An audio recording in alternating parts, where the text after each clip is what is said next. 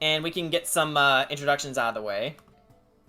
Oh my god, oh my god, that's a sharp one. Fuck.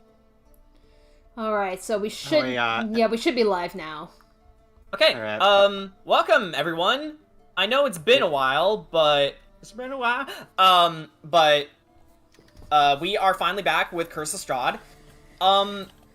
For the month, this is probably gonna be our only game, considering what's around the corner. But we thought we would at least get one out of the way, because, we ended on quite the cliffhanger last time, wouldn't you say? Yeah. Meep. Little bit. Just a little bit.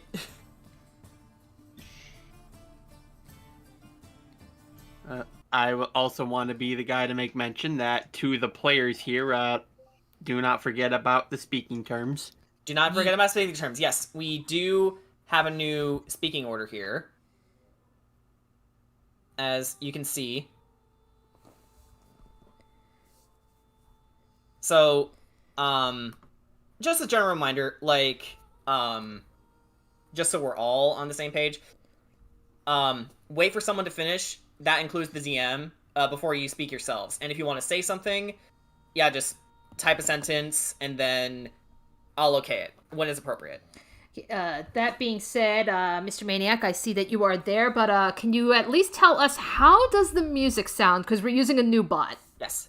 Yeah, the other one that we've been using is kind of crapping out on us, so we got this as a quick replacement, and it seems to be working fine so far. Yeah, I just need to know as far as volume, like too loud, too soft, you know, just... Yeah, let's be quiet for a bit.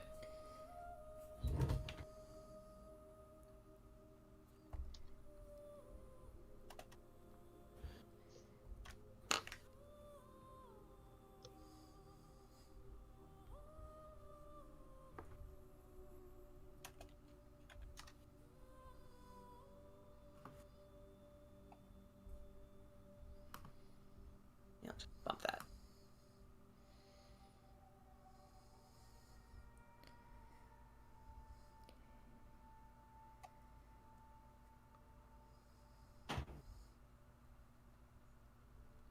I have not seen anybody say anything, so I am going to assume it's okay. Yeah. I think we will, I at least will bump it up to at least 38. Okay. Maniac says, music sounds decent.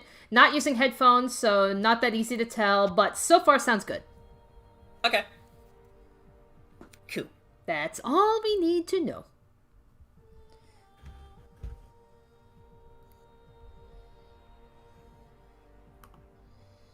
Also, we're actually using intro music this time. Like, I've been meaning to use it for, like, what, the second session, but that was when the whole music bot ordeal started getting, out of hand. Ah. Oh, and hello, Crystal Star Girl. Meep. Yep. Meep indeed. Alright. Getting on roll 20. Oh, yes. Everyone who's not on Roll20, do so now. Yep. Oh, already ahead of you. Yeah, actually, you've been online on Roll20 for, quite a while. Like, I would say around... Yeah, because I was getting everything set up for the stream, so I was like, okay, Yeah. gotta make sure it's capturing the right window, right placement and stuff, so I was like, oh, I'm already here, might as well stick around. Right. Okay, Let me get out all of my D4s and hopefully not step on them later.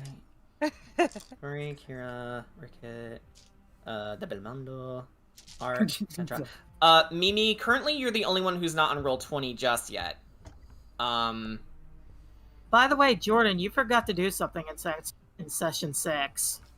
Oh, fuck, what was it? You forgot to voice that comic thing that I posted. Where is that? It's in memes. I can reply to it. Yeah, it's been a very long time. That and a lot was going on, so I guess I missed it. It's Ben. Okay, where? So mean.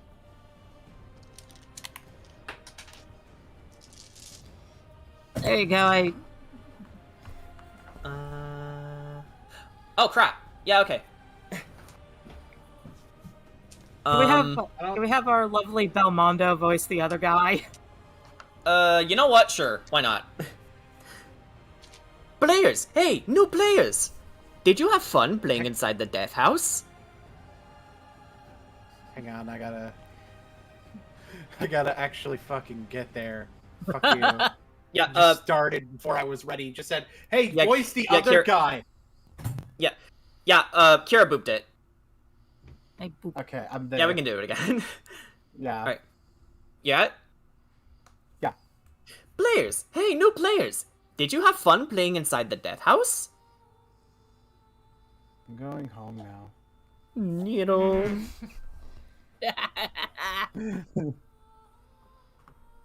Alright, so, it is now 7. Which means... we should probably get this party started, shall we? Let's go! Why? Let's murder us some hag. Yeah, but before that, let's change the soundtrack to something more appropriate. Okay, I'm swapping over to the battle screen. Yep. I know the DM's gonna need to be ready for my turn. Right. So.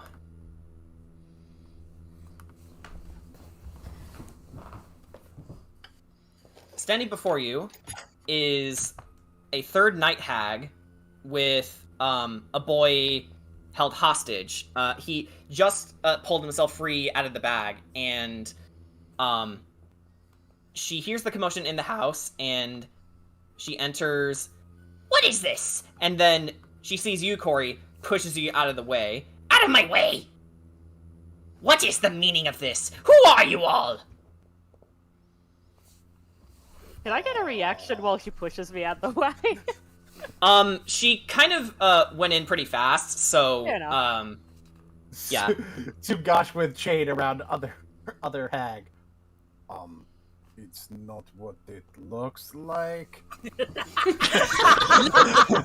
hell it isn't! And,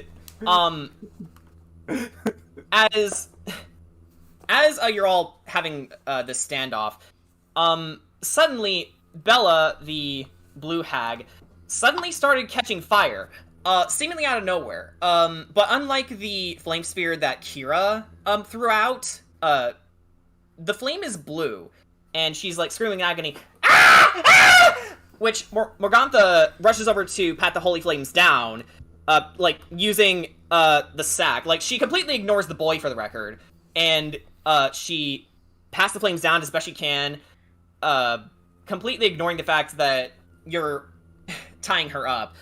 Come now, Bella, honestly, you don't just stand there and take it from a Belmondo? And, Bella's like, sorry, Mother Morgantha.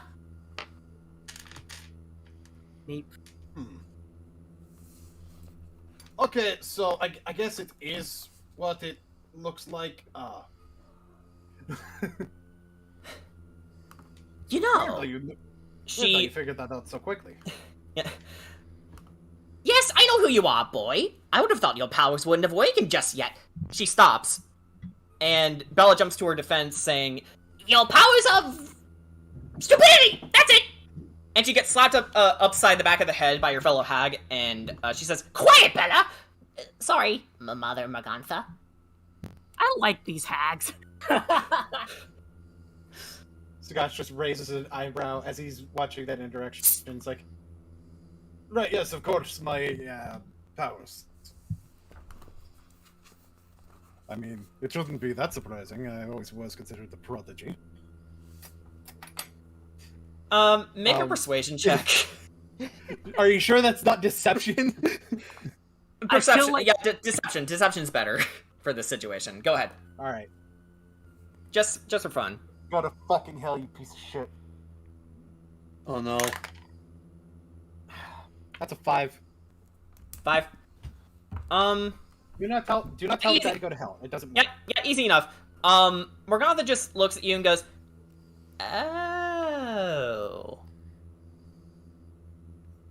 You don't know the full extent of your abilities, do you? That's good. And she grins evilly as she advances towards you, her fingertips crackling with lightning. Prepare to meet your ancestors, Belmondo. But as this situation's escalating, suddenly, before she could unleash her bolt of lightning on you, you hear Kira screaming. Ah! No! Oh, beautiful acting. And in her place is a swarm of small bats. And standing from behind the cart is Strahd Zarovich himself. He advances towards you all. And let me get the music, please.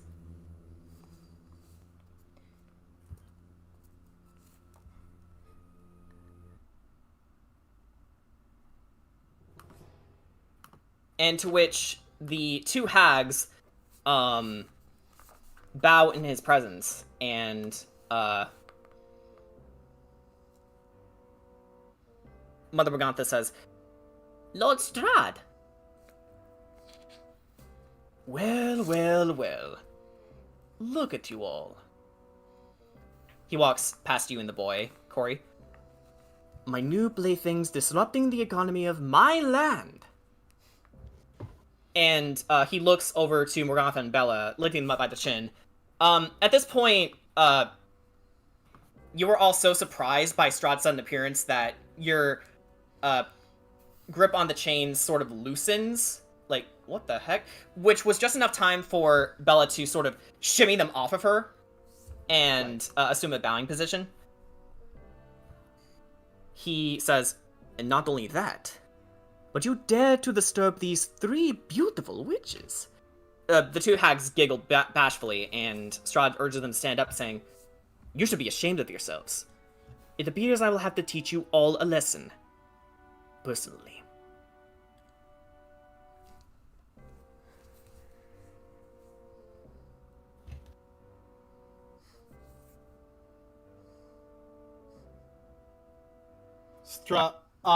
Sugash is like...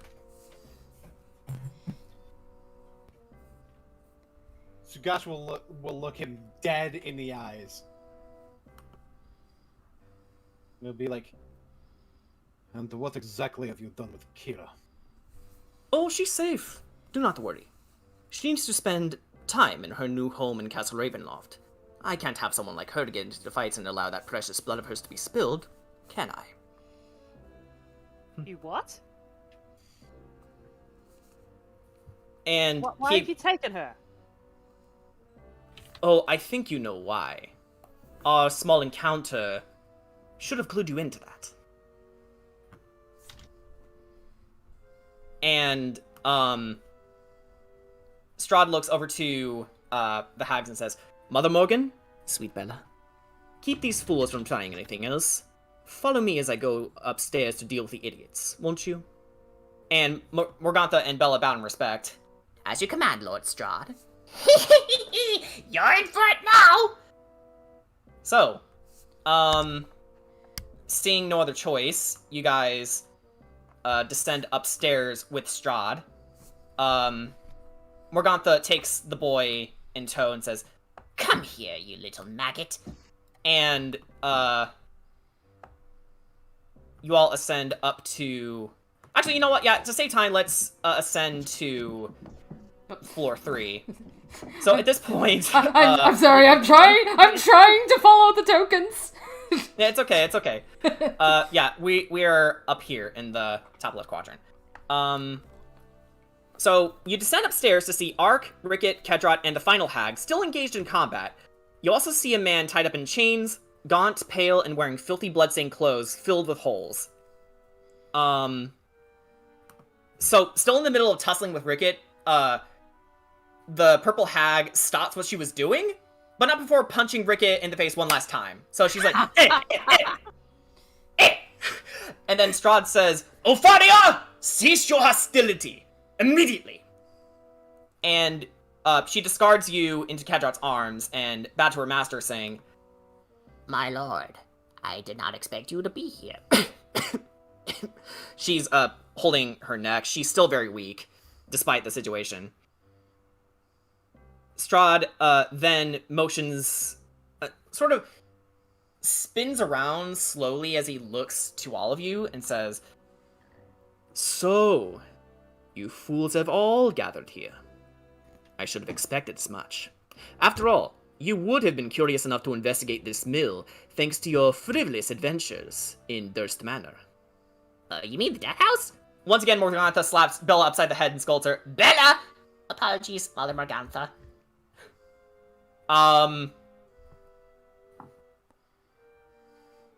And Strahd says, "It appears you all need further punishment." And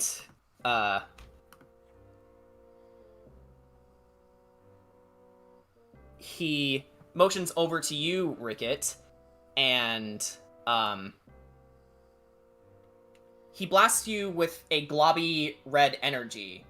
Not enough to really hurt you, but enough to knock you off your feet.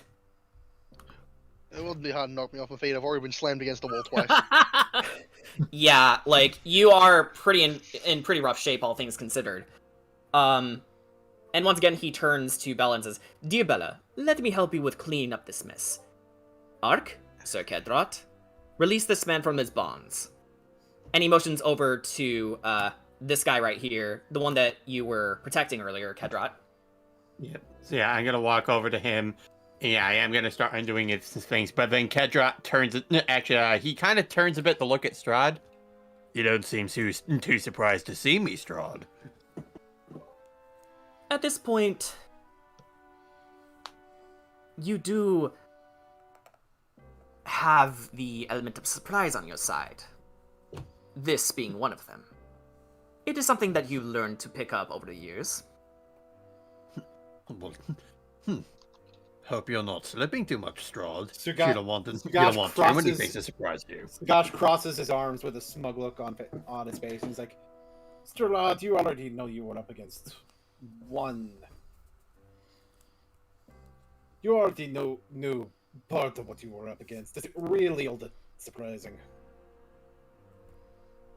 I grant you, maybe not as surprising as I am making it out to be, but it is a very welcome surprise. And, Ark, do you help Kedrot in removing this man's chains? Yes, I will, but I'm also gonna be keeping my eye on Strahd. Okay. Yeah. Yeah, like as he's doing this, Kedrot does just kind of chuckle a bit at the remark. "Well, Strahd, hope you don't fall for too many surprises. You wouldn't want to disappoint me now, would you?" Never. Never. So you undo the chains. Easy, no problem. Ark, you use your chains to sort of rip the finer details apart. Kedrot, you give the other side, the left side, a good slash with your sword, and then you just put it away. Then you both hoist this man in your arms, no problem. And Strahd says, "Excellent. My consorts will have fun with this one." He motions over to this man. "As I make you fools deliver him to my bride and make you watch as my consorts drink his blood. Now, all of you, get downstairs. Now!" And, well, following suit, you descend down the stairs, and as you're all walking, he notices the boy in your presence. Actually, hang on, let me help you guys out. Let's zoom you down there, down once more. Okay. Whee! Whee! He says to Mother Morgantha, "Sweet Mother Morgan, don't worry about these fools. I will personally deal with them and make them forget you and your daughters of your true forms. You will once again do business in peace." And he sees the boy and strokes his chin. He bends down and glances him over. "Is something the matter?" Morgantha says. "My dear, this boy will not do for your pies. You deserve much better quality than this. come to think of it, I do need a new butler for my castle. How does this sound, my dear? I will give 10 gold for him, but to also help you repair what damage these fools have done to your windmill. Do we have an accord? Morgantha smiles and says, my lord, you are much too generous, thank you. And she takes the gold and plays with him a little bit, and Strahd chuckles. You're welcome, my dear. Now, go take care of your daughters. Leave these fools to me. He turns to the group and orders, you, Belmondo, take the child and start marching. All of you. We are going to take a nice, long walk to Castle Ravenloft. And he starts cackling, not unlike the witches, actually. And at this point, you all leave the premises of the windmill. Make your approach to the monoliths. And when we get back to the monolith, Gosh just laughs! Actually, yes, actually. Rickett, before you leave, you turn around and give an insult, if you'd like to say it. I was going to try to insult Strahd. Yeah, you can go ahead. You know, it's hard to tell when people are nearby, but Strahd has this aura of feigned superiority. I can't wait to shatter it. And no, I don't know. Sorry. It was going to be better, but I lost it. Nah, it's I hate okay. that. Kira, would you like to drop your disguise? Are we out of the Yeah. Yeah, we're Yep. at our beautiful fire. All right, Kira drops her we- disguise. Like, oh, thank Bahamut, that actually worked. Sugash was very just started different. laughing. Wait, Sugash- what? Oh yes. Sugash was and- probably snickering on his way back to the monument. Monuments, and then finally bust out laughing when they got back. And the boy and the very emaciated and weak man look at this happening and go. They sort of share a glance, and then the man speaks. How did you do that, young lady? It's something I learned when I was a child. I see. But you should not have saved me. Sir, I couldn't stand the sight of you being chained up. You deserve much better. It's But been a my long daughters time are since you gone. did that, Kira. You had me going for a moment. Corey, you know I have that. You know I used to use Yes. that to get out of trouble. Okay. So Kedrot would like to confront the man and child, and then Mimi would like to say something. So. Sir, how are you feeling at the moment? In a word, conflicted. Conflicted of your compassion for me, and conflicted that everything that I've known was a lie, and my insanity just denied it.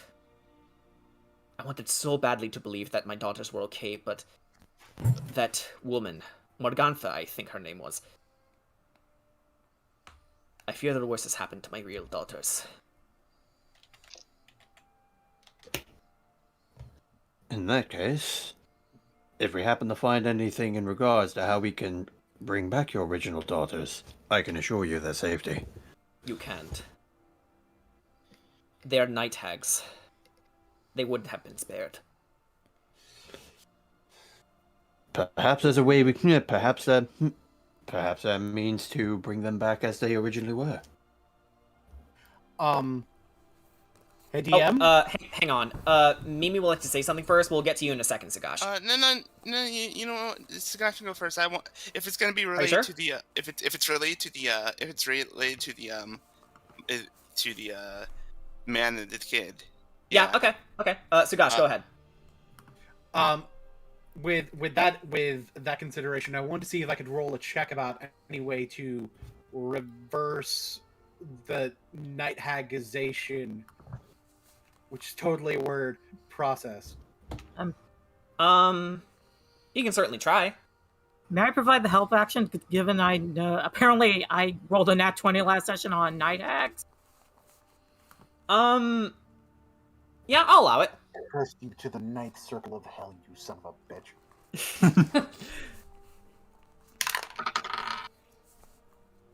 What check is it, by the way? Let's make this Arcana. Ooh, Arcana, Okay. I'm good at those. Okay, let me reroll that, since that's Arcana. Well, you're helping him with the roll. Alright. The help action just gives the person advantage. Yeah, that's what it is. Okay. Yeah, that doesn't Actually, mean you is both this- roll a check. Huh? Is this thing related where I get a D4? I would say it is, yes. You were Alright. dealing with monsters. Yeah. So this counts for Eradicate Heresy. Okay. Yes. So that will be a 14. Not the best, but not the worst. It's just enough. So you think back to what you've read up on, based on night hags, and you've come to the conclusion that, unless if it was done by magical means, Morgantha probably would have eaten the children of this man and then rebirthed them as hags. That's what you gather. It is not likely. We could try to remove. It is unfortunately, it is not very likely. The only thing we could try to do is try some sort of remove curse or other method of disenchantment. But most likely, if it was through the means that Night Hag would normally make other hags, then there's no reversing that. He nods and says, "Right, I see." Something we can certainly look into. But speaking of which, we will eventually be heading back into town. You're welcome to join us, but once we do, you two will have to try to make amends on your own. But luckily, you should be able to get some assistance from the townsfolk within the area. That'll be alright with you, will it? I'm gonna go get the horses and wagons ready. So be prepared. Very well. Mimi? Hold on. Yeah, actually, Mimi wants to go up to Kira and just. Oh. Yeah, so you stop Kira just here, actually, downhill. Oh. You could still tell she's terrified. Ultimately, just. Whoops. Oh. Yeah, go ahead. She's just like. How are you able to? Again, it's hard for her to really come up with the words, but like you could tell she's still ultimately like coming back from just being just terrified. What is it, Mimi?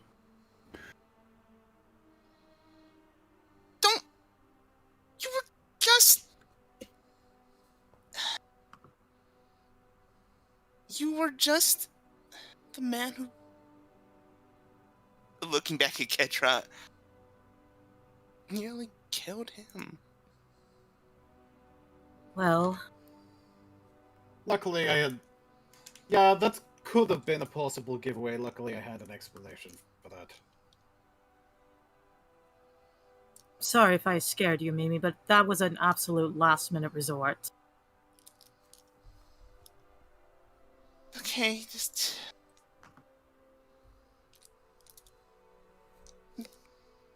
If you're gonna do that again, please let us know.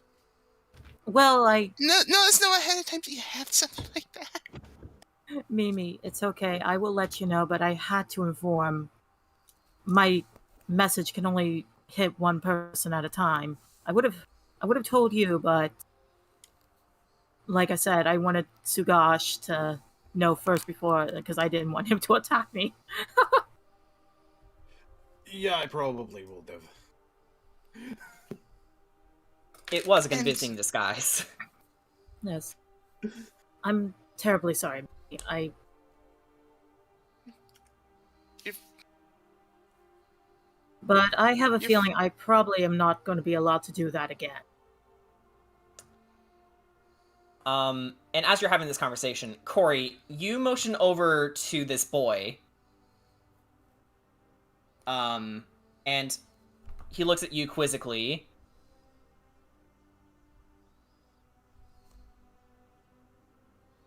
And, also, side note, no, I'm going to be using this time to also just go ahead around and heal people. Yes, whoever needs healing, let Mimi know. But yes, Corey, you, meet, with the boy, and, he looks at you quizzically, and then he begins to sign thank you with his hands. Ah. I signed back, no problem. It's the least we can do to save you. The boy smiles and, looks around, to the rest of you, and then he signs again. Who are you? He's asking who we are. He wants to know who we are. Do I know sign? Are we doing the thing where people are just allowed to just know sign language? Well, Corey just implied that, she basically knows, what he's saying, so, let's have Corey act as the translator. Okay. You know what, in fact, I will go into DMs and, have it be just that. Sure. Could theoretically Rickett still talk with him telepathically? Because the only thing is the creature has to have an intelligence score of at least 6 and can understand at least one language. Seeing as Corey's already translating for him, that would be kind of redundant. No, the telepathy doesn't allow people to talk back. They still have to talk using their voice. But Rickett could keep up the whole doll persona around him. Yeah. But, for the sake of brevity, this boy is talking through Corey. Yeah. Sugash will be like, well, I don't know whether he's deaf or simply mute. Relay my name to him. I am Sugash Belmondo. You can relay that name to him if, he wasn't able to hear me. I'll just, quickly sign to ask whether he can hear other people, or... Okay. Yep, he says he can hear just fine. Oh, okay. Do I, can I pick up that this boy might be Elvish and he just doesn't know how to speak Common? No, he's mute. Okay. He can understand you fine, it's just he himself can't speak. Alright. I'm Kira Faye, and this is my dog, Copper. I'm gonna let Copper go. I'm gonna let Copper sniff. Yeah. The boy smiles as Copper sniffs him and then licks him with his ethereal tongue. He lets out a bit of a giggle, and then he says,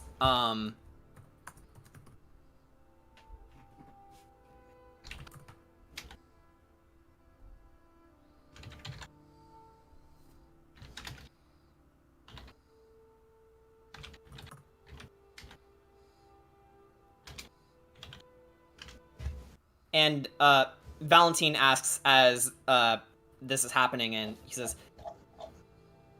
"Is there something wrong with this boy?" He can't speak. He can't speak.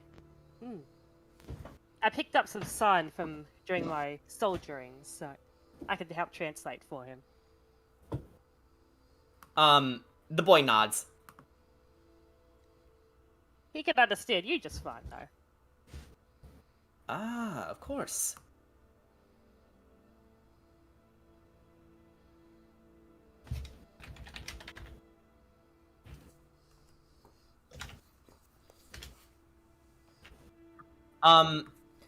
So, okay. That's all I want to add. yeah. Yeah, so everyone, you managed to introduce yourselves to this boy, and he introduces himself as Yeska.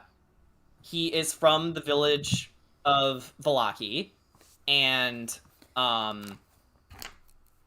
as you were all introducing each other, the man who you saved introduces himself as Valentine. And he says, I was originally from Barovia village, that is.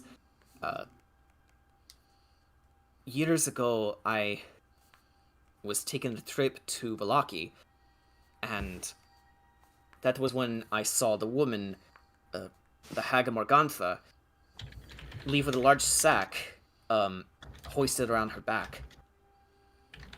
It seemed unnaturally large, and I was supposed to pick up my girls from the inn as I was away on business. I was a wine cellar, actually. So I trailed them to the old mill, and then, well, you can see the result. They kept me there for years, using me to sustain their hope pies, or dream pies, as they used to call them. Using my body to provide the filling. I'm very glad I didn't eat one. What would you like to do with a hope pie in your possession, actually? I'd sort of just like to try to discreetly put it in the fire. Okay, yeah. You do that, and there is a tuft of embers that shot out of it, but it eventually does dissipate. By the way, you guys, start cleaning up camp, 'cause we're going to be leaving as soon as we do. I'm going to go get the horses and wagon. I'm going to go get the horses and wagon ready. For the record, it is around 12 in the afternoon. So yeah, we are on a strict tight time schedule, so we need to go. I would be inclined to agree.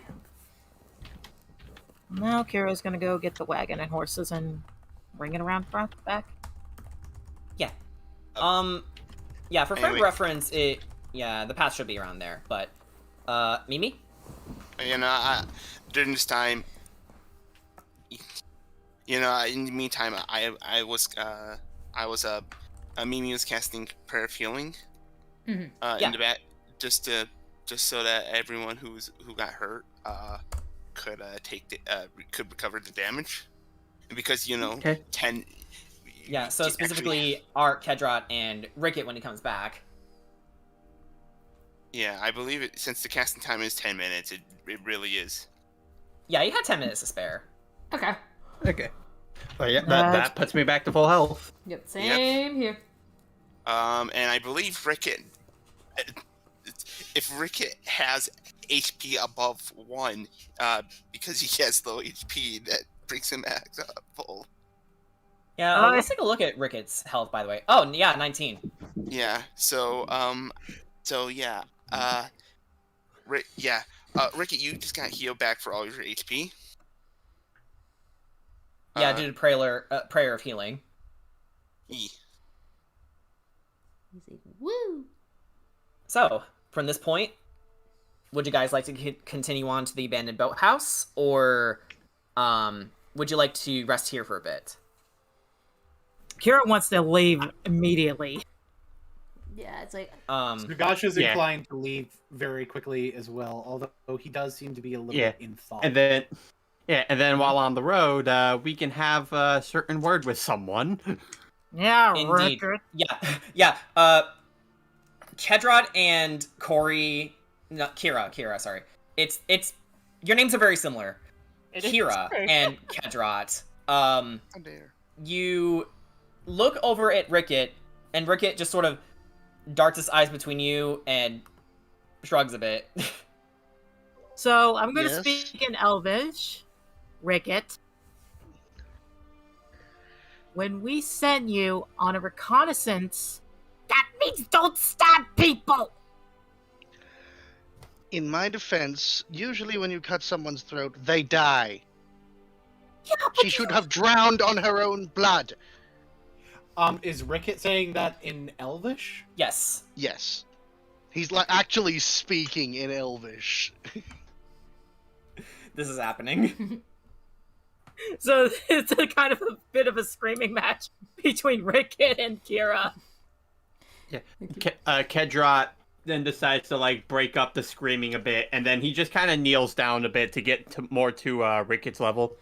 Look, Rickett's sitting on top of a stone. You don't have to crouch. You're pretty much looking Okay, up yeah, at so him. yeah, you just march over to him and look up at him. Yeah. Of course, what you do need to realize is, while yes, under most circumstances, when you do stab someone in the throat, they would die. But we're not exactly in a regular place now, are we? You ended up running into a battle where you had little knowledge on who you were facing, and you almost regret it. For all I knew, she was just an evil old lady. How was I supposed to know she was a night hag in disguise? You could have learned if you decided to have a bit of patience before striking. Patience has gotten me only one thing, and that is other people killed. If I don't take the opportunity to act when I get it, people die. And what about the instances such as now, where you decided to attack and almost had some of us killed in the process? What happens then? Then I try saving someone else.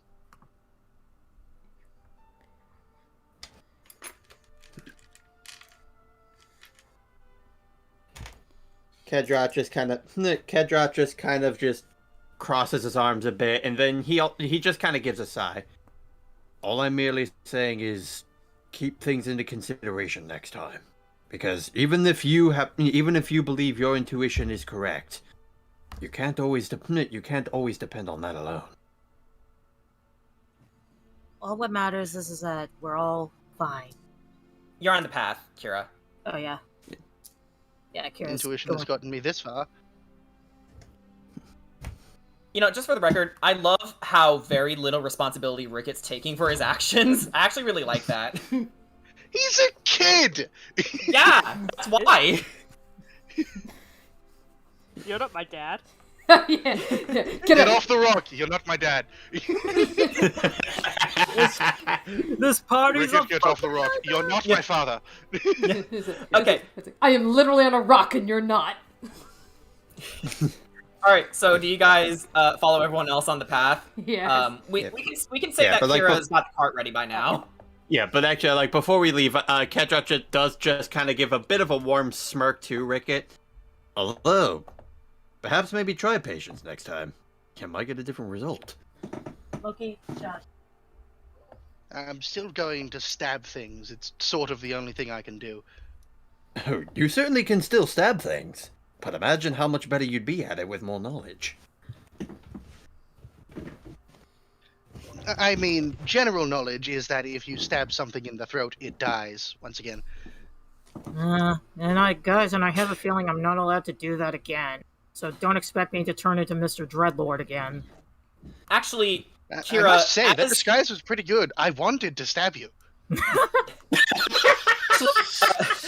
as you shared a laugh together, Kira, you suddenly hear in your mind, "Impressive, Kira, my sweet." No one else can hear this, by the way. "I almost believed you myself. I knew I made the right choice in you. Just, don't do that again." Kira's face kind of like, oh. So since Sugash is standing right next to her, Sugash sees her face like kind of just she just freezes up a little bit, like it. Yeah. Sugash was kind of in his thoughts, and then he kind of sees her freeze up, and it's like, I just heard his voice. We need to go now. yes, leaving, right? So, do you guys make it over to the overworld? Yep. On the road again. On the road again. Can't wait to get Right. back on the road again. And also, Alright.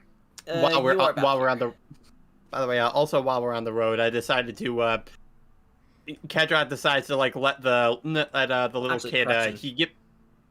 he gives him like the bag of marbles for him to play for a little bit while they're on the road. Oh, that's sweet. So you give Yeska, the boy, the bag of marbles, was it? Yeah, like I give him the bag of marbles. Like, Yeah. You can have these on the road for a little bit. I am gonna need them back. I want to give him a short sword. Yeah. Yeska signs thank you and gives your knee a bit of a hug before he continues before he gets ready to play with the marbles in the cart. It's well walled, so there's no danger of it falling out. I will also give him my book to read, so that way he can have something to read on the road. Okay.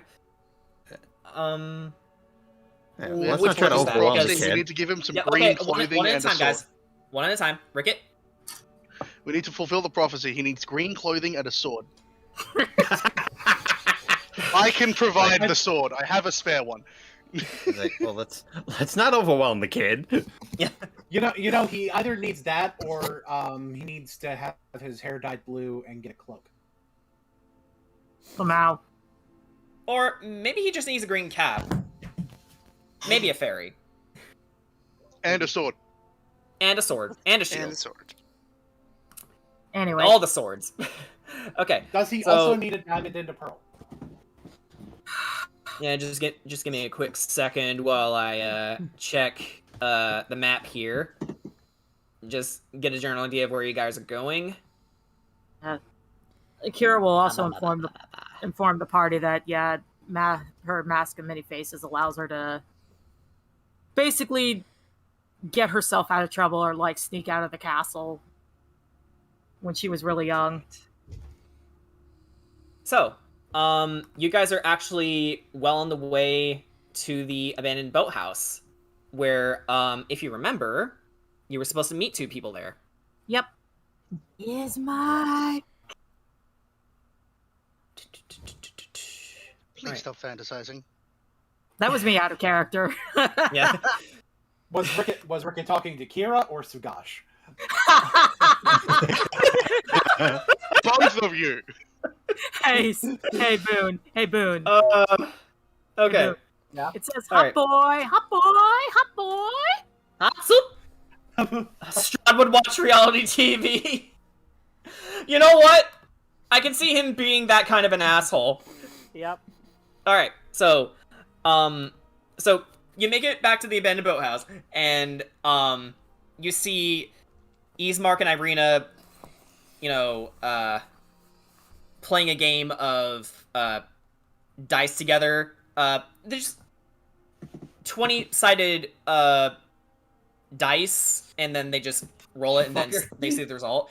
And then Ismark raises his hand and says, I win again! 19! And Ireena says, fuck! I got another 17. How do you do that? It's all a method of luck, Ireena. And then he stops as he sees you approach him, and Ireena says, what's wrong? She looks in your direction and says, there you are! And they both approach you, and Ismark says, you guys okay? You look like you've just all had a tussle with some wolves.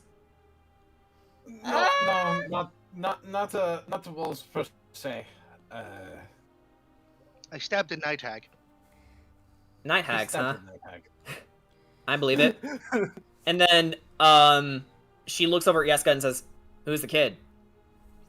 One of the hags were getting ready to replace the man in our cart as well with this boy, so, yeah, I had to pull some strings to get them both out. So they're tagging along with us until we can reach Falaki. So Ismark motions over to Yeska, and he says, don't be scared, little one. It's gonna be okay. You're gonna be alright. My name's Ismark, and this is my sister Ireena. Do you know what your parents are? I'll follow so I can translate if need be. Yeah. Yes, Corey, he actually signs to you to relay to Ismark.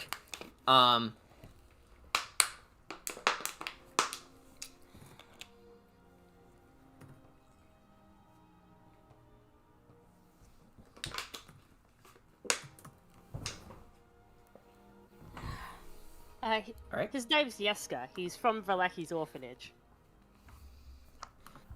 Well, then we best get you there, shall we? And, he, motions over to the car, says, I call a shotgun! Whatever that means. I heard it once or twice. Oh. Guess is also running up in front! Yeah. Yeah, actually, he ends up sitting on the seat where you usually sit, and he's like, huh, roomy. Yeah, very roomy. God, oh god, oh god, oh god, oh god, oh god, oh god, oh god, oh god, oh god, Yeah. oh god. I can hear your thoughts from here, please. Listen! He reminds me of Taka. I can't help it. Taka? Who's Taka? She kind of looks a little way sad. And Ismark gets the idea and says, oh, my condolences.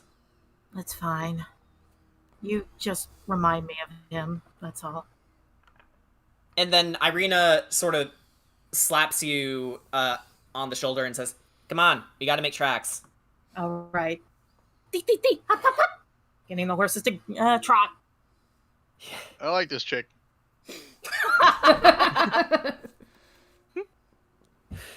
Ireena just sort of gives you a look, Rickett, and then just smirks. That was out of character. Oh. I was just saying I like her because she's ever a pragmatist. Like, Yeah. we need to go now. Yeah, we need to go. There's monsters everywhere. Yeah, that's definitely her attitude. So, as you motion over this way, you're actually passing by the undead cemetery again. Do we need to roll stealth again? Yeah, go ahead and make a group stealth check. Oh boy. Alright. You ready for the road to roll in that one on the one thing he's supposed to be good at? I curse you to the night circle of hell. Fucking I way. cast you to the abyss from whence you came. I got a 15. I don't think this is working. 8. Uh-oh. Yeah, just go ahead and pull your numbers together in rolls, if you don't mind. Oh, thank fuck! I actually got something decent. The rogue good at stealth? No. Last time I rolled like a 5, Okay. like on my actual dice. It was god Okay. awful. And for the record, this is everyone? Yes. Yeah. Cool. 8, 15, and again, 30, 20. Yeah, you guys make it. Yay! So, yeah, you managed to avoid disturbing the dead. Good job. You make it to Vallaki undisturbed. Yay! Yeah. Their group stealth initiative calculations are really low. Like, their passive perception is super low. So let's change the music to something more appropriate. You arrive back in Vallaki, and in contrast to the usual gray, murky weather that's common in Barovia, as you notice, and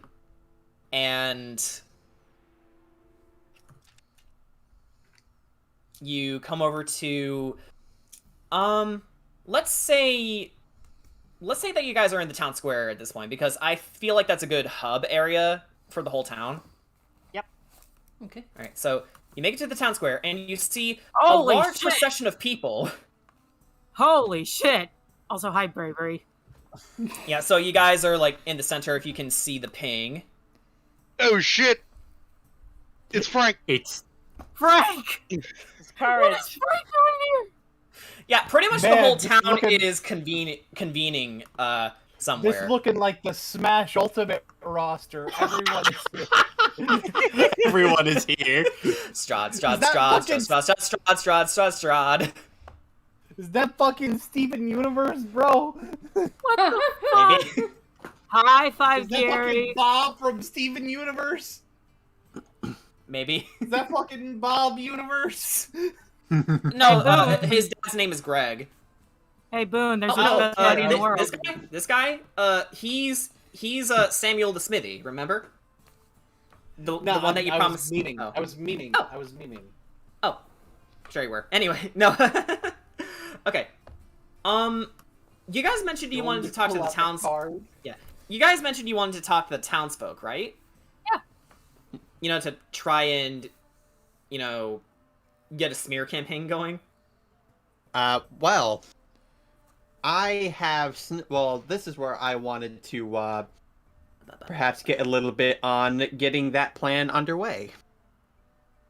Wanting to get an idea on where people want to go before initiating this plan. Oh, so you want to know what's going on here? Well, not just that, but I'm also considering everyone's here. I think I'll get an idea where everyone wants to go, but then I want to perhaps start initiating the first part of Kedrat's plan. Okay, so you do find a couple stragglers here. You know what? I'll mark them just for expediency. So.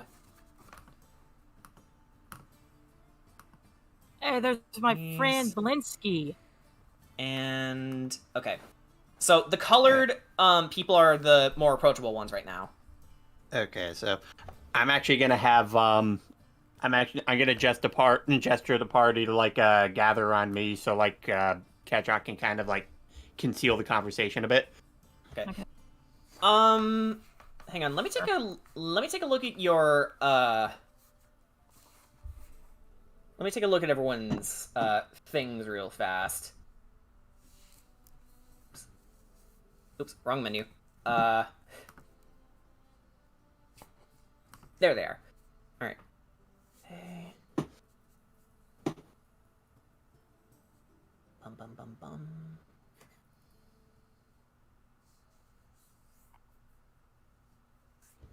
All right. So, Kedrat, Corey, and Kira.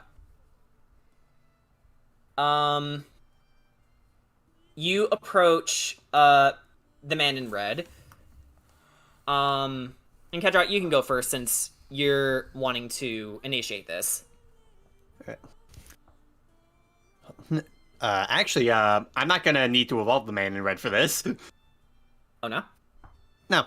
It's gonna just be something I'm sharing between the party. Oh yeah, okay. Alright.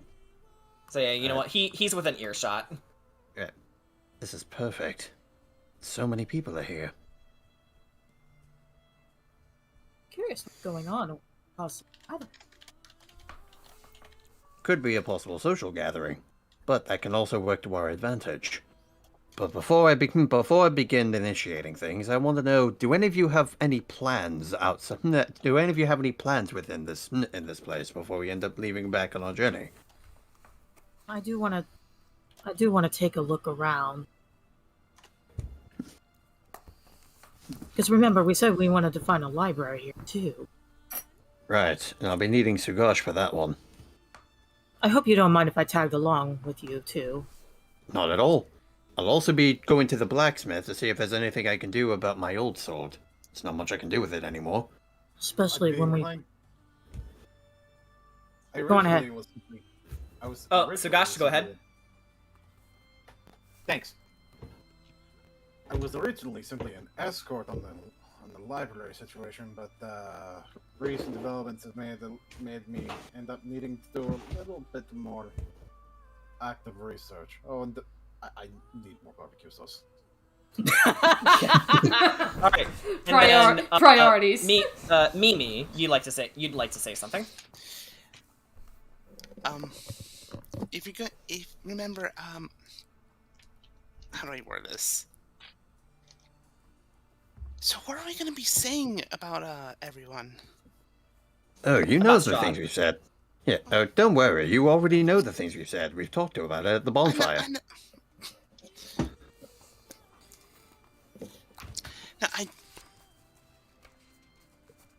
That's not what I meant. But Listen, all you need to do is just tell them the truth. That's all.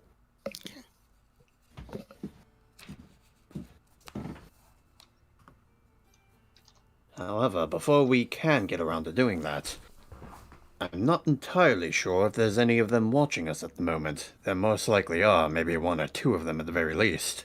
Could be more. We are going to need something to get their eyes off of things. And I think I know just what we can do.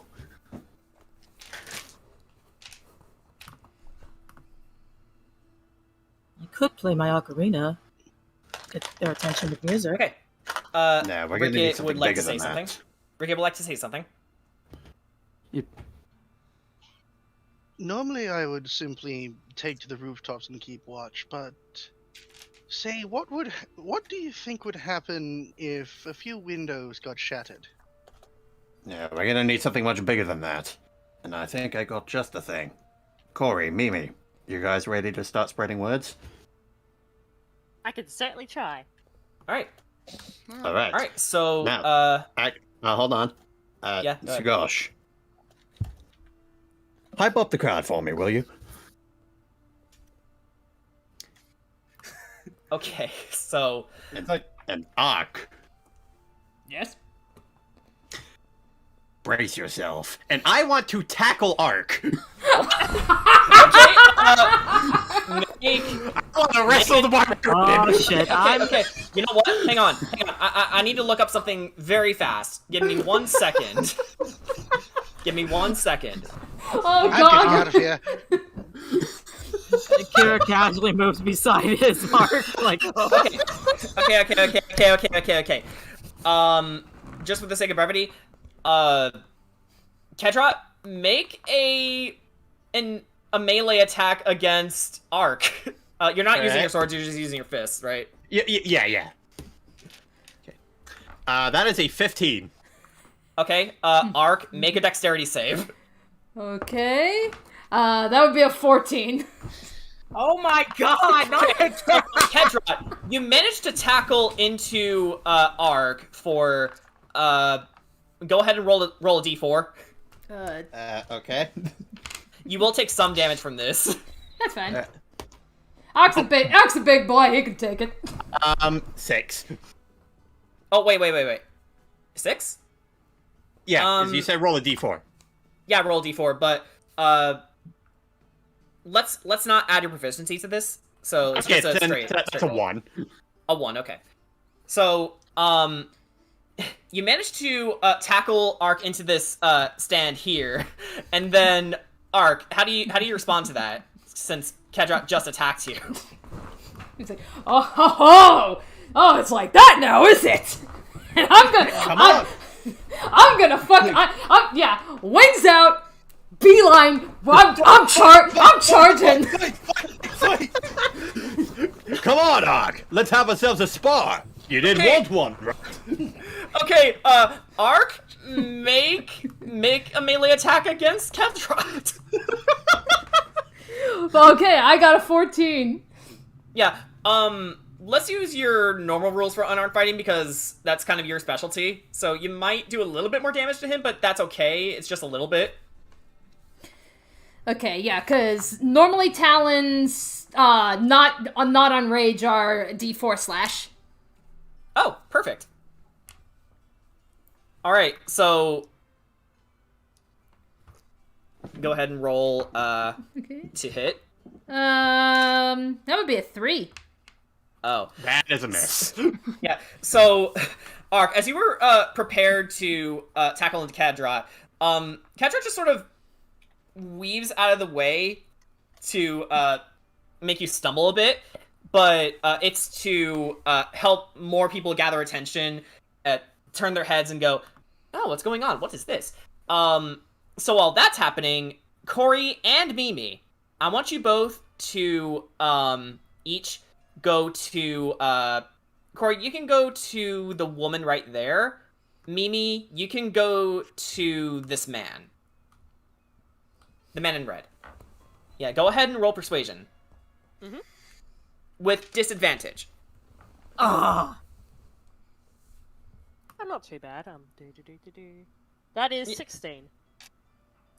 That was disadvantage? Cool. Oh yeah, my original roll was a 20. Okay. And Mimi? Oh, you're muted, by the way. Okay, so my disadvantage was a dirty 20. Ooh. Okay. Ooh. So... Damn. Alright. Maybe he knows how to trash talk.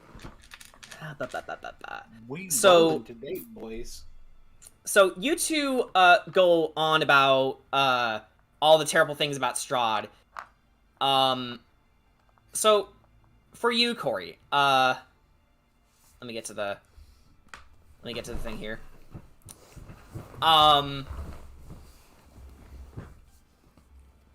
Sorry, wrong place.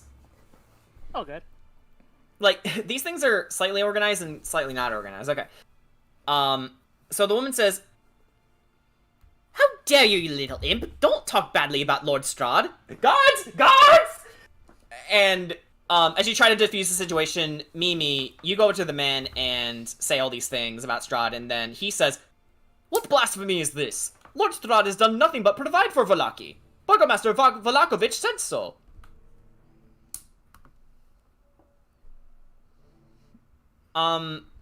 So yeah, these two aren't going over so well. Your only other option is this mother and child. I will. But I'm not going to sort of press the issue of this lady. I'm gonna just sort of leave. Oh, okay, so you just move over from her and then you go over to, the mother and child? Yeah. I'm gonna trash talk You know over what? Yeah, Corey, you can talk to the girl. Mimi, you can talk to the mother. Both roll persuasion again with disadvantage. Oh boy. Oh Okay, boy. so without anything, that's an 8. I think that's 21. Let's roll the other one.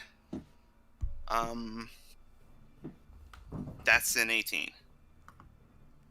14 for me. Oof. Okay, so before either of you could open up your mouths, the little girl looks up to her mom, who whispers in her ear, and then she says, My mommy says she wishes you were hanged on the gates. It's rude. You don't even know us. Sugash! How do you plan on hyping up the crowd?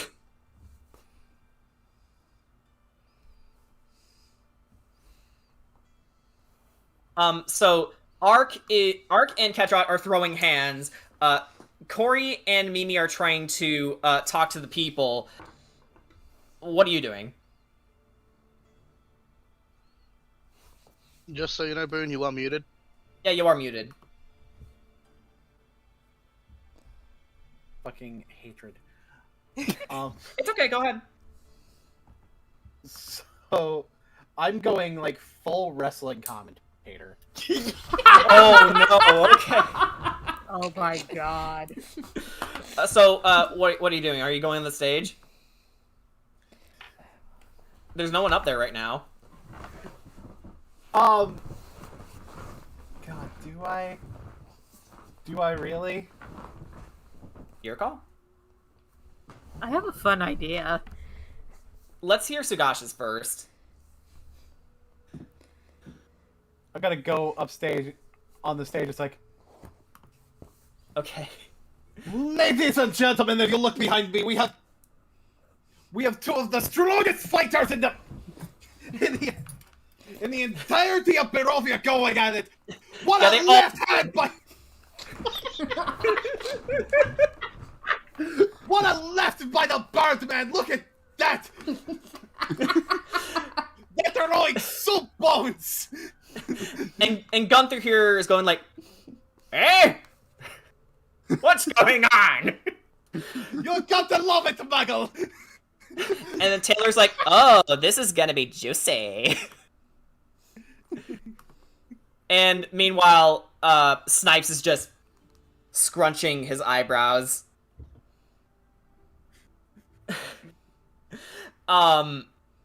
Yeah, so, they're all, like, turning in their direction right now, and they're slightly invested in the little bout. But Ireena then motions over to you, Corey, and Mimi, and she pulls you away from the woman and girl, and she says, "You can keep talking to them forever. Die-hard Valachians aren't going to budge." Do you have any other ideas? Nothing comes to mind. These people are rather loyal to the Burgomaster. Last time I checked, I don't know, I've only been to Valachi once. Then could we change the mind of the Burgomaster? Fuck if I know. Ricket, would you like to... Let's see. You can certainly try. What would I need to roll? I think you can just do... Yeah, you can just do persuasion as well. Because the best part about telepathy is the source of it. You don't know who it is unless you know who they are. Okay. So, and they could just assume their own voice is talking in their head. Okay. So, what is the thing you'd like to say? You know Strahd kicks children, right? Oh my! Who said that?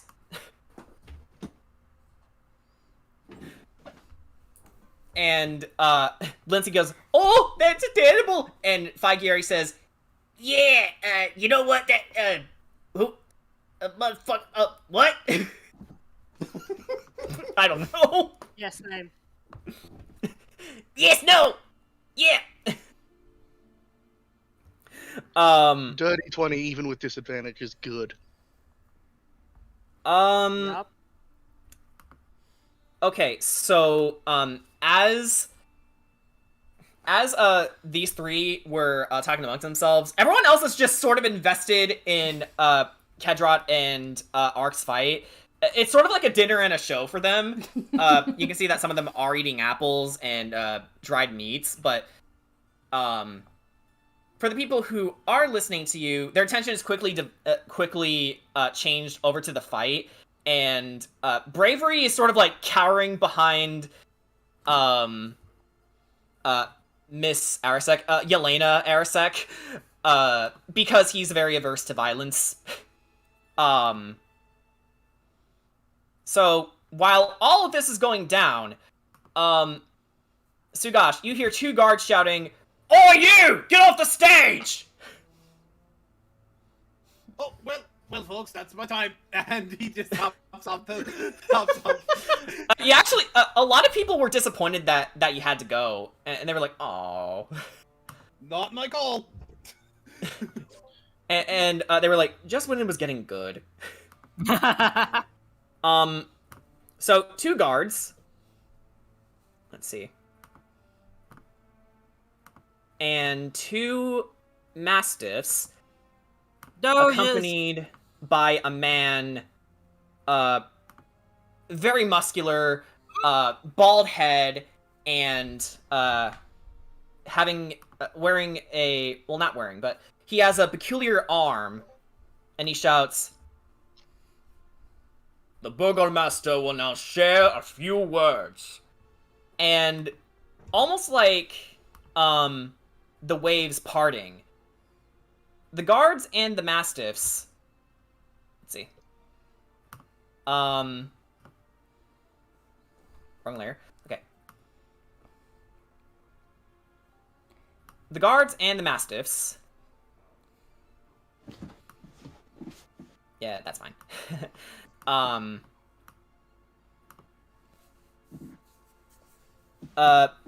Part to reveal the Burgomaster. He's a tall, thin man wearing blood orange robes with gold filigree detailed into it. Graying black hair, very wiry, and a triangular face. He puts on his forced smile and bows down, saying, okay.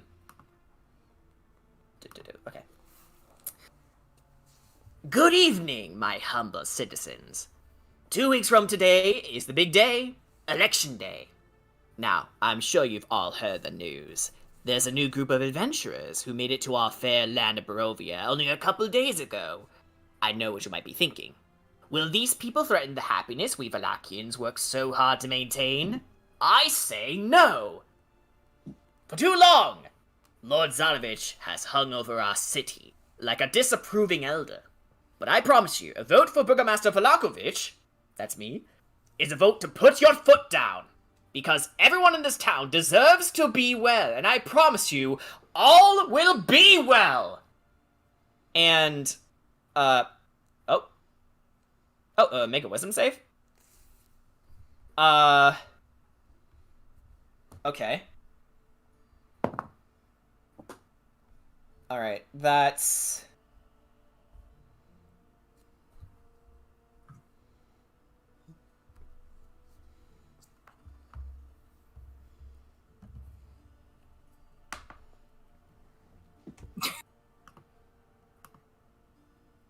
Yeah, so the Burgomaster, shorts out a little bit, and, he says, sorry, these robes are a little tight around the chest.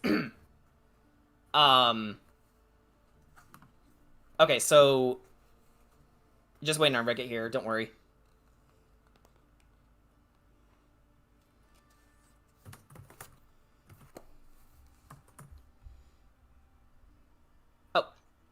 He just fell victim to the fact that I can cast Detect Thoughts. He's just thinking about the speech. Not much else. Okay, I might try and force myself deeper, see if he fails again. Actually, it might be more effective. Sugash would like to say something? Yeah, he's like raising his hand. As the crowd applauses to his speech, he looks over to you, Sugash, and says, "Yes, can I help you?" Yes, I'm Sugash Belmondo, just a concerned citizen. I'm very interested in the facts of the campaign, and I had a question about what you just said. Yes. Well, you said that Zarovich has been hanging over this city, but what are you going to do different to make all well, exactly? He looks over to the people in the square, and they all, he says, "Well, isn't it obvious? Throw more festivals!" And some people actually start applauding, but you break the silence again. Does that change his surface thoughts for Rickett? It actually does throw him off, so you can try and pry deeper, Rickett, if you like. He needs to make another wisdom save then. Okay. Okay, so that's a 14. Alright, I can push even deeper now. Let's see what I can try and find from him. Okay, so, mostly he's thinking... Motivation. Yeah. Oh, you want to find out his motivation? If I probe deeper, I can gain insight into its reasoning, if any, its emotional state, and something large that looms in its mind, if it has anything. Right. So, to you, he's now thinking, alright, I have no idea who this Belmondo is, but he's kind of interrupting me. Hopefully he's not trying to go for my seat as well. The last thing I need is another opponent like Lady Wachter. And as a consequence of breaking into his mind, he now knows that someone is probing into his head. He's like, wait. You're up to something. What are you talking about? Guards! And they slowly motion over towards you. just slowly, just enough to get you to try and back you off. I back up slightly and I have my hands up like I'm not doing anything. Okay, and now I'm going to shift my focus onto Sugash, so he loses his. So the Burgomaster loses his comprehension that someone is probing into his mind. Yeah. And as this happens, they back right back up onto the stage. And as this happens, you hear a commanding but calm voice saying, "Pretty words, Burgomaster. And just how do you propose your continued leadership will sustain Valaki's welfare, Vargas?" And you see another new face enter the premises. What? Hang on just a second. Okay, here we go. So you see, as everyone turns and gasps, you see a woman with a fancy updo, framing her pale and oval-shaped face, and you see she's wearing an expensive red dress, and she says, or rather, Burgomaster says, "Ah, Fiona Wachter, what a surprise."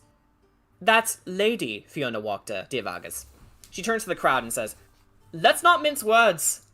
Just putting your foot down won't be enough to sway Lord Strahd's ire against your ancestors' past transgressions." "What? Boris Valakovich's transgressions? My predecessor's transgressions were to protect our people." "Yes, he also drove away the likes of the Belmondo family, Van Richten, and many other good people to avoid painting a target on our heads. But he did so with tact. Without protectors of that caliber now, we effectively have ourselves to rely upon. Don't remind me of the dangers we face, Lady Wachter." Yes? I'm right here, by the way. Hi.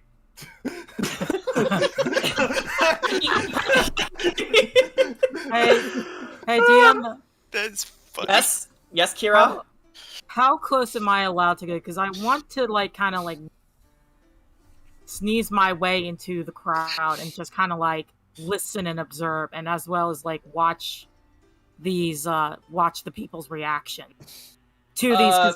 You can try and do an athletics check to try and push through them.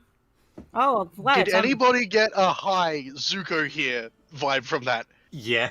Yes, I did actually. Hi, Zuko here. Okay. I rolled a 9. Okay, yeah. The woman right to your left sees you and says, "Get your own seat," and then pushes you aside. And as you try to press further, one of the mastiffs that was accompanying the Burgomaster sort of growls at you. I will put on my ring and I will speak with animals, see what this mastiff is saying. Okay, he says, "Get away from my master, stranger." Oh, I apologize. I Go! Go! Okay, all right. I'm backing away a little. That was really good. That's really good. All right. I still have a good view, though. Okay, where is it? The Burgomaster says, "Don't remind me of the dangers we face, Lady Wachter." And she says, "And is it not you who created an inflation in the markets? The Arisecs are desperately trying to pay your taxes. Poor Samuel hasn't had a shred of hope left, as well as every able-bodied person you sent to my family's mines, ancient history, of which I inherited their fortunes, has perished to the monsters haunting our land." And she looks to the people of Vallaki. "Let me ask you, fair people of Vallaki, is that any way to live?" No. Alright, so, actually, Rickett, how would you like to, rile up the crowd as she's saying this? Again, because you can't tell who's talking telepathically to you, and I've got faceless, as Ricky, like the child persona, I'm going to constantly shift my voice because I can only talk to one person at a time, and just keep talking about how Strahd has assaulted children, how Kedrot has survived a fight, how Belmondo kept up with him. Just anything I can say to undermine their belief that he is invincible and that he is wholly good. To make sure that people don't really figure out that Ricket's the one doing this, that people don't like examine it too closely. Sugash is going to be speaking up as well. It's like the lady raises a good point. These are real systemic problems that are going on in this town. So it clearly stands to reason that there is some kind of change that needs to be made. Again, you stated that Strahd is a looming presence. So in order for him to be less of a looming presence, in order to make all well, there would need to be something different. That's the only point I was making. Vargas is getting really flustered at this point, and Lady Wachter actually motions over to you and says, Mr. Belmondo, is it? That would be correct. And she looks over to see the rest of you doing your thing, and she calls out, all of you, what do you call yourselves? And at this point, we don't have a name. Yeah, guys, at this point, you can convene Yeah. around Lady Wachter if you like. Yeah. All of you. I just like to imagine, like, while this is happening, like, Ark and Kedrot just, like, stop in the middle of their wrestling. Yeah. And, okay, who would like to get the last hit in just for fun? You know what? Basically, I just look at Ark and I'm like, no, basically, both. Okay. Well, let's hear your idea first, Brian. I'm thinking for something funnier because, like, considering Kedrot already won the arm wrestling, he just kind of looks at Ark and goes, "All right, you can have this one." Okay, Ark, make a melee attack with advantage. Melee attack with advantage. 19. 19. Yeah, Okay, that's gonna hit. You clock Sugash in the face for how much damage? Nice, guys. Yeah. Excuse me? Kedrot, I know. Sorry, Okay. slip of the tongue. I was about to get to you next. I saw your name, and that's how it came out. Anyway, that would Sorry. be a weapon 3 damage. Yeah, so, you take 3 bludgeoning damage. Square in the snoot. It actually gets a little red, too. And again, Lady Wachter looks over to the rest of you, Sugash first, and says, what do you call yourselves? Give us a second on that. Yeah, y'all need a party name. Kira, being the aristocrat / noble, bows in respect to Lady Wachter. I am Kira Fey. It is a pleasure to meet you. Kira Fey. And she looks over to you, Ring, and says, a noble? Yes. I am actually a royal noble, to be precise. Ah. What land do you hail from? I come from the land of Virtus Lenora. As well as my friend here. She gestures to Corey. Yeah, Corey, if you'd like to introduce yourself. What the fuck, Ricket? Corey? Sorry, I didn't realize I was muted. Nice visual, by the way. Okay, Yeah, I'm Curry. I'm former soldier. a former soldier of your stature. Impressive. Yeah. And, she, motions over to you, Sugash, and says, it is quite a surprise to see the Belmondo family surviving for this long.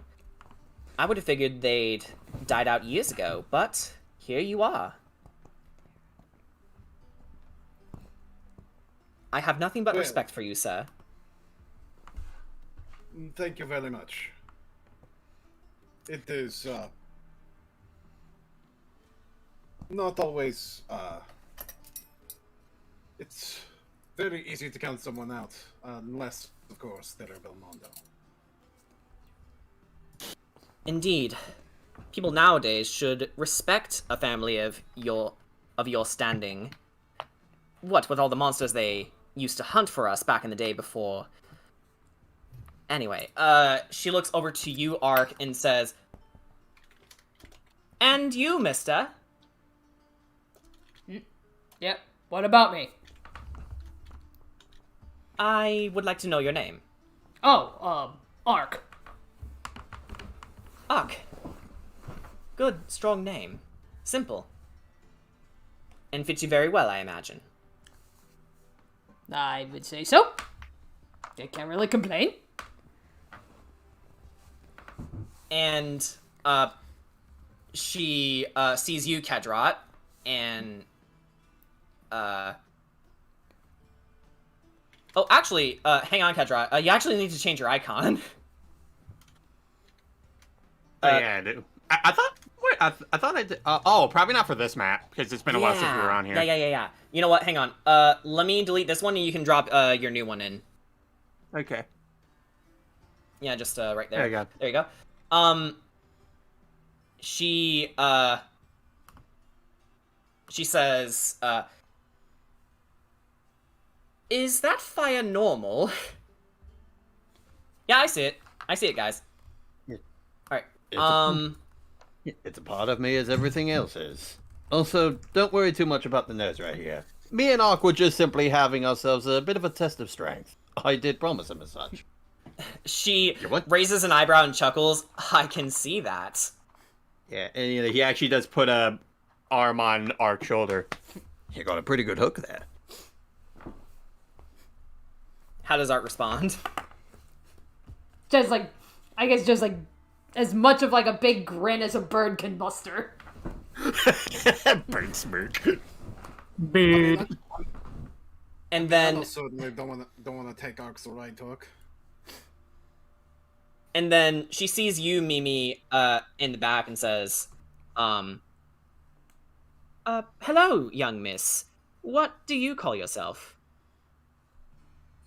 Mimi? She just says weakly, my name is Mimi. She just tries to gesture,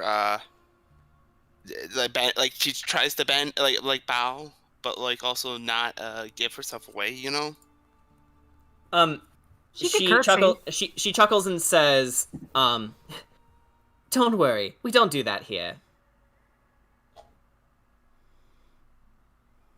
But I appreciate your manners." And she sees you, Rickett, and to her, you just look like an ordinary boy, and says, "Ah, and is this your child, everyone?" The laugh is in character. Hi, I'm Ricky. "Nice to meet you, Ricky. I see they fashioned you with a knife. That's smart." I'm small enough. It's more like a sword to me. "Well, one day you'll be strong enough to wield the finest swords our blacksmiths can make you. Isn't that right, Samuel?" And Samuel says, "Yeah, I suppose." He just looks over to you, because he pretty much knows your deal from what little he saw of you, but keeps to himself. And meanwhile, as this is going on, the crowd is like fully focused on Vargas right now, shouting things at him, going like, "You never told us he destroyed kids' dolls! That's horrible! Oh, that is very awful! Please, beg!" Oh my god, Frank.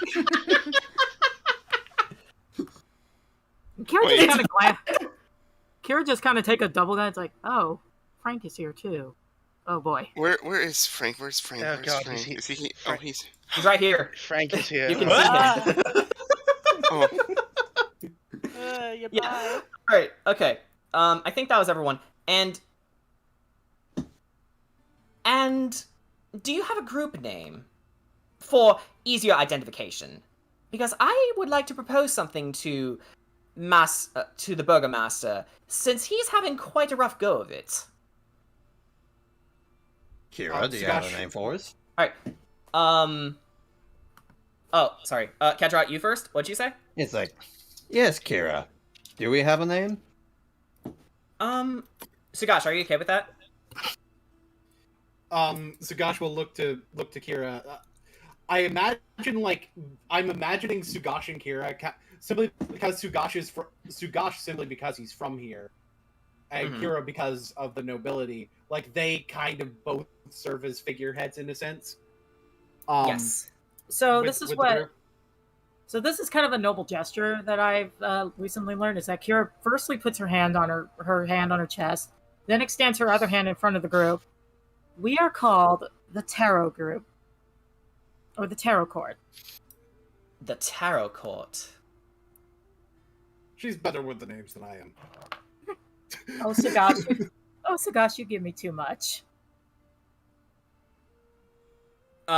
She smiles thoughtfully and says, "Thank you very much. Now, if you don't mind, come onto the stage with me." Of course.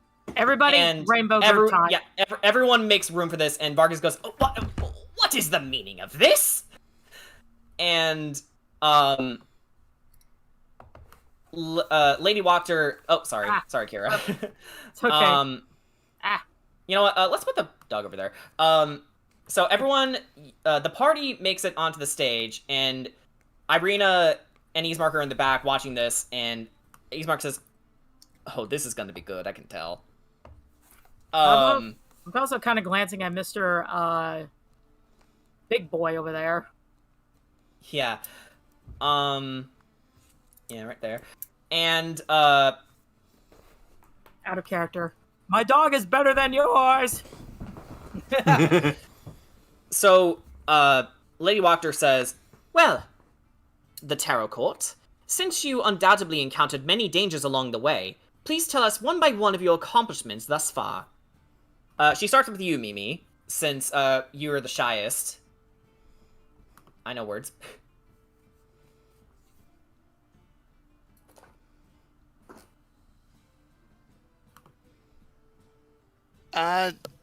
Stage fright. May I make a suggestion? Yeah, Kira, you can, whisper into Mimi's ear, and then, Mimi, you can repeat that. Okay. You cured me of my bite mark. Oh. You are a great healer. You heal. Hello. My name is Mimi. And, the princess here actually took a bite from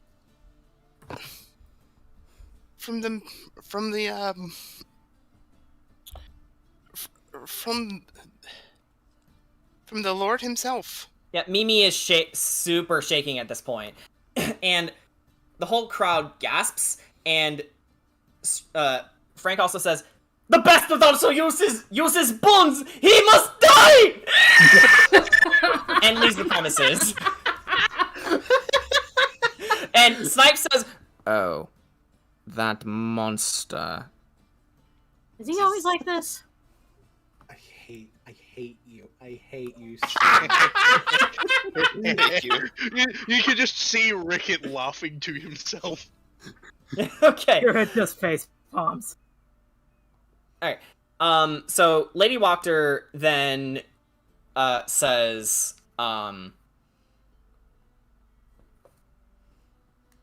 "This woman may be a few words, but her actions and dedication to healing her team is something to be admired, yes?" And the crowd says, "Yeah!"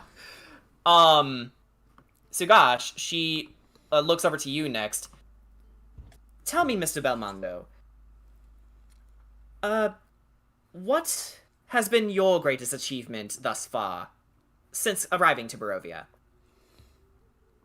Oh, we're narrowing it down to single greatest. I stood toe to toe. Core class with the crowd. That's cute. It's like I stood toe to toe with the Dread Lord and made him bleed. Even Vargas was impressed. Like, You fought the Dreadlord? Yeah. Impressive. Yes, very impressive indeed. And she looks over to Kira next. Lady Kira. Yes. Well, I wouldn't say this would be my accomplishment, but this is an altogether accomplishment. That we defeated a cursed house altogether as a team.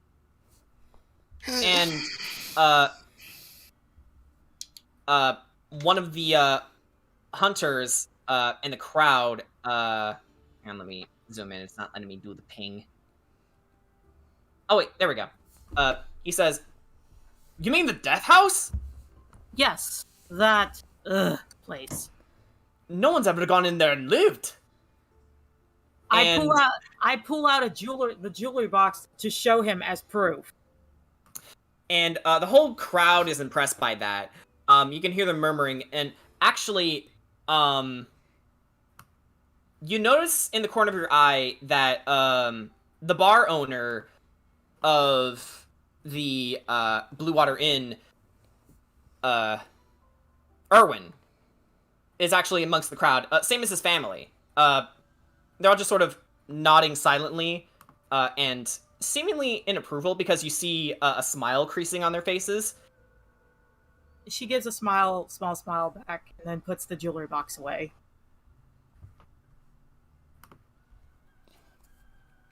Not many can boast that they've single-handedly exorcised a cursed house of that nature. I'm sure the Dust family are resting well in peace after that. Yes, I took it upon myself to make sure that the children of that house was put to rest. And she asks, "Young Corey, is it?" Yes it is. Tell me, what was it that you did in the Dust Manor, since you, I imagine, were there with them? Admittedly, I was the one who originally had the idea to go in there. I saw some children in need, and they were ghosts of the manor. And Vargas was quick to jump on you and says, "Haha! Not so pure of heart now, are you?" In what way? And he wanted to help the children.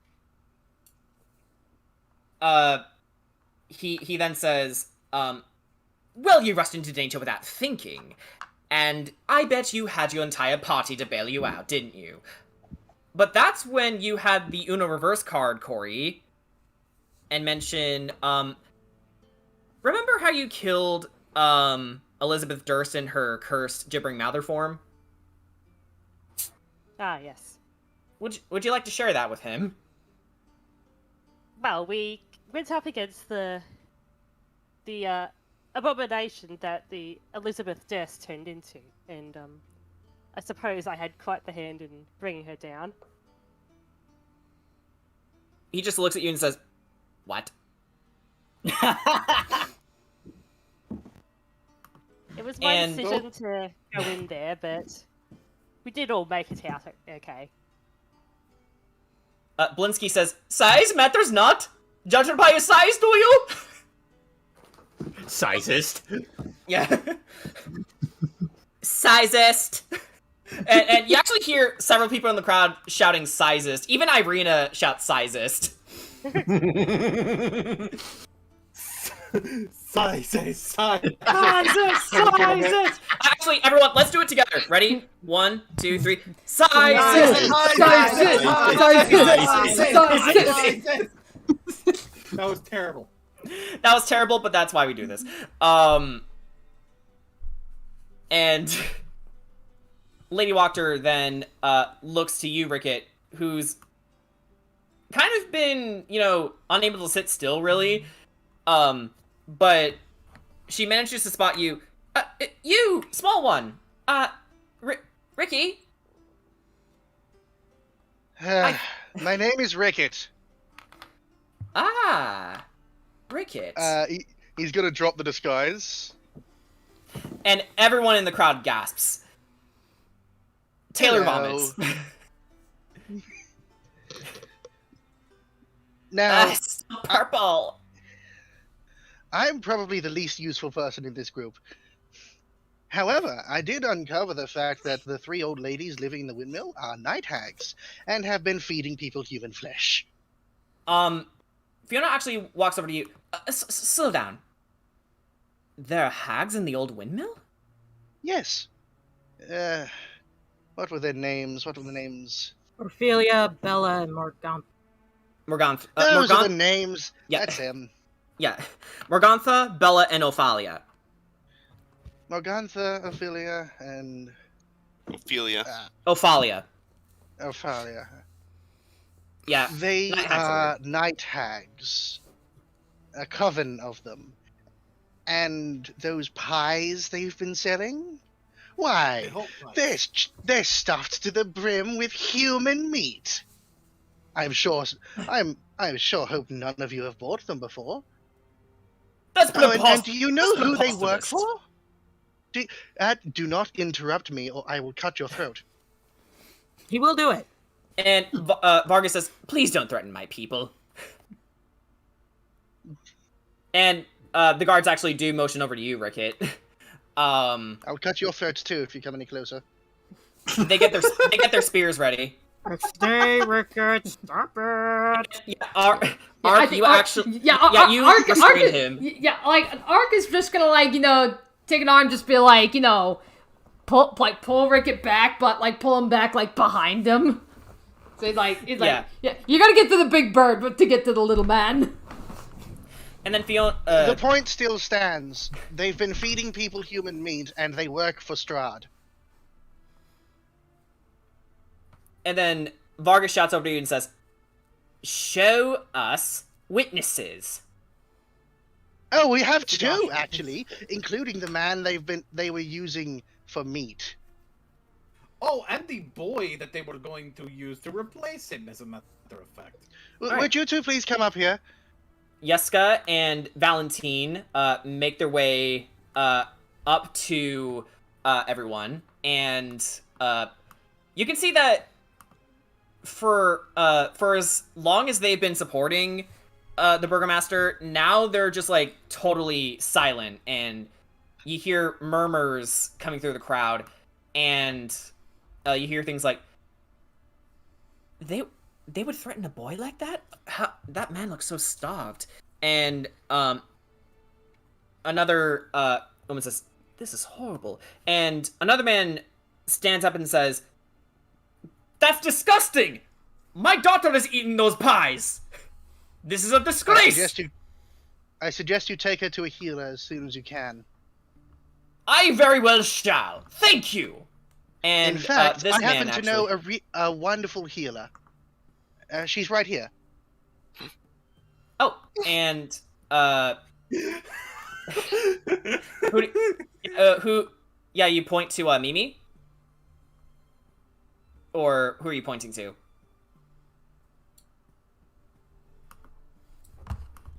I would maybe assume it was. Hello, I'm back. Sorry, my Discord cocked for a second. Yeah, that's okay. Who are you pointing to? Mimi? Of course. Yes. Okay. Mimi, you're one of the few people I've ever met that can repair me, and I'm a wooden doll. Yeah, and the man actually goes over to you, Mimi, and shakes your hand and says, "Listen, I don't know who you are, but please come to my house after this disgusting man's rally. I would very much appreciate your services." She nods and just. She's still shaking, but like she nods, yes. Thank you. Thank you so much. Yes? Just will do. Yeah, he sits back down. And Fiona finally looks over to you, Kedra, and says, "You 7 are quite the efficient group. Sir Kedrot, was it?" That is correct. Oh, sorry. Kira would like to say something first.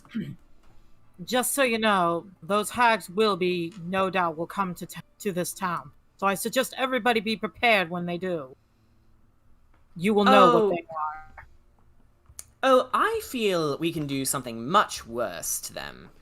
Just come over to my manor after this. We'll talk there. That being said, do I have to discuss of my greatest feat? If you'd like. Very well.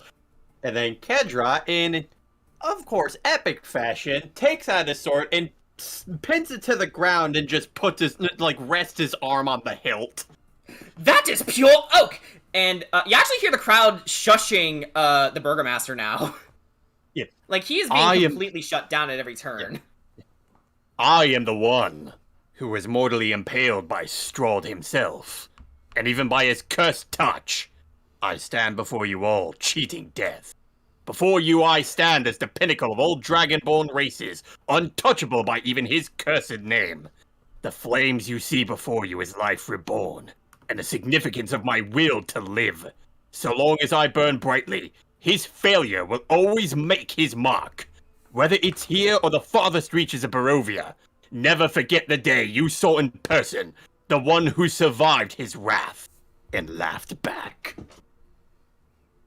You actually get a standing ovation because of that. Dude, I got like chills from that. I love it. No joke. I swear. That was like, damn. Honestly, everyone, because of that, I want you all to get +1 inspiration. Oh. So dramatic, I swear. Oh, that's That was +2. good. Oh, I have 2. Oh, you know what? I don't think inspiration should stack, should it? No. DM No. ruling. Yeah. I'm gonna rule it as if you get new inspiration, it gets cycled over. Okay, Yeah. that's fine. Yeah, so you get +1 to your next roll if you need to make one. Okay, so completely satisfied with your with your replies. Sorry, I don't know why I said supplies. Like adding words is really weird. Have you guys ever had situations like that? Yes. Yeah. Are they also impressed with our supplies? Indeed, very much so. So she turns to face the Burgomaster, and whose face began turning completely red. He is so embarrassed with how this is turning out, considering this is indeed his opponent in the campaign. She says, "Action, Vargas. It is action that speaks louder than any word you may string together. You should take your own advice, Lady Wachter." And his men again begin converging around her, and the dogs start to approach her menacingly. He's not done. He's not done. I know you're after my seat as Burgomaster. You think I don't know what you're planning? I am planning nothing. I only want to save this town. Same as you. May I say something? Let's Ricket speak first, then you. Alright. If you wish for these minions of yours to survive through the month, please remove them from my immediate vicinity. Mine and my friends, actually, because if I find a scratch on anyone, you will find pools of blood from here to Barovia itself. Do you think I'm intimidated by your words, boy? I have enough influence in this town to make sure that you don't wake up tomorrow morning. That would be funny. I don't sleep. Have you not noticed? I'm made of wood. And Isaac at this point goes over to the Burgomaster and says, "Sir, what? We should go." "If you insist, Isaac." And he says, "Give the order." And Isaac looks to his men and says, "Return to the mansion. We're done here."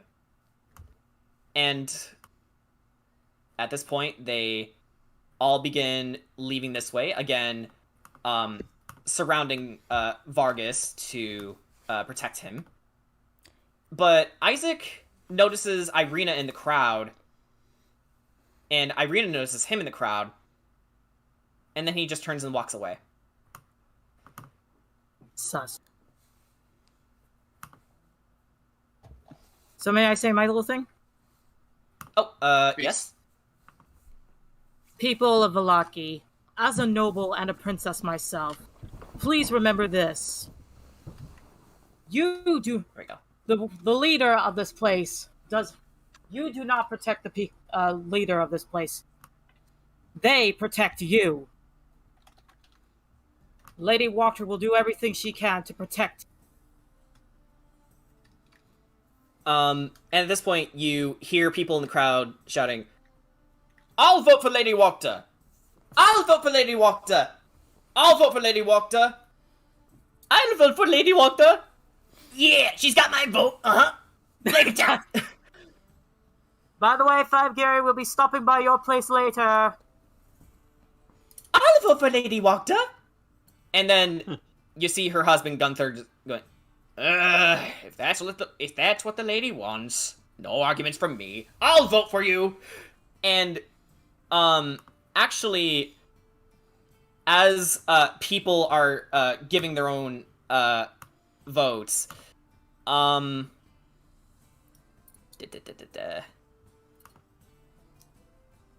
the corner of your eye, who has the highest perception? I have an 11. I have a 14. 14. Passive? Passive perception, yes. Okay, yeah, 13. 14. I have a 15. 15. So gosh, sounds like you had the highest. Actually, Corey, what's your passive perception? 10. Okay. So gosh, you notice in the corner of your eye, two ravens perched on the rooftop leading to the stockyards, and then they fly away. Very interesting to have Sagash be the one noticing the ravens again. It's a sign. Yeah. Me and Jordan talked about this. Yeah. Have we? Anyway. Yeah. At this point, everyone begins to basically make their way out of the premises.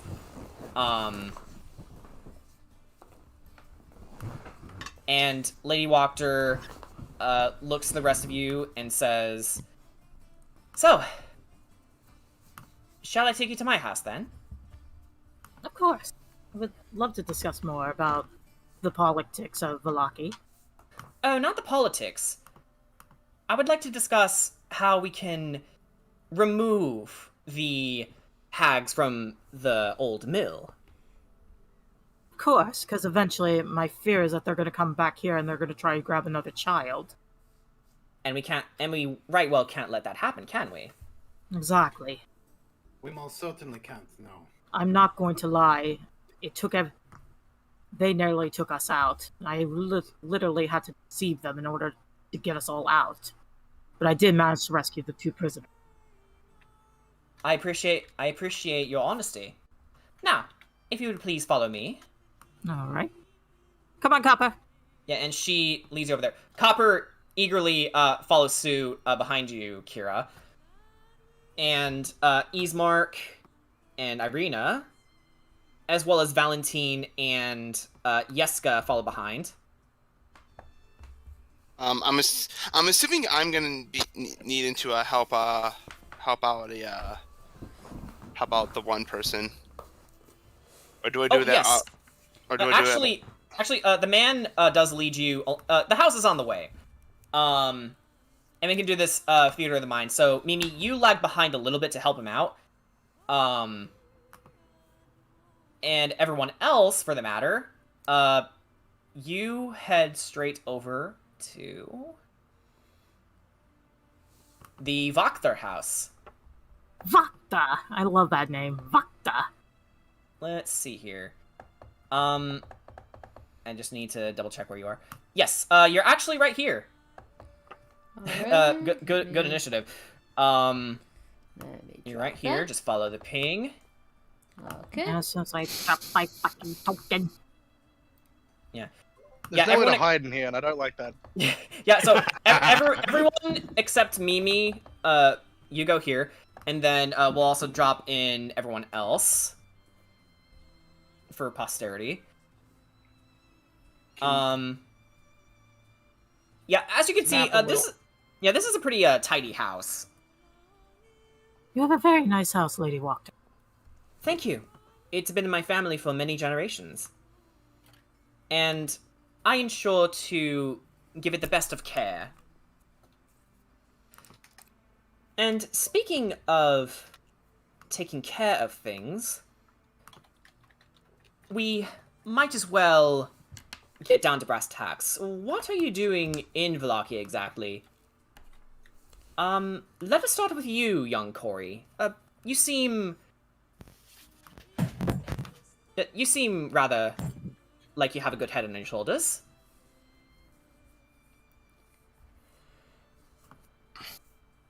And while this is happening, Mimi, I'm going to ask you to put it where? Yeah. I'll just put mine right here for now. Yeah. Corey, Lady Wachter would like to know what you're doing in town. We were passing through, I believe, right? On the way to the fisherman's We were house? going to go to Kresk and drop our few friends here. And we just happened to stop by in here to get some supplies and rest. But as usual, when we're traveling just about anywhere, we seem to run into other business to take care of. I must admit, though, we did want to spread a little bit of strudel discourse while we are here. Strudel discourse? Yes. Oh, yeah, that's our name for him. Well, I would be careful of the frequency. Strahd may have more influence here in Wallachia than you realize, but we are not afraid of him. Well, at least I'm not. I noticed some people were awfully loyal. Kira just kind of like side glances a little bit. Yeah. Although, given what happened at the presentation, I'd say whatever influence he did have has been much significantly waned. I feel it's only a matter of time until even the diehard worshippers start seeing the other way. And those are the people you most need to be careful around, Sir Kedrot. Those are probably the people who would be more inclined to kill me in my sleep for saying that I could beat Strahd. She points to you and says, "You have the right idea." Although that is not to say, from what you've demonstrated so far, that you don't have the abilities to do these amazing things. No, you've proven your worth in that already. That said, and let me just look for the right notes here, because I would like to keep my thoughts straight. Okay. And as we saw, you tried to persuade others into joining your cause. You wouldn't be the first to try. Like I said, words alone will not be enough in Barovia. And Ireena pipes up and says, "Told ya." If you have strong hands, you must also have the heart to use them. If it's Strahd's reputation you're after, you must then keep in mind of his enormous power. I am not afraid of him, as I'm sure you've noticed. He can shape the world in his image, in a material and immaterial sense. If it's information you require, she looks over to you, Sugash, Kira, and Kedrot. I have it right here. And she pulls out a book titled The Wachter and von Zarevich Chronicles. My family once had strong... Yeah, sorry, go ahead. You know, it was a good thing that my plan did have a stage 2 in that regard, but I didn't think I'd be finding our sources here. Yes, if it's a library you require, unfortunately, we don't have much stock in libraries. But luckily you have me. Anything's fine. After all, So- you can learn much about a man when you look into his history. Indeed. That's true. Speaking of, you wouldn't happen to have anything on my family history, would you? I discovered that it's possible that there were some things I thought that I wasn't as informed of as I thought that would be helpful concerning myself. I am dreadfully sorry. We used to have many books on your family's exploits, but Rahadin was the one who ordered them burned in every town. That already tells me enough. By the way, That he is tells on me my quite hit a bit list. as well. That Tells elf, me quite- that man is Sorry. on my hit. That man is on my hit list, by the way. Keeping one. Yes. Yeah, sorry. She says, however, this is the land of spirits. Perhaps you should turn to them when no further information can be found in mere ruins.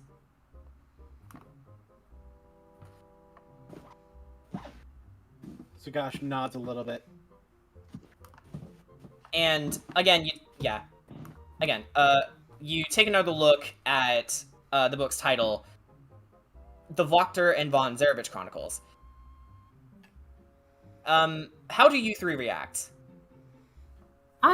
Kira's curious, but I assume that she wants to let either Kedrot read it or Sugash read it. Yeah, Kedra just kind of wants to read it. Does Sugash recognize the name Wachter?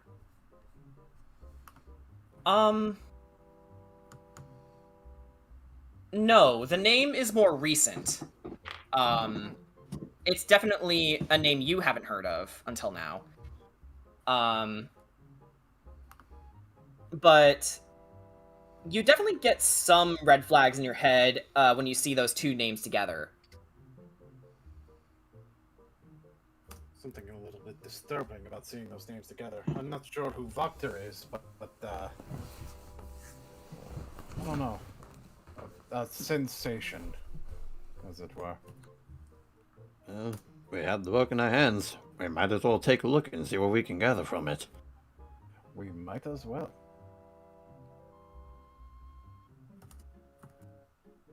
And Kedrat just opens the book. Okay. As you read through the book, Kedrot, you see documents and letters detailing back to the year of which Strahd founded the Valley Kingdom of Barovia, over hundreds of years ago. It talks about how he served as a general of his father's army. His tactics were brutal, but effective.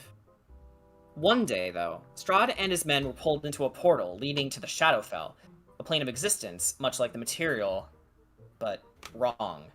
A bleak, desolate land where the sun doesn't shine and monsters of all shapes and sizes roam.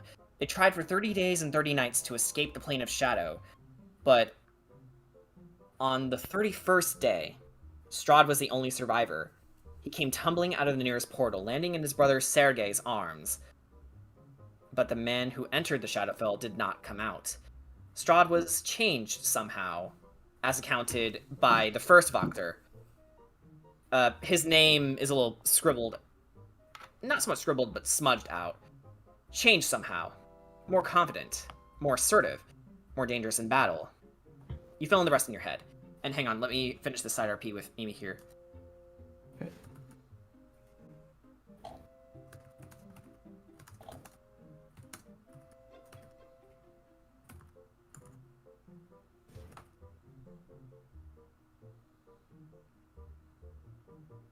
And the thing is, as we're reading, Kedrat's eyes are actually widening as he's reading. Mm-hmm. Yeah.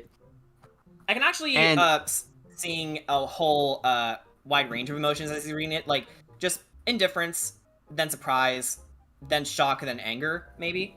Well, no, not even anger. You hear a soft chuckle from him. What is it? What is it, Kedrot? Strahd, you slimy get you! What is it? Oh, this already tells me everything. That time... You see, it's as I mentioned. You learn a lot about a man when you look into his history. But you also tend to... But because of things of which you've heard of a person speaking of before, you begin to cross lines together to realize things don't exactly correlate. The fact that when Strahd first came before us, more so when he was gloating to me when he led an army into the Shadowfell, but here, it seems more so they accidentally stumbled into the place. Doesn't exactly sound like he led them there, now did it?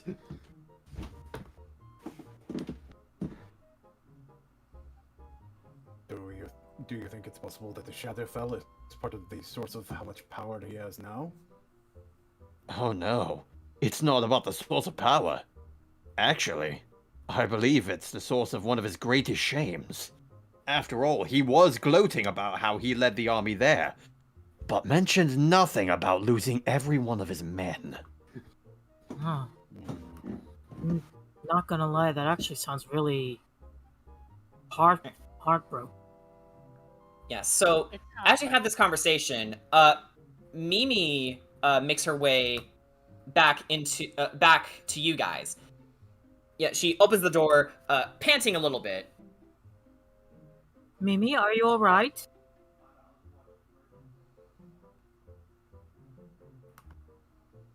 Mimi? Mic was off. Oops. I was just hurrying. It's okay. Yeah, Mimi's like, I'm here. Hi. Curry will What time go is over it? to Linda's shoulder. Oh, Mimi, you've missed a breakthrough here. Okay, so I imagine you relay the information you just learned to Mimi. Yeah, but I also go along the lines of, but you see here, this is exactly his biggest flaw, and it's all here in this book, and he missed it. I missed everything? Right, Well, so, says Ireena. See, not It was not mentioning, big. yeah, not mentioning that his men fell in the Shadowfell, yet bragging about how powerful he was leading that army into it. The fact that he killed off Taka as well as me, and on top of that, there's how he reacted to you, Sigosh, when you were about to mention their name. I know his biggest weakness. Oh no, I was about to mention the girl he pined after's name. Nevertheless, I have his greatest weakness. Let's The not fact that he's forget. a pussy-ass bitch? Not to His mention shame. Corey would like to say something. I can understand his grief at losing all his men in the Shadowfell, but if he's a true commander, then he should own his mistake and ensure that no one else gets lost in the future. Evidently, he didn't learn. And that's why we're gonna hit him. Yep, and that's why we're gonna hit him the hardest. And whenever we have ourselves another faithful encounter with him, when a man has a massive ego, you hit him hard by telling the truth. Let's not forget he's been stalking me for 18 years. I have the impression that that Strahd is someone who is very physically capable, very combatively capable, but in terms of social skills, there's certain lacking abilities once you take him out of a combat situation.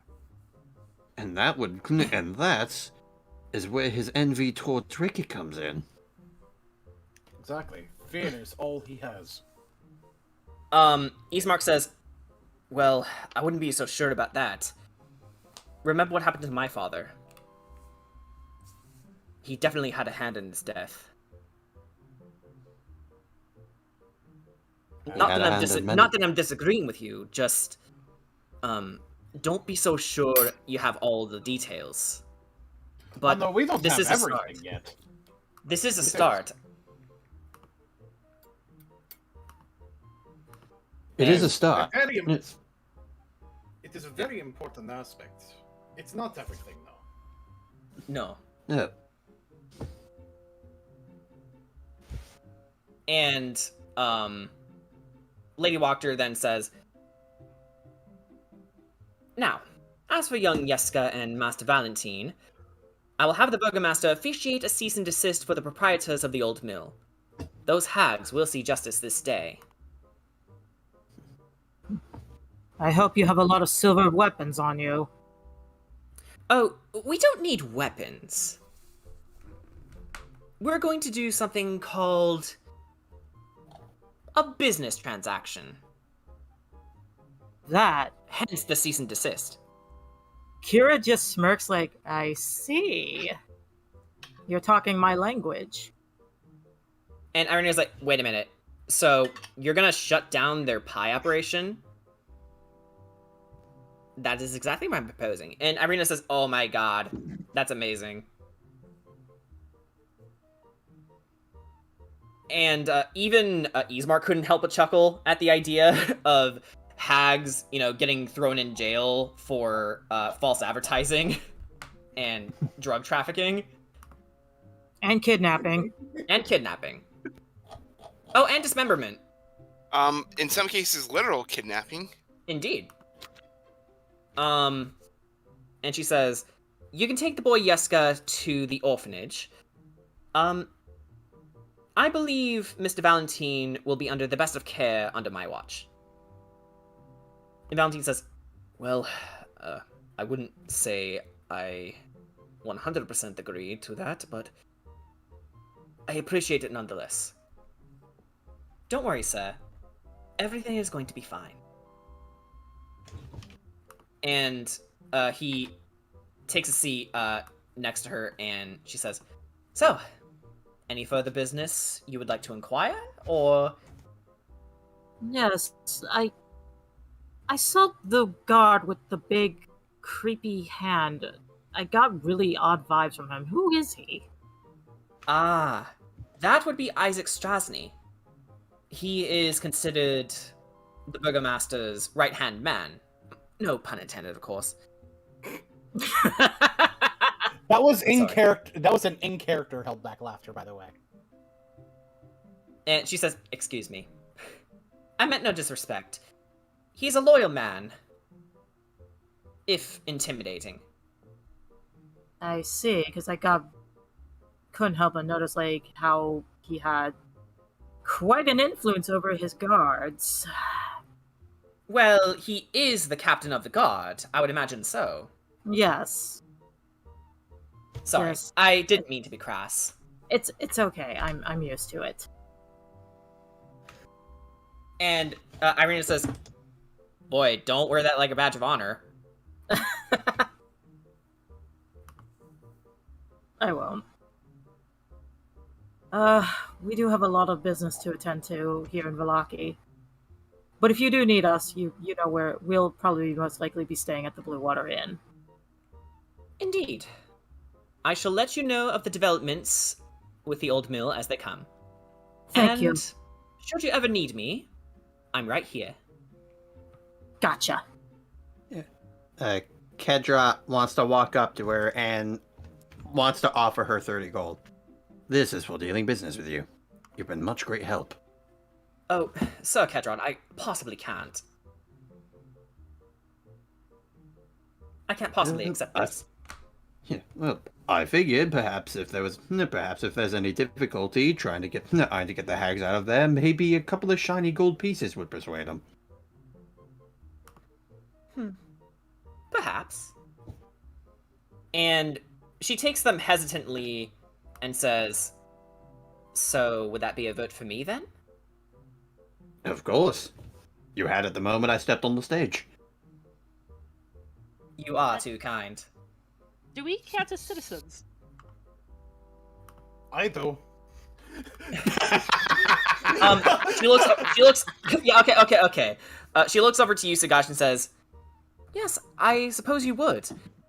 Of course, your family, for the time they lived here, would have been citizens.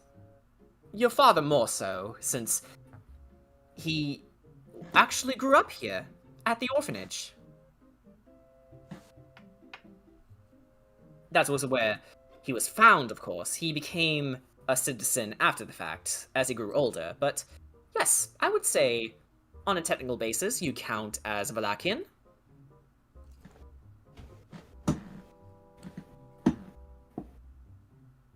Sugash nods. It's like, I will admit it has been a long time since I've been here. Almost feels like it's been longer than with how things have changed. It feels like it's been longer than I even really was gone.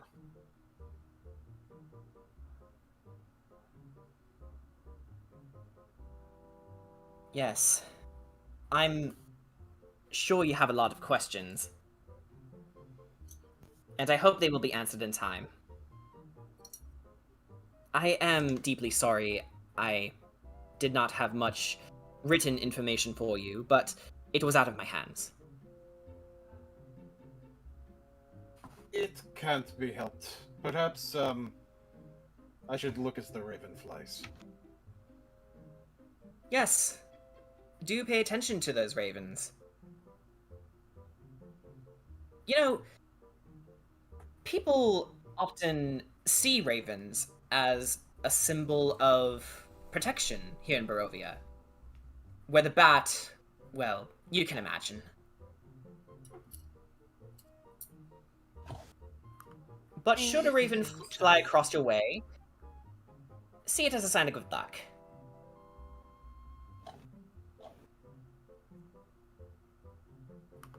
Oh, believe me, I already do. Good. And Ireena says, yeah, I'm fucking bored. I'm gonna go to the inn if anyone needs me. And Ismark follows behind her reluctantly and says, Ireena, wait! He looks back to you guys and says, see you guys later, I guess. If you want to meet us back at the inn, we can do just that. Bye. Goodbye. We will see you soon. Bye. Kira's screaming in her mind, my god, why? Please stop it, Heart. Yeah, Sugash, you, in the slightest moment, you could have sworn that, Ismark did a double take just before he left to catch his sister. But he walked away. I need a nap. So, any further business? That voice crack was intentional, by the way. Yes, I know. Yeah, just go for it, man. Not at the moment. At least not here at the moment. I should go deal with a few of the other things I was in town to do. You do that, sir. What were you about to do?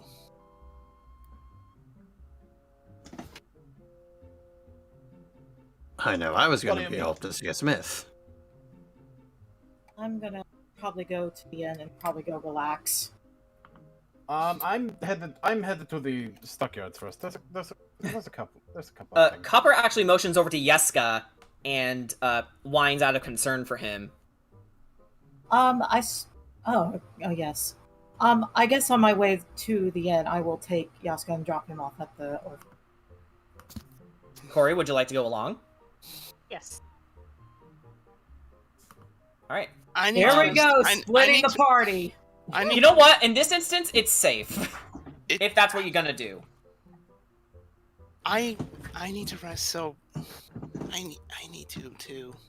All right. Well, come with me, and we'll take you to the inn real quick, and then I'll take Yaska.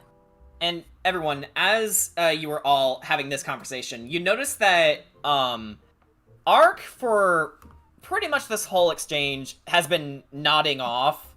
He is so fucking bored. He's had nothing to say, but I like to think that's in character for him, because politics are not his thing. Yeah, like, it's gonna fly over his head. Yeah. And Kedrat's just gonna go up to Ark, like, hey Ark, Yeah. How was that fight, by the way? Oh my god! Oh, that was fun. We gotta do that again. I gladly. All right. I swear you two are going to start a bar fight, and it's going to be a messy one. Oh, but it'll certainly be entertaining, that's for sure. All right. So, who's gonna follow Kira and Corey to the orphanage, and who's gonna go to the stockyards? I already said I'm following Kira and Corey to the orphanage because it's on the way to the inn, I believe. And let me double check something here. Just checking my notes. Oh my god, Spoon, I just saw your freaking message. Oh, what was it? What did he say? What did he say? Look inside, RP. Okay. Funny. Yes. It's a little out of the way. But it's just across from the Blue Water Inn.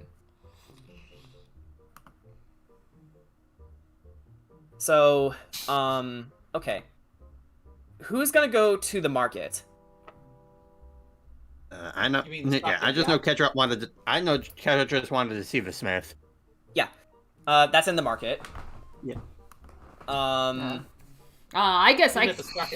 Yeah, it's like I guess I can go with them to the market just if they just need help lifting things. Yeah. And Rickett, that leaves you.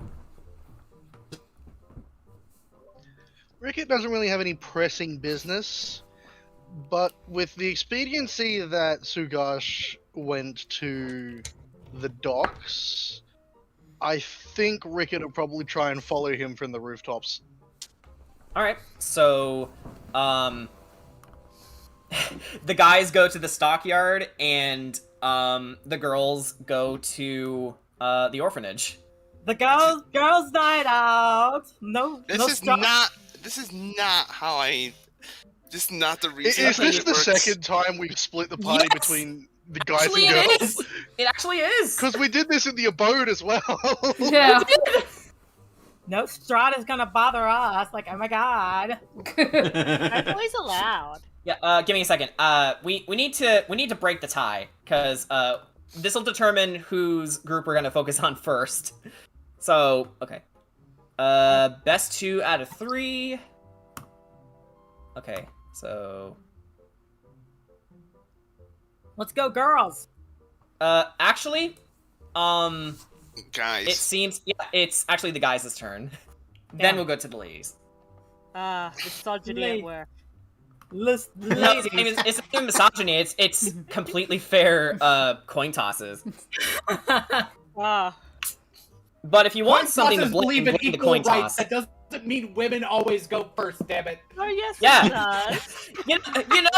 you know, Kira, when someone brings up the equality in women, it always undermines the concept that it's the exception and not the status quo. Oh my god! What? Just because we're naked doesn't mean I'm not a feminist. I'm not a feminist. I love that fucking scene. Oh, I love Sonic Boom so much. I can't believe we actually did that, right? Curse of Song. No wait, Curse of Eggman. No, Curse of Knuckles. Curse of Knuckles. Oh my god, somebody needs to draw that. Somebody needs to draw Knuckles as Strahd. Curse of Strahd and Knuckles. Curse of Strahd. Knuckles as Ark. Do I look like I need your power? Oh no. Anyway, to the stockyards. Yes, yeah. So, boys, we go over to the stockyards. Oh, actually, hang on. Because of that, let me just, oopsies. Oh no, I've been Thanos. Delete, and... No, you're not Thanos, you're just not there. I know, I'm kidding. Okay. Hi, Frank. Alright. Hello, I got bored. I came back home.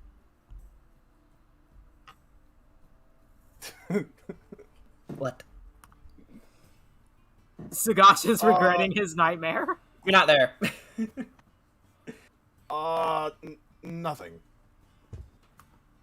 Okay. He's kind of looking around. All right. Which of the shops would you like to go to? Well, you know. Hey, it's my guy! What's going on, man? Hey, he sets up for a high five. Sugash will at first be slightly confused, but then high five him back. Like quickly put his hand up for the high five and then retract it. Like as soon as they actually make contact with the high five, he doesn't like follow through. He just pulls it back. Yeah. All right. So, what can I get for you, man? Yeah. So I actually ended up using that dragon blood sauce. So I kind of feel it's time to buy some more of that shit. Yeah, no problem. We just got some more in stock. And this is the catalog. Well, I already have the cookbook. Yeah, it's just there for posterity. Other than that, he really is just only selling, like, barbecue sauce. You know what? Hang on. To better illustrate this. There we go. I'm gonna pay 12 gold for a bottle of barbecue sauce. And he gives you the barbecue sauce, and he says, yeah. Make sure to spread Flavor Town all across the globe, yeah? Naturally. Yeah. Yeah is all he can say. Sidebar, Sugash needs to make more money. Yeah, that's okay. That's what everyone else is for. Okay, and Kadrad, I know you mentioned, you wanted to see the blacksmith, right? Yeah. Okay. He's right there. Okay. So, Samuel sees you, Kadrad, and says, "Whoa. You know, now that I've been getting a better look at you, sir, you look changed. What happened? Did you stumble in a grove?" You mean you weren't there on the stage when I told everybody what happened? I was in the audience. But now that that boring shit's out of the way, I can get back to work. Well, whatever work is left, anyway. Right, and that's exactly why I'm here. And he takes out his old sword that he had that was wearing down from like previous battles, and he presents it to Smithy. Looks like your sword's had a bit of wear and tear over the ages, huh? Yeah, I've had her ever since I was a squire. I can definitely see that. So, now, I don't think I can do much, but I'll see what I can do. And, he says, "I'll need 3 gold to begin, though. I have the raw materials here. It's just, to help cover the costs, you understand." It's fine by me. And he just gives him the 3 gold. Alright, he takes the 3 gold, and, he begins hammering away, and, it is then he notices, the knightly sword in your presence, actually, and he says, "Huh, where'd you get that? That's a beauty." Oh, we happened to stumble upon a crashed caravan, and this happened to be something within the ruins. You know,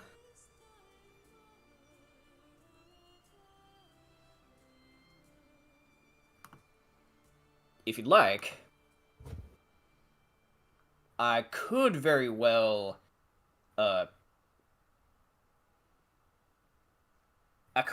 fuse the two. That way you're only carrying one weapon and not two, you know? How much extra will that end up costing me? That'd run you about 12 gold. Fine by me. And he hands him the 12 gold. Alright.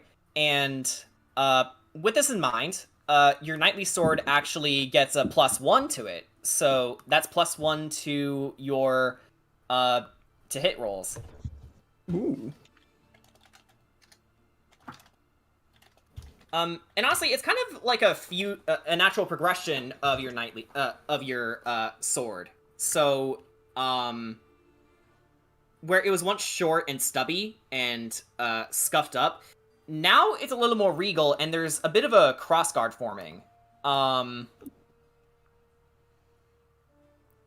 Sugash, as, he's doing this, you do notice, some, ravens far away in the distance, but they're more just sort of like flying by in the sky like birds do.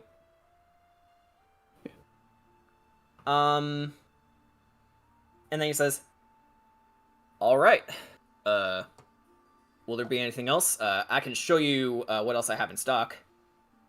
I certainly wouldn't mind seeing that, but something else I'd like to know is how exactly is your business going? I know last time I was here, you said you weren't exactly all on supplies at the moment. Still need silver. You wouldn't have happened to find any, you wouldn't happen to have found that silver mine Lady Wachter was talking about, do you? Unfortunately, not yet, but perhaps maybe these may suffice to you? And he shows the 3 rubies and 3 sapphires that he found from the death house.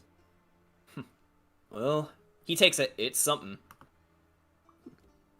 And he gives you the amount of money that was listed. Actually, I think there were labels on what they costed, right? If you sold them. Yes. All right. So, he gives that exact amount to you, and you put it in your pouch, coin purse rather. Yeah. And you can see. Actually, I'm looking. Apparently, a ruby is 5,000 gold pieces. Yo, what the? Whoa! What? Hold on. Oh no, that's the D&D Beyond. Hold on, no. Yeah, no, I got it. Even on D&D Beyond, it shouldn't be listed like that. Hang on. No. I have 5e tools. Don't worry. Oh yeah, you're right. That's 5,000 gold pieces. Ooh. For the sake part of treasure, that's a little different because yeah, it's part. It should be part of treasure. Give me one. Give me 1 second here.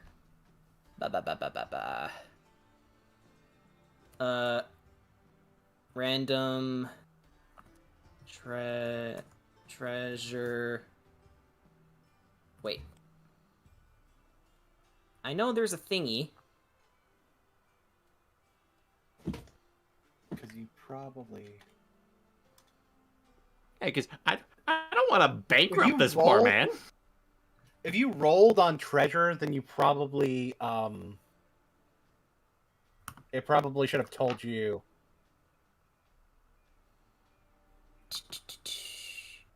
Just double checking something here.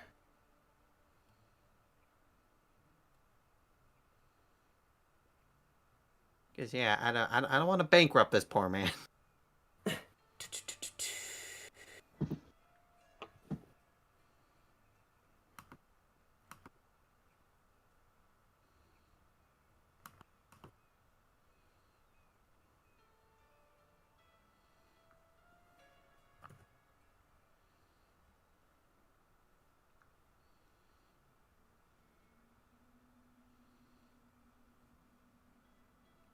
Oh, here we go.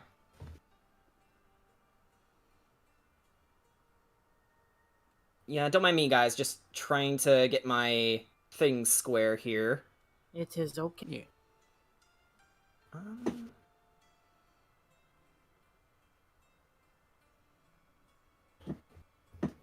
Alright. For...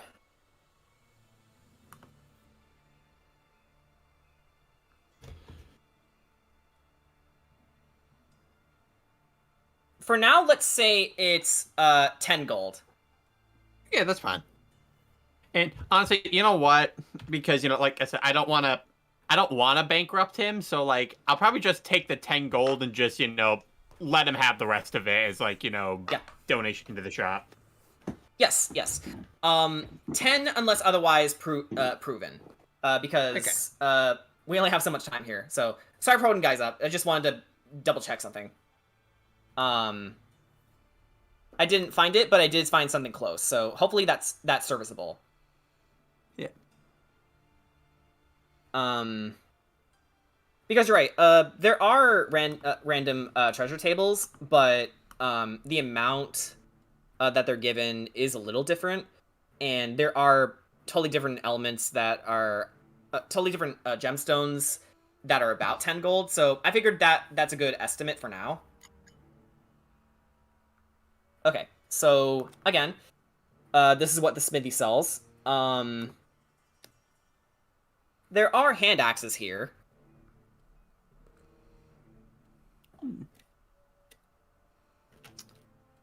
That's when I kind of want to be like, I do want to kind of gesture Ark to come over to see if there's anything that he would like. Sure, why not? Yeah. It's important things to note. Let me see here. Hang on, let me take a look at my own inventory, as a matter of fact.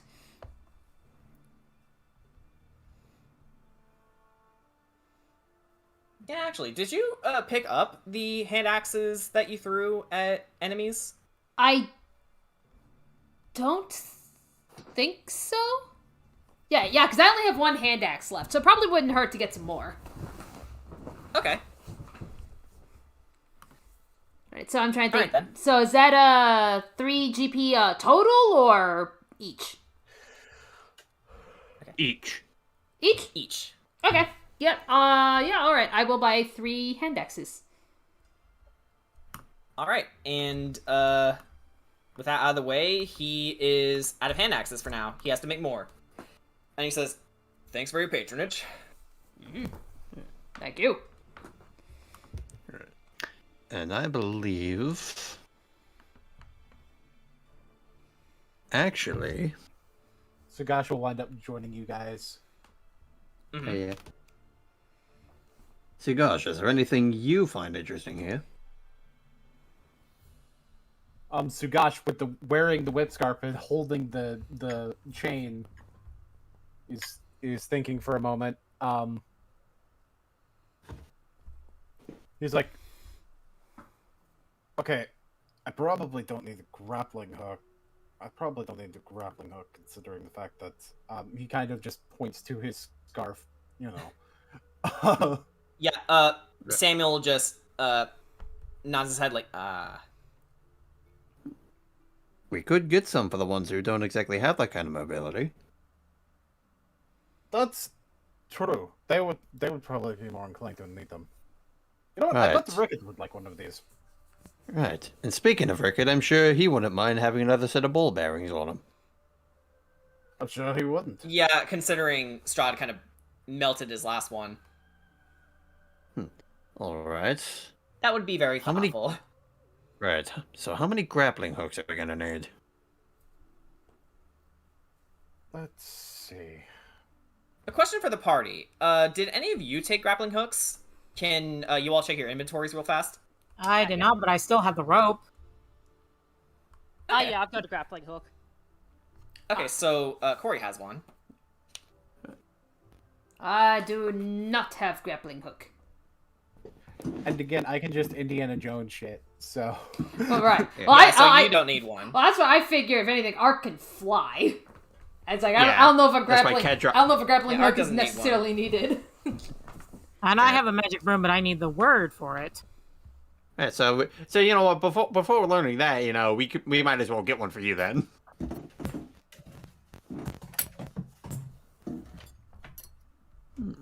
Okay, so that's 1 gold. All right. So yeah, well, 3 because I'm also gonna get the ball bearings. Yeah, 1 gold and 2 gold. So 3 gold for all of that. Yep. 3 gold. Sagash is gonna look over at Kedrat's upgraded knightly sword. He's like, what'd that happen?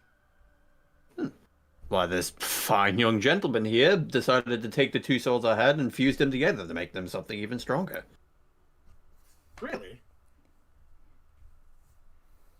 And then Kedrat just kind of like picks up the sword, and because there's like a bit more like a weight to it, he does like swing it a bit slower. But like yeah, like even you, Sagash, could like tell the amount of weight that was put to that. He just looks at his whip scarf. It's like, you know, I would consider doing that myself, but I'm not sure how I feel about wearing that much weight on my neck.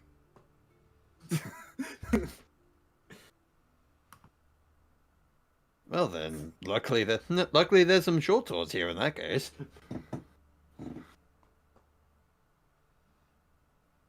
I'm not entirely a short sword guy. I'm very specialized in the types of weaponry that I use. Fair enough. But what's also kind of interesting...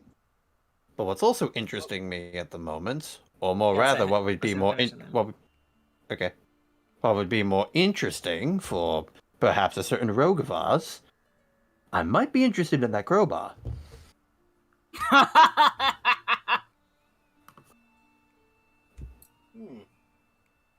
Am I gonna break Strahd's knees and beat him into a bloody pulp? At the vote of the viewers. I mean, if you can, anyway, because remember how you got curb stomped. Like, I like how Ricket's so sure he can kill Strahd.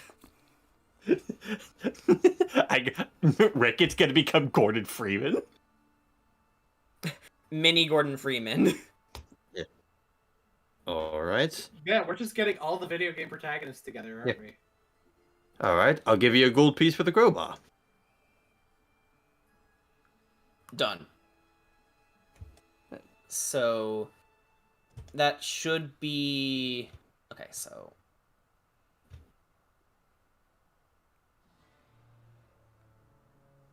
7 silver, 2 gold, for the ball bearings, 1 gold for the grappling hook. So yeah, because I figured actually I'm gonna get 2 because I want to get one for Mimi. Okay. So 4 gold and 7 silver. Yeah. All right. It's fine. But I think I can cover that. But I think he's rounding it up to 5 gold, isn't he? Aren't you?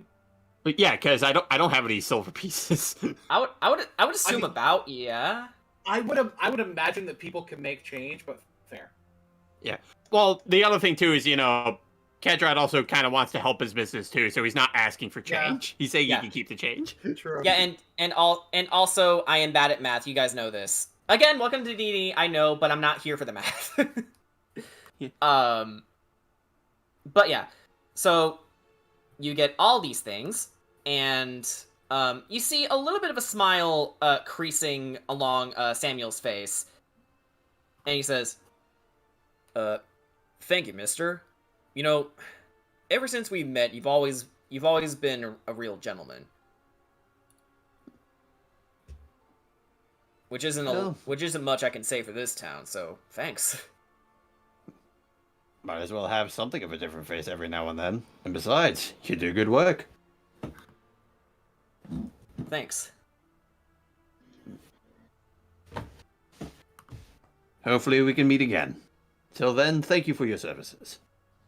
Thanks. And, actually, keep in mind of that silver mine. Of course I will. I may be able to do more for all your weapons. Should I get my hands on some? I'll certainly keep that in mind. Alright, take care. As do Ricket's you. gonna drop off of the roof. He just sort of turns in your direction. Yeah. Hello. Short swords, do you Rick. have any? He looks at his stock and points to it. You see that he has 3 short swords. I'll have all 3 of them, please. What? Sure. But... what do you need 3 of them for? You'd be surprised how many I leave behind. Fair enough. Sugash just leans over and whispers to which one is closer to him? Ark. It's like, how long do you think he's been following us?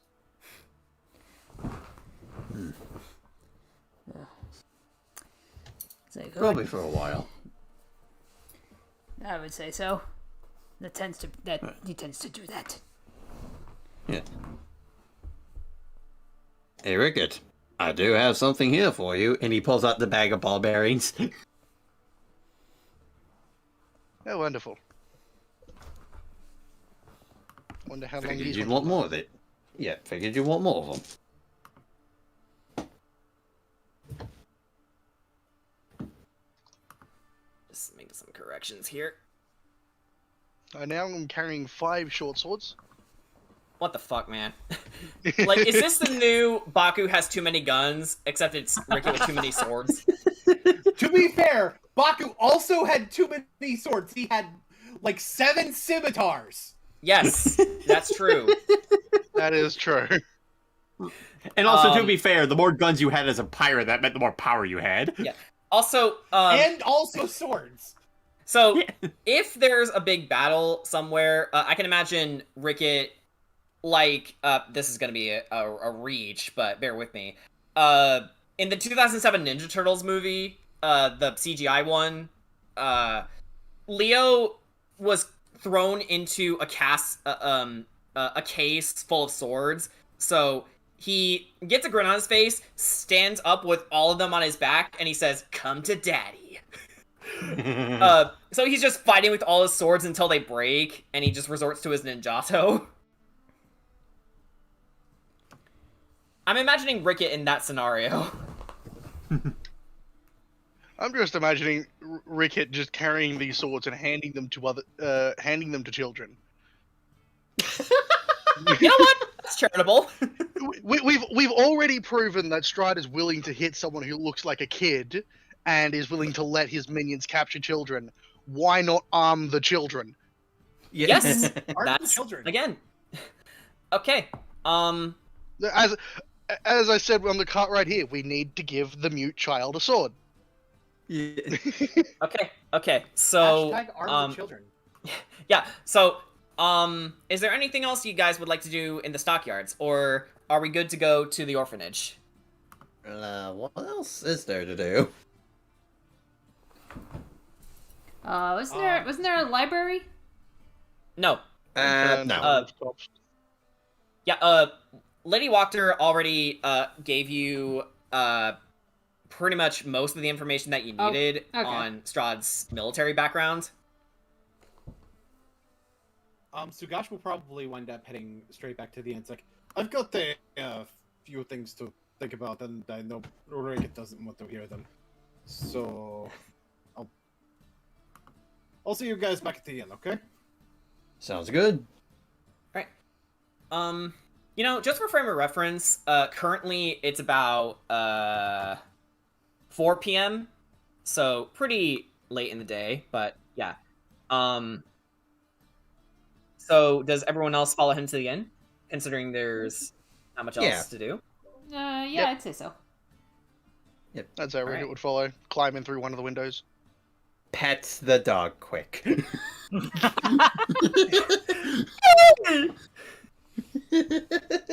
By the way, Jordan, you might want to see what's in. No, I see it. Don't worry. But speaking of which, we will turn over to that. So, just for flavor, let's throw the girls back in the square. All these squares make a circle. Yeah, which they turn over to that. Yes. Let's declutter some of this. Yeska is with you. Sugash and Ricket are not here. I said they were not here. Sorry to do this to you, but... I can't believe they're dead. Boop. At least in this plane of existence. Okay. I'm gonna have Copper just kind of like stay beside Yaska, so you know. Okay. So, would you guys like to read out what you've written? Yeah, let me just. Sure. Okay. Alrighty. Yeah. Go on. So, since Kira is yes, and you're heading in this direction, by the way. Just follow the ping. Where's the ping? That's what I'm Bottom left. Bottom left. Yeah. So just scroll around until you. There you go.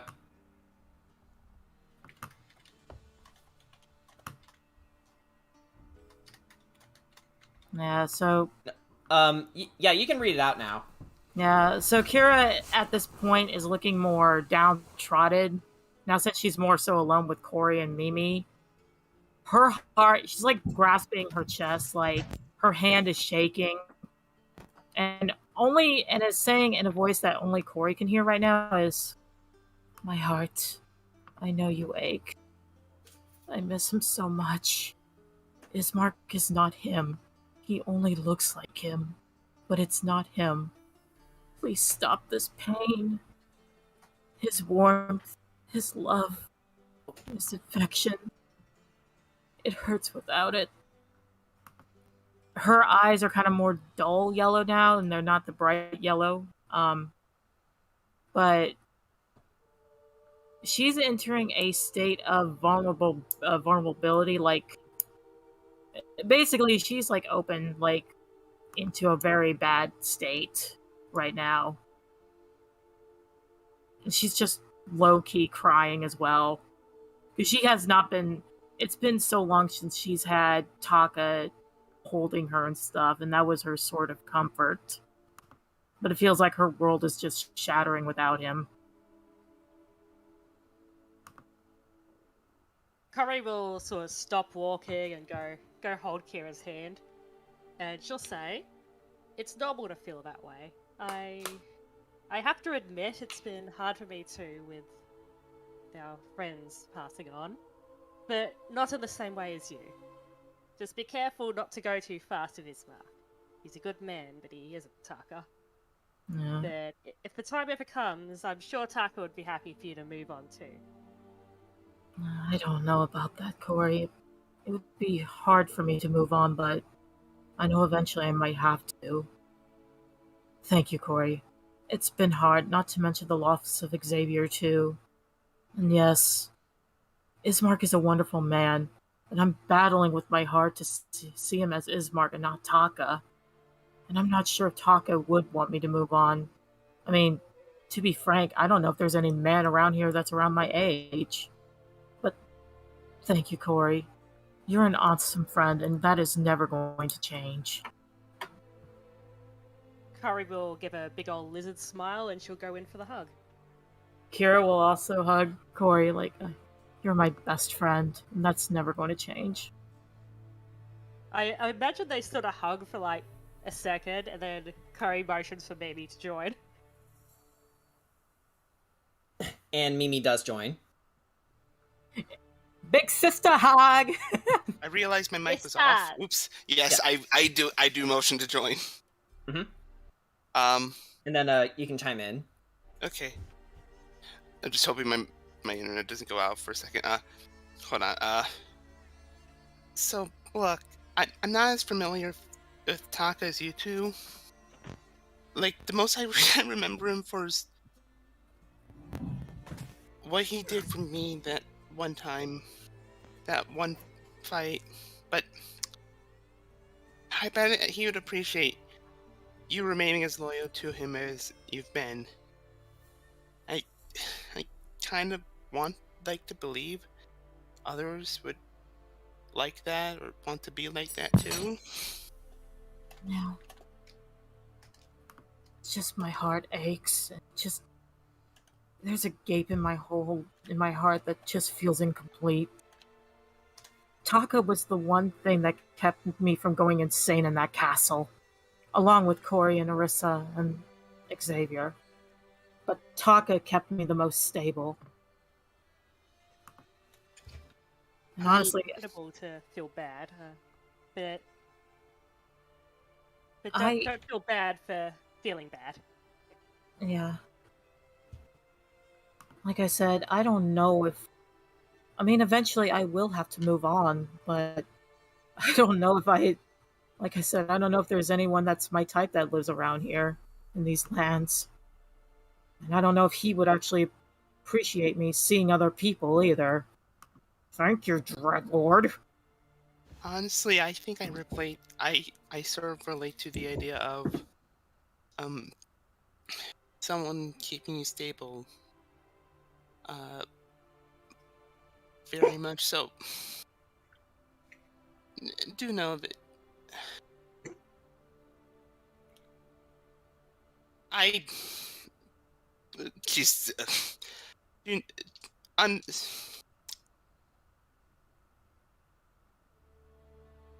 she just motions to hug again because she's not finding the right words. It's okay, Mimi, I understand. And as you two hug, Copper sort of gets in between you both, shoveling his nose in between your arms, and looks over to you, Kira, and starts whimpering out of concern. And Mimi does kind of jump back though. Kira will pet Copper and then look over to Mimi. What's wrong? Copper licks your face a bit. Pet.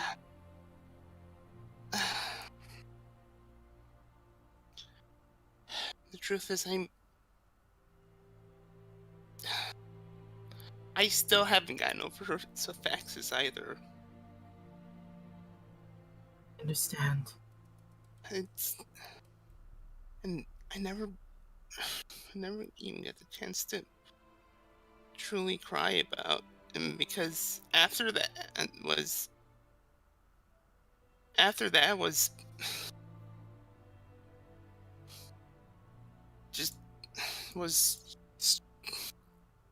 the Dreadlord, and then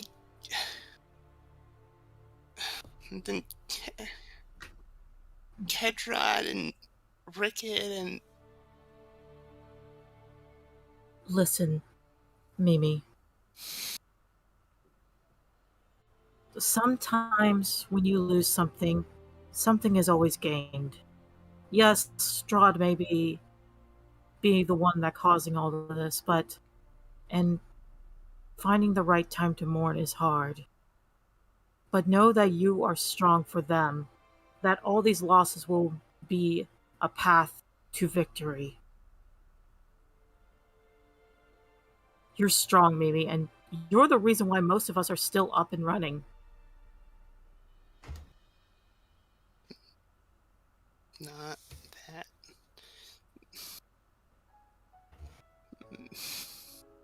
I'm not gonna lie, Mimi. I'm not gonna lie, Mimi. I think you're stronger than me, and I'm a princess. I have to be strong for my people, but you're stronger than me. And Corey, as they're having this conversation, Yeska taps your shoulder and then starts signing to you. Yeska wants you to know that he also is here to support you, Mimi. He never got a chance to connect to his parents, but he has his brother, and but he has us. And he's thankful that you helped to save him. Hi.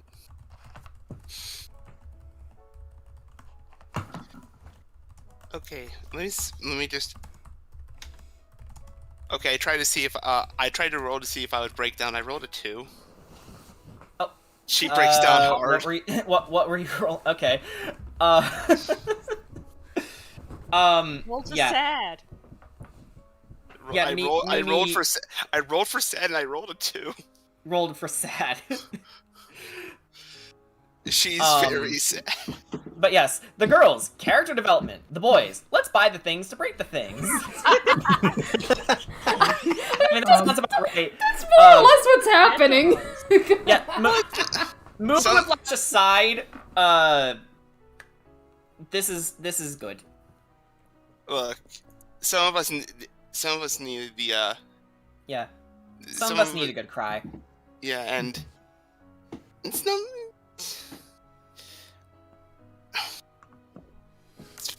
It's fine. Look, we are all like sad. We are all just sad beans, okay? Yeah. Give me all the development. No. Also Kira and Corey. And Ark and Ricket and Kedrot and Sugash. Let's keep going, girls. We still have a bit of a walk, and I do want to take a nap. Alright. So... Yeah, so at this point, I guess you could say Kira's kind of lovesick right now. Yeah. And still heartbroken, naturally, but yes. Yeah. Mm-hmm. This is a really good event song, by the way. I love it. It's very fitting. And yeah, it's from Xenoblade. Go figure. Of course it is. Yeah. Hang on, let's wait for it to write out as we transition over to... Actually, let me get... Yeah, she's... Let me get my notes here. Right.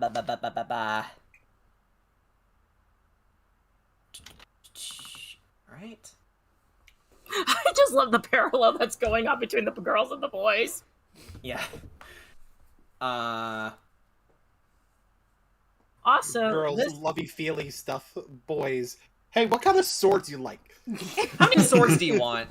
So, I think at this point I can officially declare that this moment is definitely a tarot card moment, and Also, I want to ironically say it's the Three of Cups. All right then. If I can also add something, I think after crying, can we have Copper go over to actually? Does Copper only stick by Kira by any chance? No. Copper loves everyone. Okay. Seeing you break down, he immediately went to your side and tried rubbing up against you. Like his friend instincts are kicking off. Actually, in this case, it will be the Four of Cups, which is reaching out for new friendships. I mean, we have Okay. I mean, we have Corey, Kira, Mimi, and Doggo. Or unless you want to count humans, Yeska.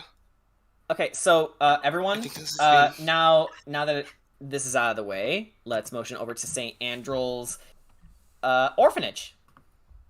Hello. And oh my god, that's a lot of Steven Universes.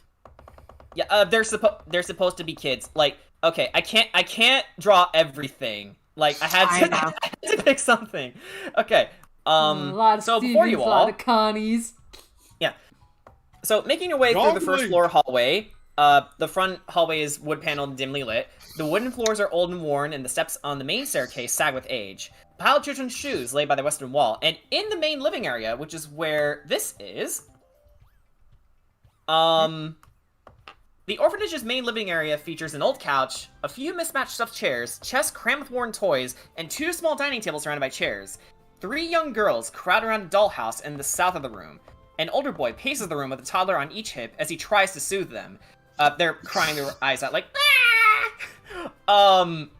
Another boy and girl are playing a game of tag, and they chase each other around the furniture. An older girl sits on the couch and reads aloud to 4 more gathered toddlers. The room is a den of chaos and noise. And this room is the central hub of the orphanage. The sound of chaos, my favorite. Also, Jordan, I see the Peter Parker and Gwen Stacy's. Indeed. I thought you would like that. But yeah, so the older young man, he's around 18 years old. He sees you and says, "Hey, welcome to St. Andrew's Orphanage. What can I do for you today?" And actually, Yeska comes out of hiding from you, Corey, and he motions over to this man. And he says, Yeska! And they hug each other real tight, and it's like, oh my gosh, I thought I lost you. Where'd you go? And he signs that these people saved me, and I am indebted to them. And he looks to you and says, I don't know who you guys are, but thank you. My name's Milivash. I'm Kira Faye. She bows. Nice to meet you. Kari. Corey, and who are you? He looks over to you, Mimi. My name is Mimi. And let's get he says, not much of a talker, huh? That's fine. No. But yeah, sorry about the mess. These kids are just they're something else. But I'm glad you got my brother to safety. So Yes, but when I saw the night hag had him, we had to do something real quick. He told me a lot about you. You sound like a good man. Well, I'm something. Ever since our parents died, I was the only one left to raise him. But even then, I'm like tied to my work over at the church, which he looks outside the window for a second and he says, oh, "Holy smokes, I'm late. Actually, good timing because I actually need to go take care of my shift." Yeska, and he kisses him on the forehead and says, "Stay here, okay?" And he signs, "All right, fine." And he begins to walk away. Nice to meet you, Kira, Corey, Mimi. Nice to meet you too. Yeah, thank you again. Hey, Sarah, and Sarah turns around as she's reading her story. Yes? Watch the kids for me, okay? It's like, I will. Great, you're amazing! And, Kira couldn't help but giggle at that. he takes his leave. And, Yeska looks over to you, Kira, hugs you, looks over to you, Mimi, and hugs you. And to Corey, he says, "Thank you for everything. Friends?" Now just watch out for creepy old ladies next time. Corey nods and says, "Friends." He shakes your hand and gives you the biggest hug, like, to the point where he starts lifting you off the ground. Oh god, he's probably taller than me, isn't he? just like an inch taller.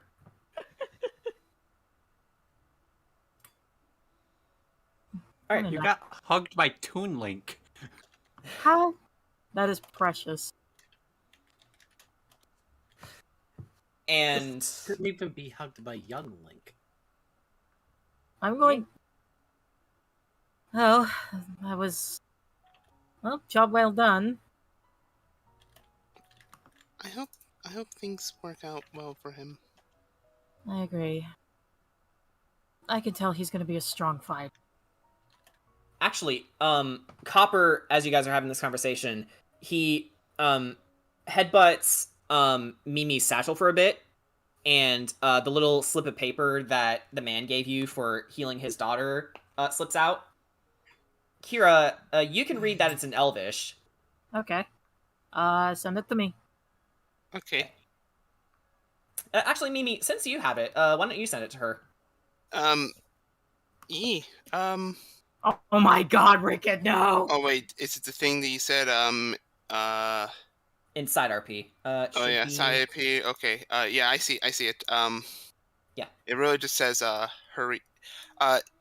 She gives, Kira the thing. Right. Not too familiar with, Elvish, actually, but, I figure you can read it.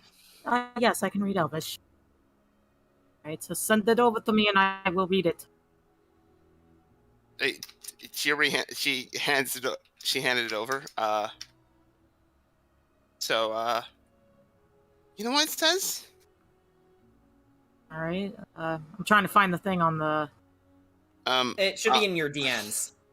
Okay. Should I send it to? Yes. To, if you'd please. There you go. Alrighty. It says, "Hurry, hurry." As you say that, your broom begins to vibrate a bit. Oh.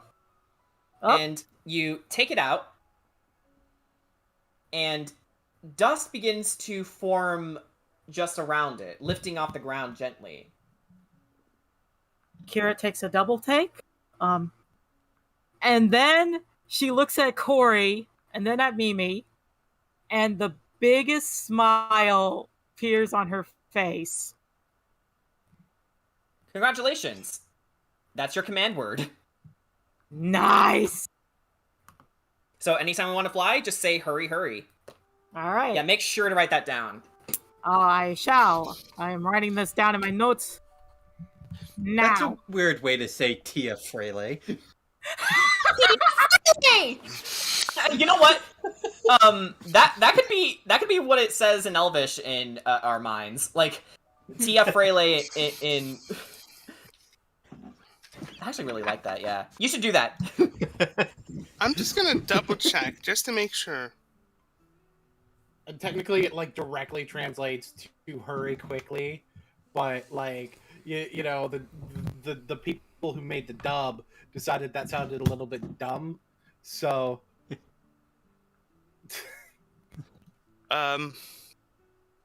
Hey guys, let's go outside for a second. So you make it over there. So I take out my broom. I get on it. Hurry, hurry. All right. As you say the command word, I'm so glad. You begin to hover. It begins to hover, and the ground beneath you is like a few inches away. As someone who is... Go on. Slowly but surely, you're rising higher and higher from the ground. Where would you like to go? Hey guys, let's go back to the end and swoop right in. Swoosh! Watch me swoop right in. Swoosh! Swoosh! Alright, I'm not sure if I sent you the link to the broom climb, but I'm gonna send it to you again just for... I have it on my notes, don't worry. Excellent. Okay, so you would know that it's actually pretty fast. Whee! Yeah, so, like, a shooting star, you go right to the Blue Water Inn. Hey, I imagine Ricket's like, what the fuck is that? Where can I get me one of those? Yeah, I imagine it actually takes Corey and Mimi a bit to go. Yep. No, Mimi catches on real quick. Doggo following behind. All right. So, I believe everyone is onto the Blue Water Inn. And wow, we're really far in. Hang on. Kira kind of passes by the window where everybody's at. Unless everybody's Okay. Yeah. Hi guys! Woo! Yeah, you all see Kira floating overhead with Mimi, Corey, and even Copper in tow. Like Copper's like dangling off of the broom, like kicking his legs, trying to hold on, like holding on with his teeth. Like, more flying buddies! Check it out! As Kira is just sitting on her broom, looking proud. The witch aesthetic is finally complete. Oh, oops. Oopsie. Okay. Oh, I was... Oh, man, I was kind of surprised, yeah. Oh, well. You surprised me instead, fuck! Like... Oh, I'm not used to this. Hell. There you are. Now, what am I supposed to do with these grappling hooks?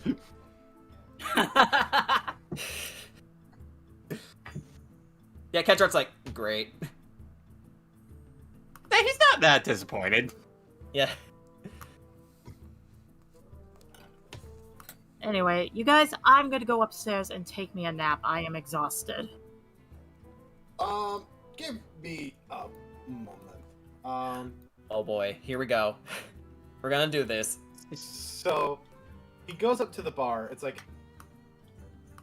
Erwin, Hey. who was like cleaning the table, sees you and says, "Ah, Mr. Belmondo, hello, welcome back." Thanks. I know this is going to sound like a slightly unusual request, but you guys wouldn't happen to need any help in the kitchen, would you? No, actually, Danica could use a hand. We're slowly being backed up with orders. And actually, you take another glance, and there's actually... Hang on. Let's flavor this as a full house, shall we? So, you see that the tables are pretty well packed. With patrons. Like, it is nuts how many people are here. The sound is almost deafening.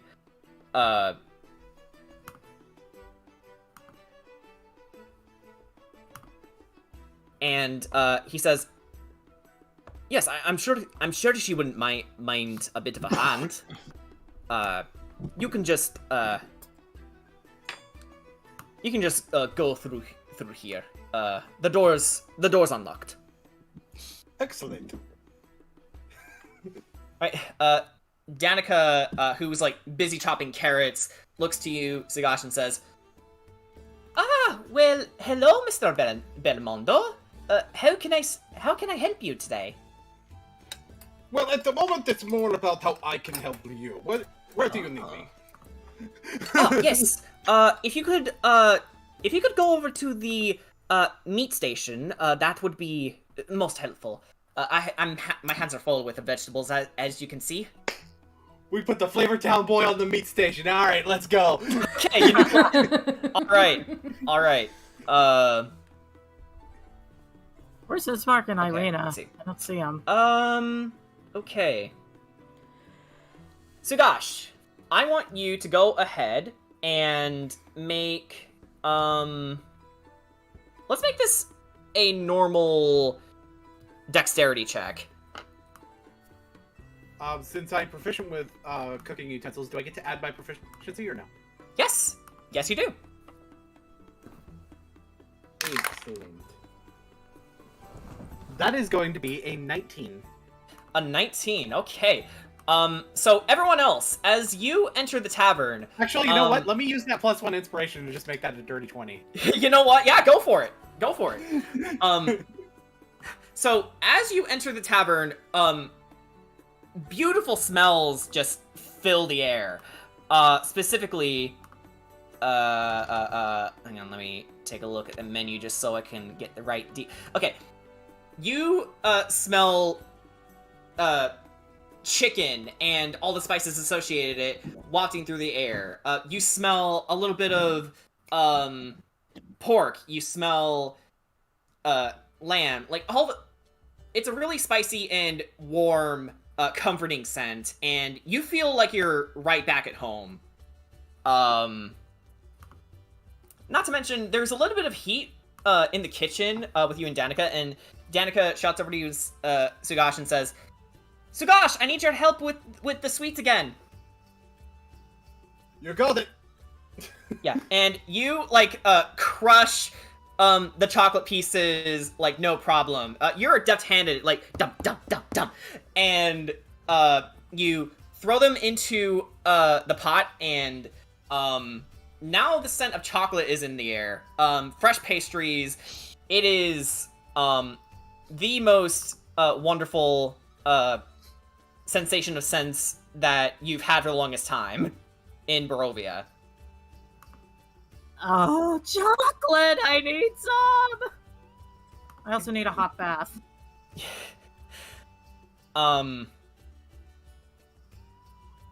So now you see where I was saying I had an idea for Sugash making money. Actually, because of that, you guys have your meals for free. So, like, chicken something dumplings, that's free. Hogs and bedrolls, that's free too. Braised lamb, definitely free.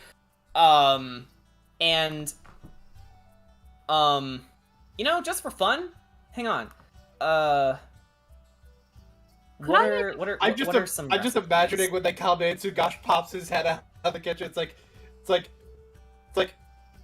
guys, order what you want. I got us taken care of, okay? I will take the braised lamb. Yeah, Erwin is just like laughing the whole way, completely jovial. It's like everything's on the house for the Taro Court. Heck yeah. Okay. Let me check some things here. This is definitely brightening up Kira's mood too. Definitely. You know what? I don't think we have any chocolate dishes yet. So, I did have that chocolate strudel thing. You know what? Yeah, let's make chocolate strudel a recipe. We'll get into the specifics later, but you make chocolate strudel. You make berry pie. Chocolate strawberries. You know what? Yeah. Chocolate covered strawberries. I like to imagine Strahd's very confused. He's like, are they referring to me again? And berry pie, which, yeah, Sugash, this is going a long way in helping you. So, hang on. Let's. By the way, I'll get to refining chocolate strudel and chocolate covered strawberries later, but you guys now know how to make those. Heck yeah. Yes. But yeah, I'll write that as we go along.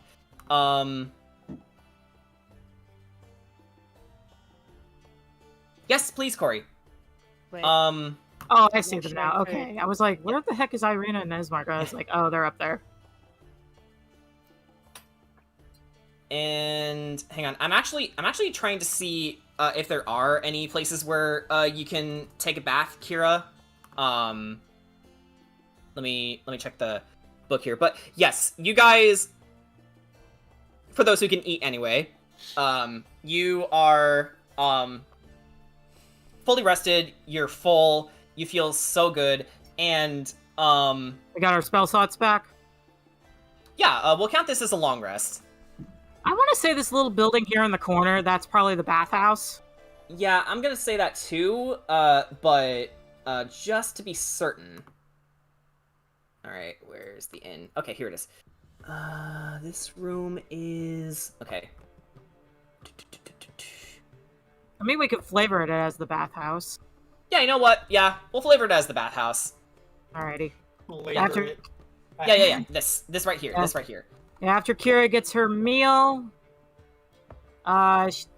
Corey, Mimi, would you like to join me in the bathhouse? Oh, sure. And in terms of monetary gain, Sugash, Alright. you earned an easy 100 gold for that. Right. 100 gold. Yo.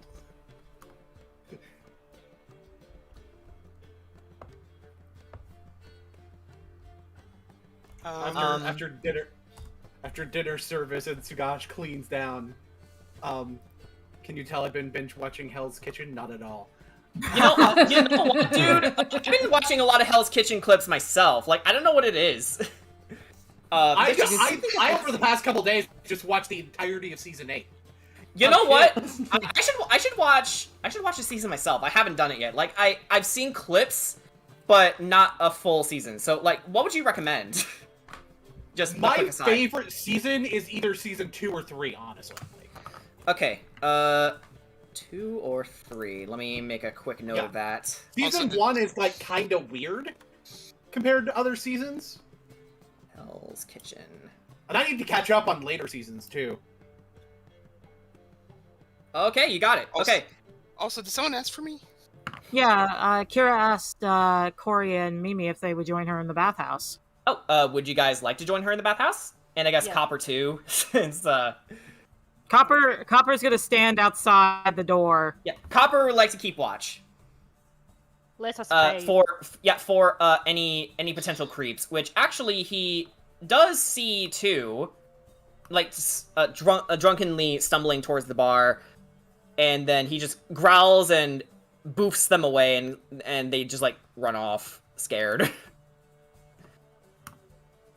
After keeping down, Gosh steps out of the kitchen. Mm-hmm. He's like, okay, so how much do I owe for the room again? Sorry. You know what? For all your help tonight, it's on the house. Oh. Thanks. Not a problem. And no take backsies. I won't allow it. You've done good work tonight.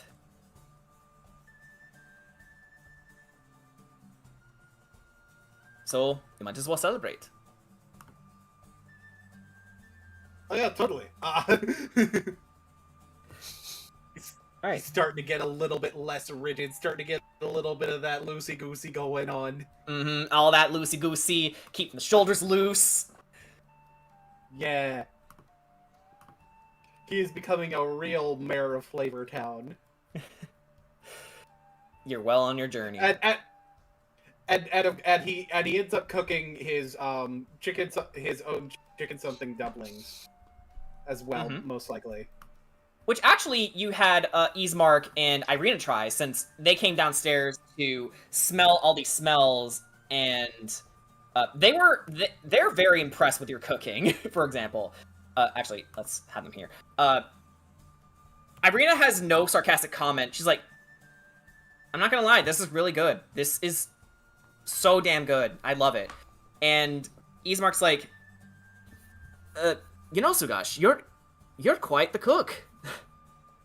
Maybe you should make dinner for me again sometime, huh? Gives you a bit of a wink.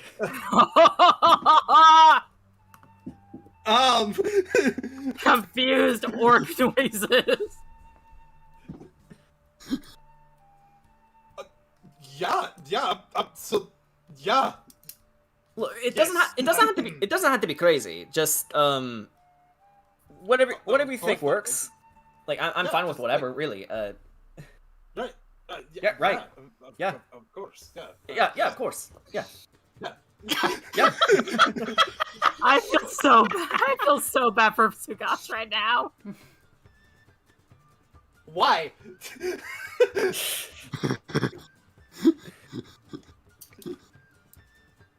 Dude, he was crushing on just said you should make dinner for me sometime again.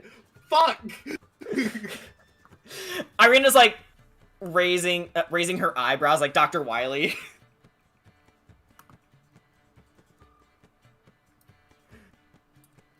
Oh my gosh. So unless if anyone else has something they'd like to do before the night draws to a close. Yeah, I guess after their bath, the only thing I'd want to do is I want to do something for Mimi and Corey. Yeah, of course. Alright. So I go up to Mimi and Corey and I pull out the 2 grappling hooks I bought. I think these would be rather useful for you two. Oh, I think you meant Kira. Kira didn't have the grappling hook, I did. Well, she has the broom now. But yeah, Okay. To be fair, you do have a grappling hook as well. Mm. Alright.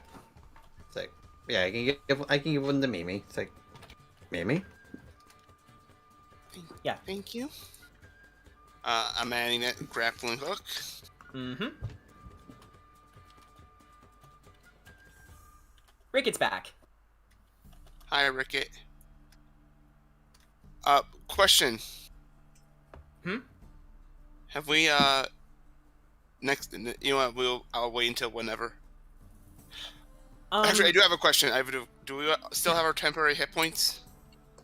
Those would probably wear off by now. Yeah. They would have worn off, long by now. Okay, just wanted to make sure. I was also gonna ask, cause like, I didn't know if we were gonna rest, or... we're about to, but first, Sugash, has something to do. This is going to be at the very end, like, as going to bed, essentially. Yes. Yeah. So, basically, he's gonna wind up praying, like, before bed. And the thing that's interesting about that is, I have a little bit of flavor for this. Alright. Most of the time, you would expect prayer to look the Christian way. But Sugash ends up sitting on the bed, cross-legged, and like focusing his mind. And basically, it looks similar to meditation, but it is also in prayer to tear. So it's sort of a combination of meditation and traditional Christian prayer, in a sense. It would probably and probably shortly after that he would wind up laying down and going to sleep. Yeah. So you do just that, and, feeling your bodies, being taken by sleep, for those who can sleep, Ark and Ricket will probably be, up a little while longer, but, for now, everything is dying down rather nicely. You feel sleep taking you.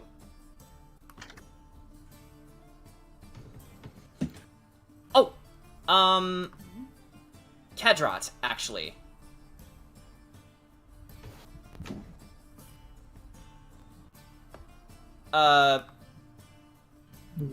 You, touch your pendant, seeing as it's embedded in your chest now, and you begin to feel a familiar presence, and being projected in front of you is Illicent herself, and she gives you a smile and says, "Ah. Hello again, Kedrot. How are things?" They're certainly a lot better than they were before, my lady. I should say so. So, she shyly says, "How was your day?"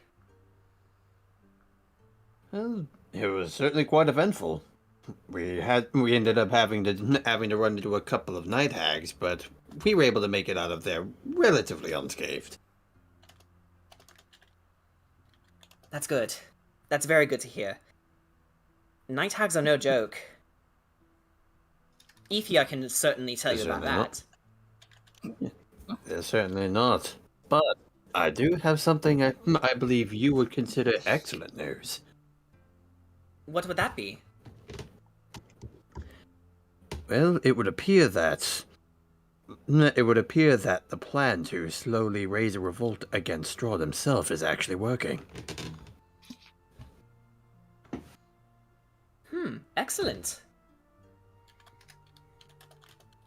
That's excellent news. Although I would exercise caution. Part of me feels like this is too simple. Of course. Do you not feel that way as well? But you know me. I always do. After all, that's why I make contingencies. Well, you are my chosen knight for a reason. You know, it's actually kind of mesmerizing to finally see your figure after so long. She chuckles and says, "Why, thank you. And once you are free from Strahd's influence, I'll be certain to remove that transformation I had you go under. Thank if you. you are to return, I would prefer if you returned as yourself." Of course. Although, if I can be quite honest, I certainly don't mind this appearance at all. Oh? Why is that? Well, Consider it another one of your many blessings that I am once again grateful for, my lady.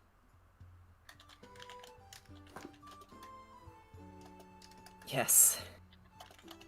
And honestly, Kedrot, now that you're here, I feel like I should apologize. Apologize for what? If I have come on too strongly to you, if I've made you uncomfortable in any way, I am sorry, but understand that my feelings for you are genuine. And I have always known. yes? And if I can be honest, I've never once been offended.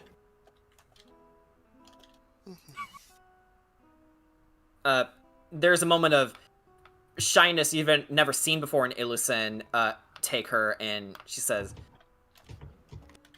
well, if you knew, pardon me for being so bold, why didn't you say anything? Because I didn't feel like I really needed to. You know me better than anyone. I usually always put the mission first, but I've never once wanted to deny any of your feelings towards me, Lady Illusen. My gratitude towards everything you've done is far more than I can ever give to if anything. And she holds out her hand to you, almost like she's going to put a hand on your chest. What for me? Not as the one who puts you in charge, but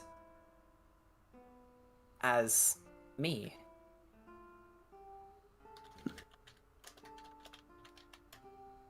You're an incredible protector, Lady Illison.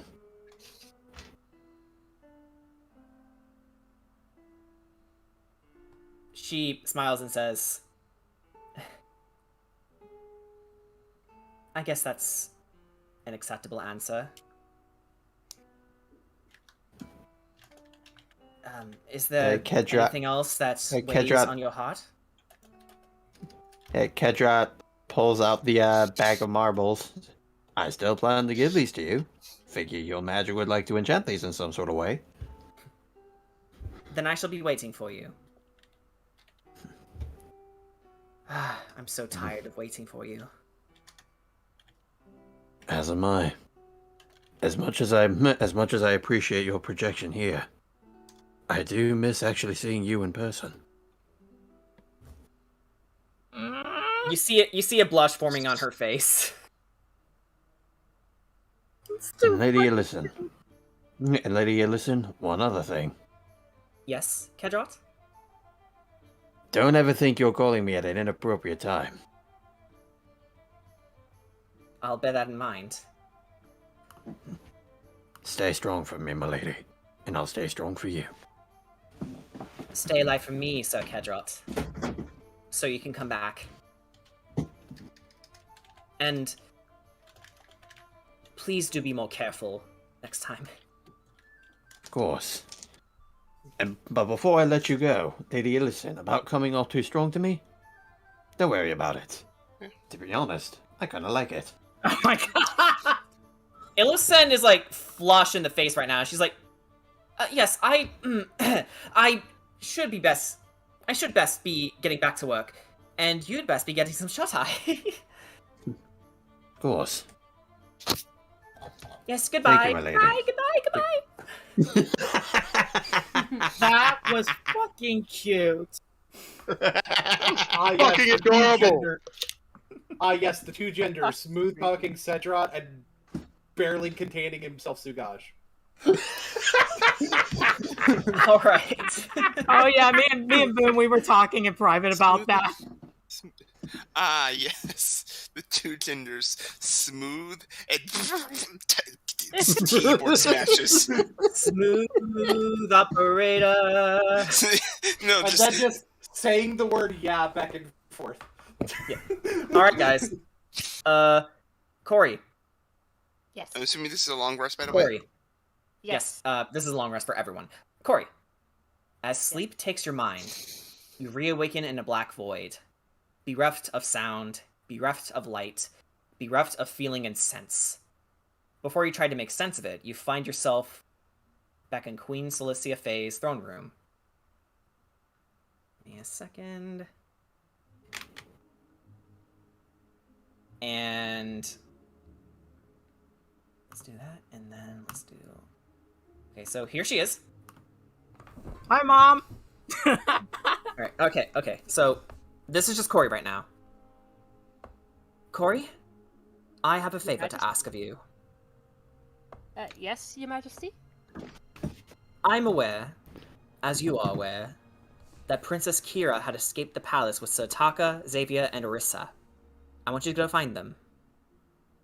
Not as a soldier, but as their friend. And I want you to not bring them back. Of course, I understand. My husband is indisposed, that much is true, but public opinion has been dwindling ever since he arranged my daughter's marriage with Prince Khafra of the Khatan. Do you recall, during which the papers were signed by His Majesty, that he agreed to establish a settlement in exchange for their military expertise in the Great Sand Sea? I do remember, yes. I discovered he is after the territory. The king wants to use their home in the Great Sand Sea as a nigh unreachable fortress, making our enemies cook in the sun or freeze to death under the moon should war come to our doorstep again. So not entirely a mutually beneficial relationship. No. In fact, the Shah are set to arrive in only a couple of days.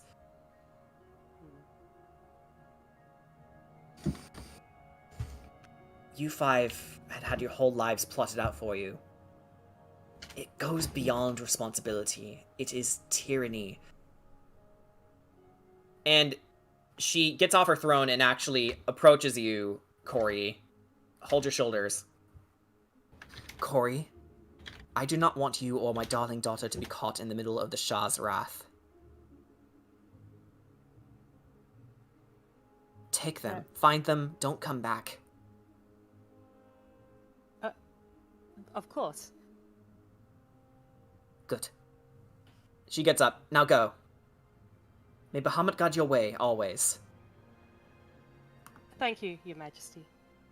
And Corey, Hmm? I saw you as another daughter. Thank you. I always really respected you like a mother.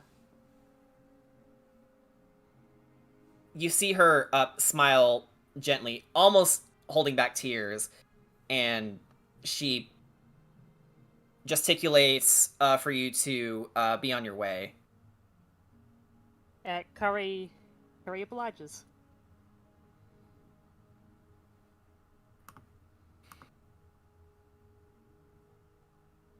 Sugash. Yes.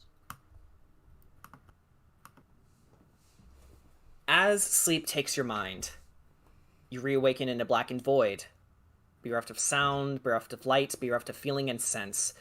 Before you try to make sense of it, you hear... Son.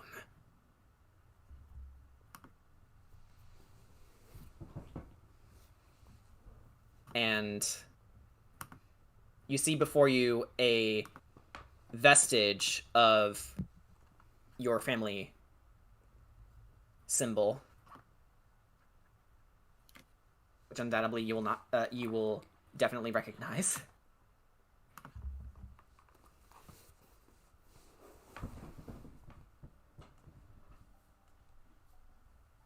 Sugash is... Yeah, go ahead.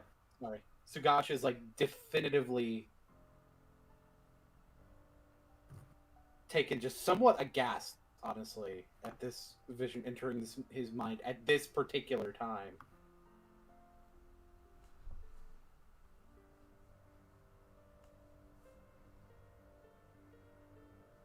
I am sure you have many questions. I am here to answer them. I am your father. The people of Barovia called me Simon, but my true name is Sagun Belmondo. This world you are in seems alien to you. Everything you thought you knew is being challenged. You feel frustrated, confused, angry. Am I right?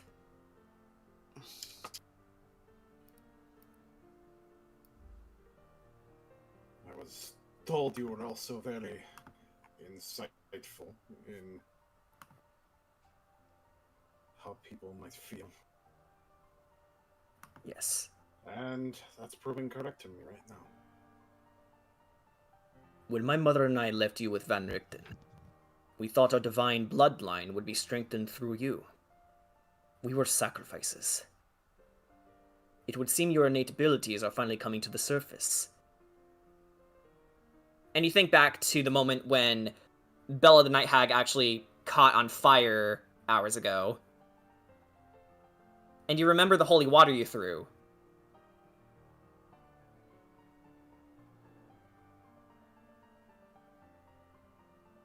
The fire and the holy water.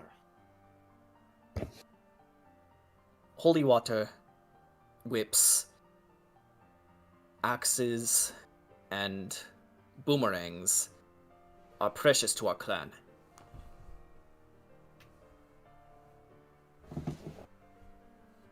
When you find those weapons, think of us and we shall guide your hand.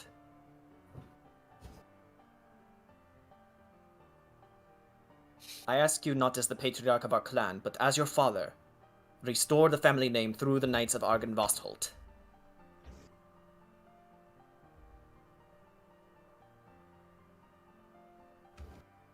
Look for my friend Vladimir Horngard.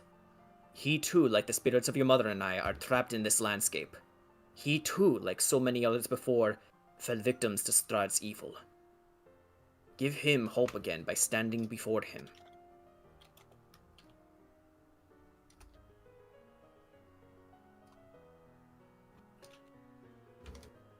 Will you do this for me? Vladimir. I will, father. He approaches you, gives you a hug, and says, I love you, son.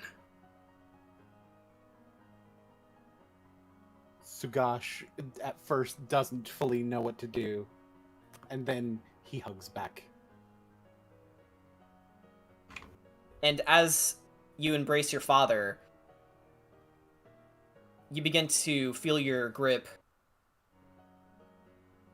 loosening and then converging around your arms as he disappears.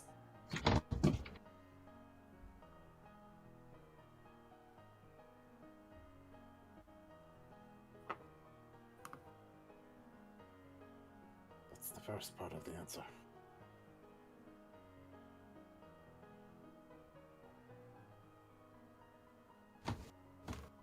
All right. All right. Now I have a question. Are we gonna have any more people? Don't remember, please. I'm sorry. We're done. It's cool. Kira. Oh boy. Drop my token. No, I got it. Don't worry. Okay. You reawaken in a blackened void. Bereft of sound, bereft of light, bereft of feeling and sense. Before you try to make sense of it, you hear resting comfortably, my sweet. Kira immediately frees up and starts looking around. Before you is Strahd von Zarevich. The real Strahd von Zarevich. Hi! Hello? Casually take a step back. I came to check in on you. I'm doing just fine. You're right to be afraid of me. My behavior the other day was unsavory. If it wasn't for your new pet, I might have done more damage to your underlings than I intended. Yeah. Well, that's my guardian spirit for you. But your underlings, they are immature, overeager, random. Surely you can see that. I mean, they have their quirks. That's what I like about them. Whether they deny it or not, they are letting their fear of the unknown command their judgment.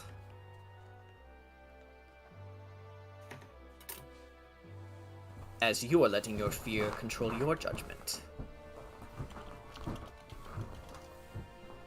I mean, yeah, but sometimes fear can also guide you to the right path where you can face that fear.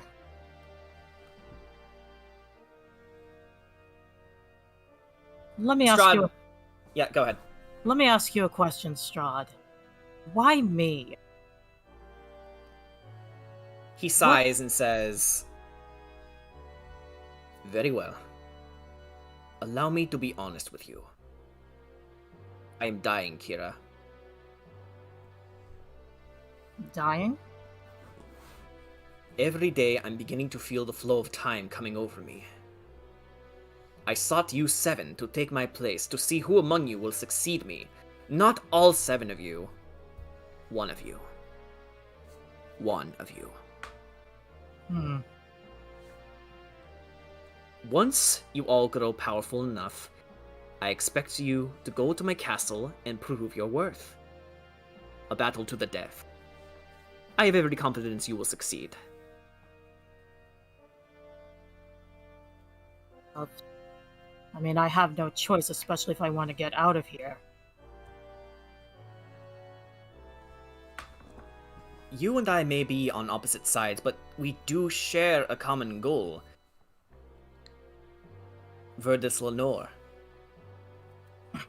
You want to supplant your idiot father and reshape your land to be something worth fighting over. That is also why I chose you, Kira. I want to help. Pressing X to down, but help me? Taka was many things, but right for your next of kin he was not.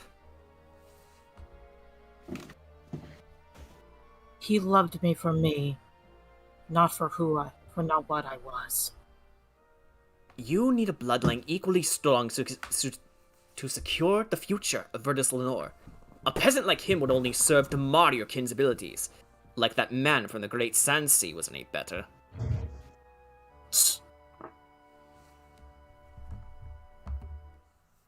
Light and shadow. Positive and negative. Black and white. Once we escape this hellish domain, Barovia, I will personally have my consorts, my soldiers, raid your father's castle to make room for you. No longer will you be Princess Kira Fey. You will become Baroness Kira von Zarevich. Kira kinda raises an eyebrow. I prefer the term queen, but... Consider my proposal, my dear. We will speak again. And he vanishes. Hang on. Music's hitching a bit. Yeah, it was kind of hitching there at the end. Yeah, I don't know what that was about. By the way, that instantly... Yeah, by the way, that also instantly opened Kira's eyes after he leaves. Mm-hmm. It just, like, startles, like... Yeah, you actually wake up with a start. Yeah, I wake up in a cold sweat. I just feel around my neck. Kira feels around her neck, making sure there's, like, no bite marks. Your neck is still fine. Mm-hmm. God damn it.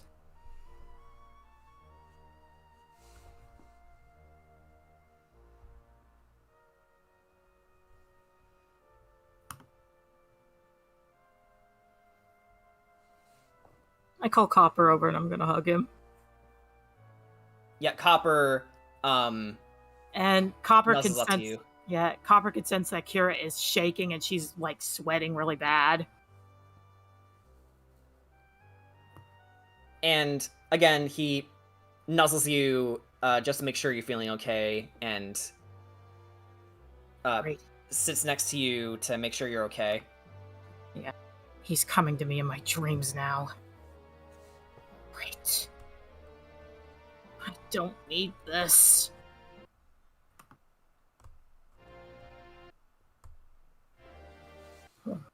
Is it like late in the evening? It was in the middle of the night when you woke back up, but Yeah. I need some fresh air. I need to go outside for a minute. As Kira heads outside, I'm pretty sure Rickett and the others can see her, and she's like really, really pale. Yeah. I think at this point it's probably just Ark and Rickett. Yeah, just Ark and Rickett. Yeah. She's gonna go outside. She's like not. She's like really silent, which is kind of not like her. Alright, so... Fuck! I guess, Rickett, Ark, you can, follow her outside. Yeah, I know Ark well.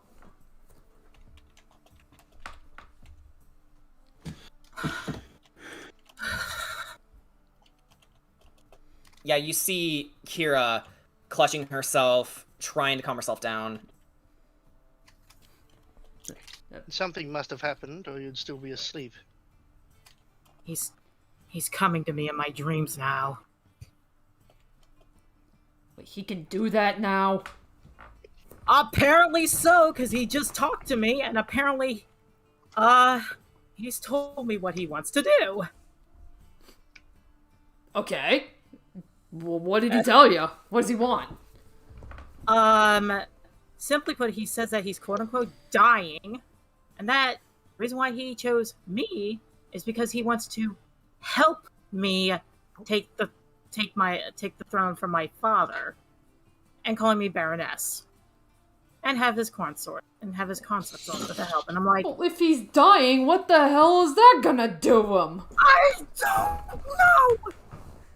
I'm confused. I want to get out of here.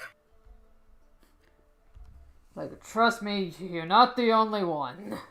But yeah, guys, yeah, that just makes no sense. Guys, promise me that you have my back. Of course. I mean, I'd like to think we've all got each other's backs. I mean, we've come this far. I know, but I have a bad feeling he's about to make another move. Also, the sounds of it. Kira repeats of what Strahd was calling everybody else in her dream. Yeah. Underlings? Underlings. Underlings? I'll have that bastard's teeth as a fucking crown! Rickett gets offended. Honestly, Rickett would be the type to say, "I'll floss my teeth with your spine." I'll floss his own teeth with his spine, damn it! And then make him eat it. I'm just worried now. Bastard's teeth his crown when I take over his castle. I'm just right now worried that he's now coming to me in my dreams. I didn't even know vampires could do that! Well, coming from the story of the fact that he went to the Shadowfell, maybe he's not just a vampire. At this point, I'm kind of believing that now he's an incubus. You know what I think? Yeah. He bleeds. He do bleed. Sagacious Therefore, proof he can of that. die. Yes. I'm not gonna lie to you guys, after that whole shebang of me disguising as Strahd, after, escaping from the Night Hags, he did come to me and warn me not to do that again. Are we psychically linked and I'm not aware of it? Perhaps the bite left more than just a curse. Oh boy.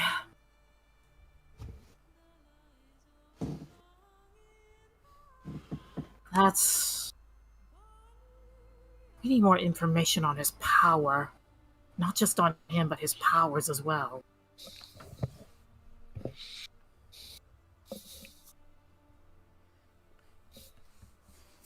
Ricket, Ark, thank you both.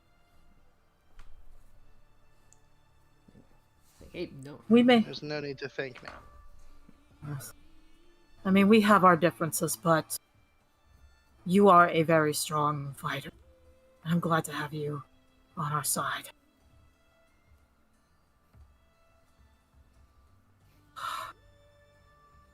You should get back and get some sleep. I should. Thank you once again. Do you want me I'm to gonna head back up and get back to watch. again? You want me to walk you back to your room? If you want. I have Copper with me. Copper starts panting and smiling. Pet pet. Oh, God. You did like a quick boing on the stairs. Yeah. Or is it going to attempt to get back to sleep? And it does take a little coaxing from Copper, but eventually, with his help, you do manage to get a good night's sleep. Yeah, she's got quite a story to tell the others in the morning. Speaking of which, morning does come to you all. And yeah, like that. You all rise from your beds, or in this case, Ark, Ricket. Arky Ricket just rise from would the... you, yeah, honestly, would you guys be the type to play games before the sun comes up? Like, I don't know, Liar's Dice or Rollies? What? Ricket does have a chess set for a reason. You know what? You guys want to mess with that real quick? Yeah, sure. Why not? Okay, both of you make a sleight of hand check. Are you up for a game of dragon chess by chance? Can't say I've ever played. It's simple. Try to hide what you're doing from your opponent. Dragon hides its gold, and if you can hide what you're doing well, you win. Alrighty. The best dragon takes the loot. Alright. Seems simple enough.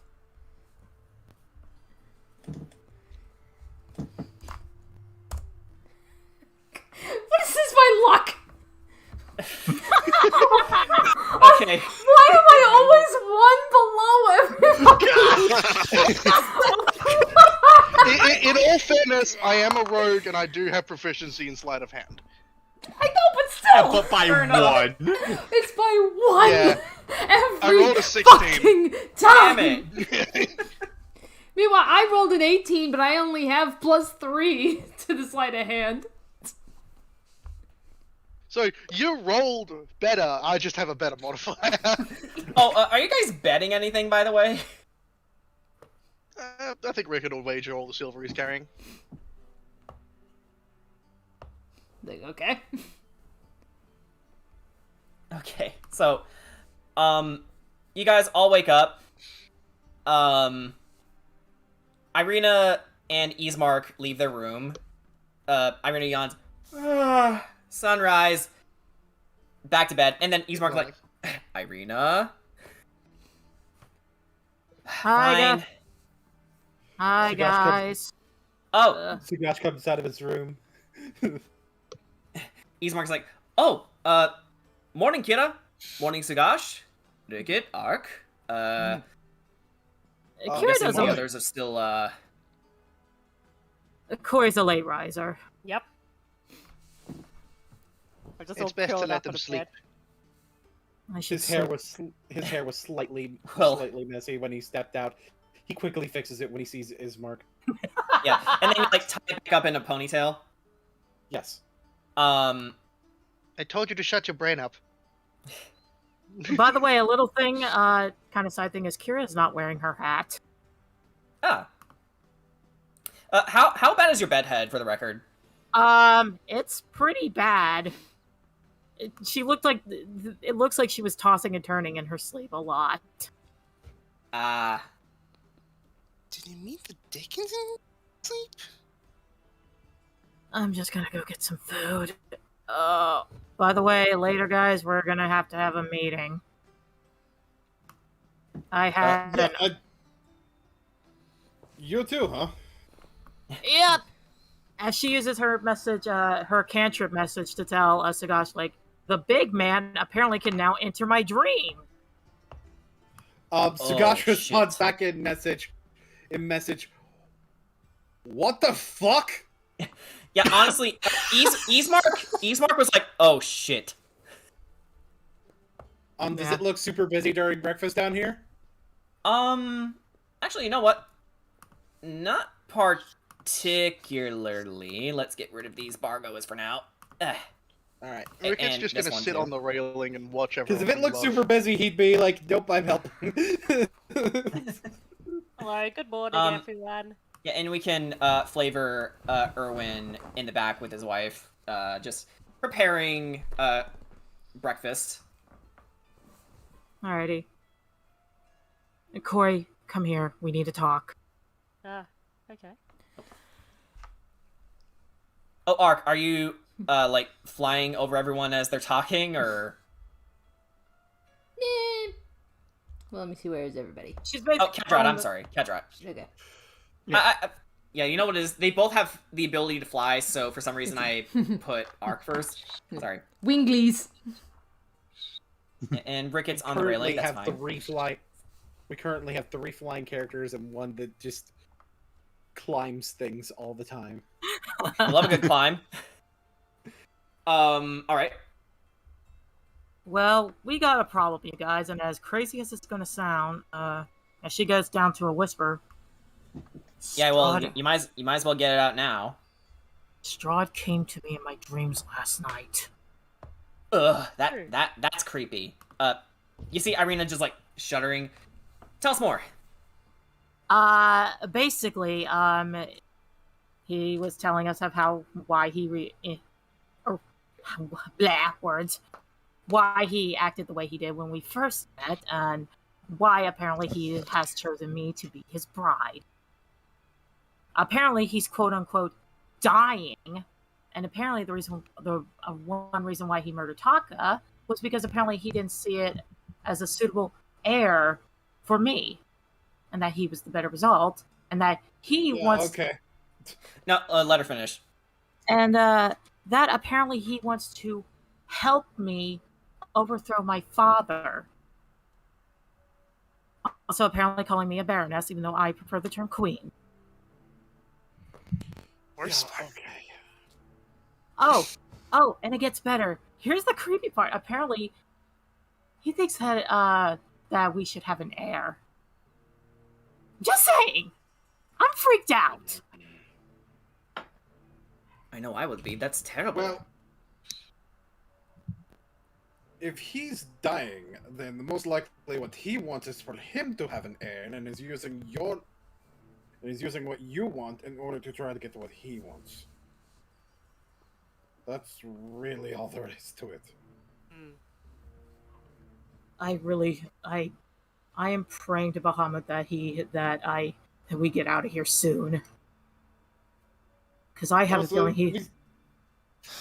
feeling eventually he's good. Let's rush him out the door a little bit. Exactly, and not to mention, I don't want to be captured by him. That would be preferable. That's why I did. That's why I look like a mess. I just didn't sleep so well. It's like, well, he's gonna have to get through all of us to get to you. Thank you, guys. I'm not 100% sure he's confident he can actually get through me. In particular. I also had a particular dream last night. What, you too? Yeah, mine was, not so much from him as from, someone he probably doesn't like. I also had a dream. You too? It was bittersweet, yes.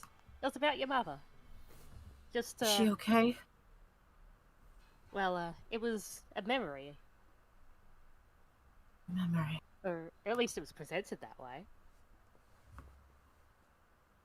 Well, see. Oh God, my head hurts.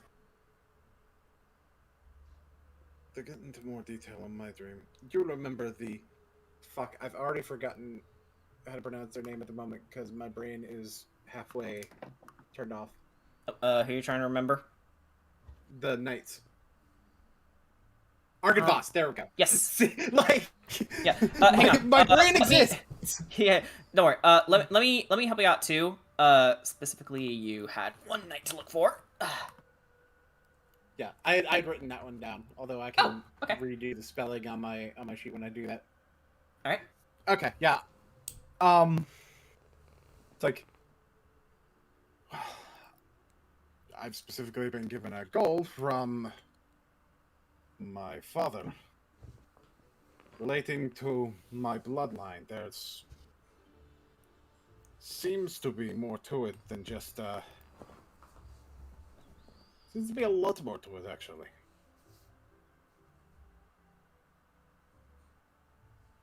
But I've got the beginning of the answer to that question.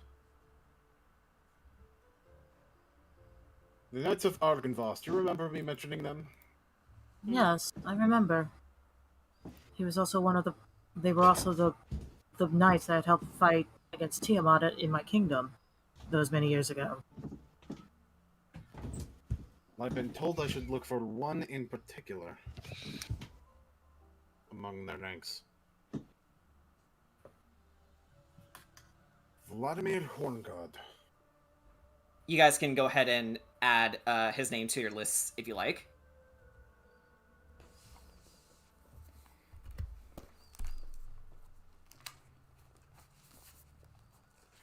Would I recognize that name as well? No. Okay.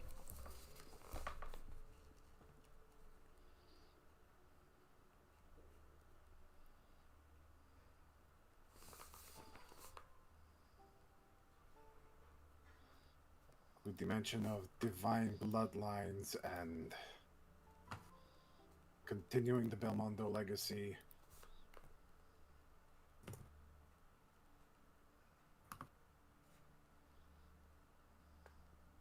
These are the things that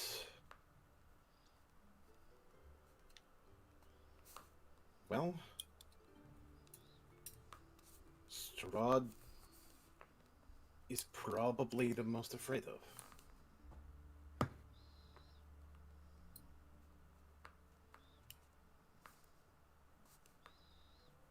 of. Would Kira have mentioned like anything else, any of the other specific wording that Strahd used? She would you? Yeah, I would. Oh, it's like, and he's saying a duel to the death. I don't get how he's going to end up helping you after that.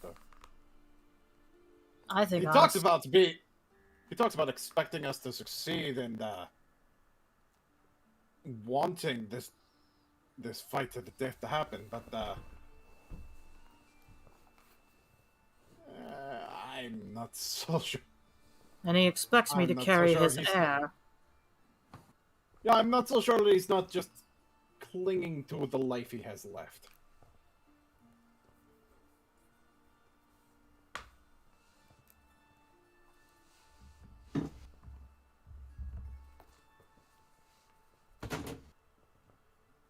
Still, if one of us were to take over his place in ruling Barovia, then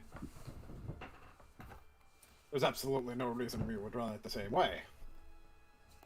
So, he's kind of fucked. I'm not carrying his heir. That is out of the question. Yeah, he's not fucked in that way. That's for sure. What the fuck was that noise? Sorry. Okay. That was like a rubber ducky squeal right there. That's right. Okay, actually, Mimi, you wanted to say something? Oh yeah, okay. First off, I wanted to apologize for that laughter. I guess caught off guard by that. Secondly, okay, so first off, did anyone else have any dreams? Any other visions? Ireena says no, and Ismark says, no, I slept mostly alright. I mean, yeah, I slept alright. Looks at Kedra. Did you? Only thing that happened with me was I had a chat with Illison. That's it. Lucky. So it was the three of us then. Yeah. So let's see. Well, okay, but I guess the next question is, well, no offense, Kira, but we know why he picked you. Yes, but there's more. Why? There's more to him. Why There's more motivation. I'm sorry. Okay. Why the rest of us? Yeah, be careful not to talk over each other, please. Yeah, I wasn't trying to. I promise. And that goes for everyone, just to be clear. But yeah. Yeah. But why the rest of us? Like, Assumed mine was just a regular dream to remind me, I suppose, of my purpose. But I don't know, when there's so many other people having such important dreams, you have to wonder. also just why us? Why did he pick us? I don't think we have enough information for all of the answers, but That reminds me. We need to start. Oh, sorry. We know why he picked Kira at this point. Kedrat he most likely picked because of combat prowess. Rickett, and don't take this the wrong way, Rickett. He probably thought you would be heartless enough to do things the way he would do them. I'm not going to take it the wrong way, but I'm also not going to tell you that you're wrong. Yeah, exactly. And in my case, well, I'm from Barovia.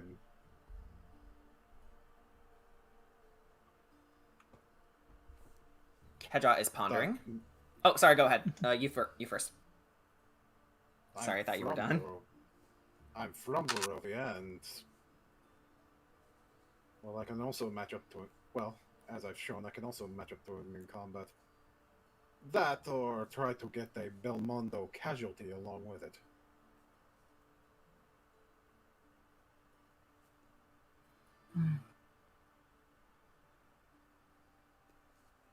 Kira, was there anything specific with his wording in your dream?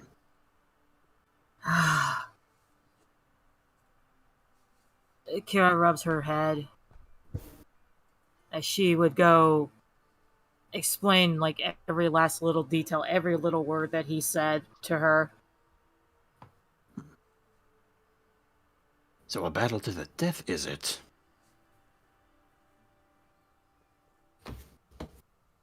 Apparently he wants to go out with a bang.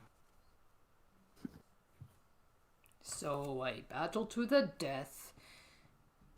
But he also wants to reclaim your kingdom. And he is dying. This man makes no sense. I think I'm beginning to piece things together. Wise words from Mark. Zagash looks over to Kedra and he's like, does it sound like desperate ramblings to you? Because it sounds like desperate ramblings to me. That's what I was thinking at first, but I think I'm beginning to understand what he's trying to do. He's testing to see which of us is the strongest in this group. If he can single one of them out and make them his pawn, it would give him more power. I'm also very worried that he's now coming to me in my dreams. Well, of course. It's to not let him in. Right. He can try to come to you all he wants, but the fact is, if you don't accept what he's giving you, then there's not much you can do. That's more than just him physically entering a house. That's not letting him take over your thoughts, not letting him dictate your moves, not letting him become part of you. Oh, believe me, I have no part of that. Although this brings up a point that we probably should start researching, not only on him, but on his powers. And then Kendra, go ahead. Yeah, that's what I was hoping to do, but unfortunately without a library, I wasn't capable. We were only capable of getting only so much of his history. But something that I am considering, seeing as he seems to be confronting you personally, Kira, I think that's his way of saying he doesn't want to kill you in particular. Obviously. Ireena, what? It's the truth. Ireena, I know I haven't known you for very long, but I like your attitude. Which means he's probably only wanting 2 of our group to make it. You to marry, and whoever he deems the strongest in this group. What, maybe, just as a thought, just as a quick prediction, maybe he wants all of you. I don't really know his motives. I just know all the terrible things he's done. It's just, I don't know. But he sounds fucking insane. Yeah, thanks. It wouldn't make sense for him to want all of us if he's planning to only let one of the people in our group survive a death battle. That could also be a lie. Yeah, that's what I was gonna say. He could very well be lying through his teeth. Remember what? It could be very much that too. And he could, very well also just be focusing on Kira right now, but eventually try to sway others among us towards taking his bargain, as it were. Hence why he'd want us to all have a death battle to snaddle against each other. Right. Also quite possibly testing our mental fortitude as well. This could be part of his little I'm dying thing. There's a possibility that it's more noble than that, but even if it is, we probably shouldn't listen to him anyway. That's still fucked up, regardless. Still very, very fucked up. Ismark gets up from his stool, and he says, well, I don't want to stay here any longer than I have to. Ireena and I really need to get to Kresk. We'll be ready to leave shortly. Yeah, I know I'm in the mood to leave. I'm sorry, Ismark. It's fine. Really, he looks away and blinks a bit. It's fine. Kira also looks away. And as you have this conversation... Oh, sorry, go ahead.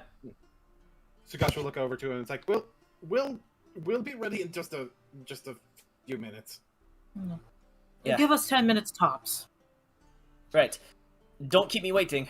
And as he was about to walk out the door, Lady Fiona Wachter comes in, and she looks to you, Ark, and says, hello, the Tarot Court. Hello. I really like the ring of that, yes. So, you will be glad to know, the hags are now locked away in our prison. Well, you better kill them quickly. Yes, they will be hanged on the morrow. You just have to go through basic documentations, procedures, so forth. Paperwork. Yes. But I do have a gift for you. Consider it as your payment for the good work you've done. She hands She holds out a document. This is your payment. The map to the silver mines of Mount Baratok. You're free to come and go, please. Just be sure to wear something warm. There is an unnatural cold there. I already came prepared. Ketchup just kind of flaps his wings a bit, then points to his flaming head.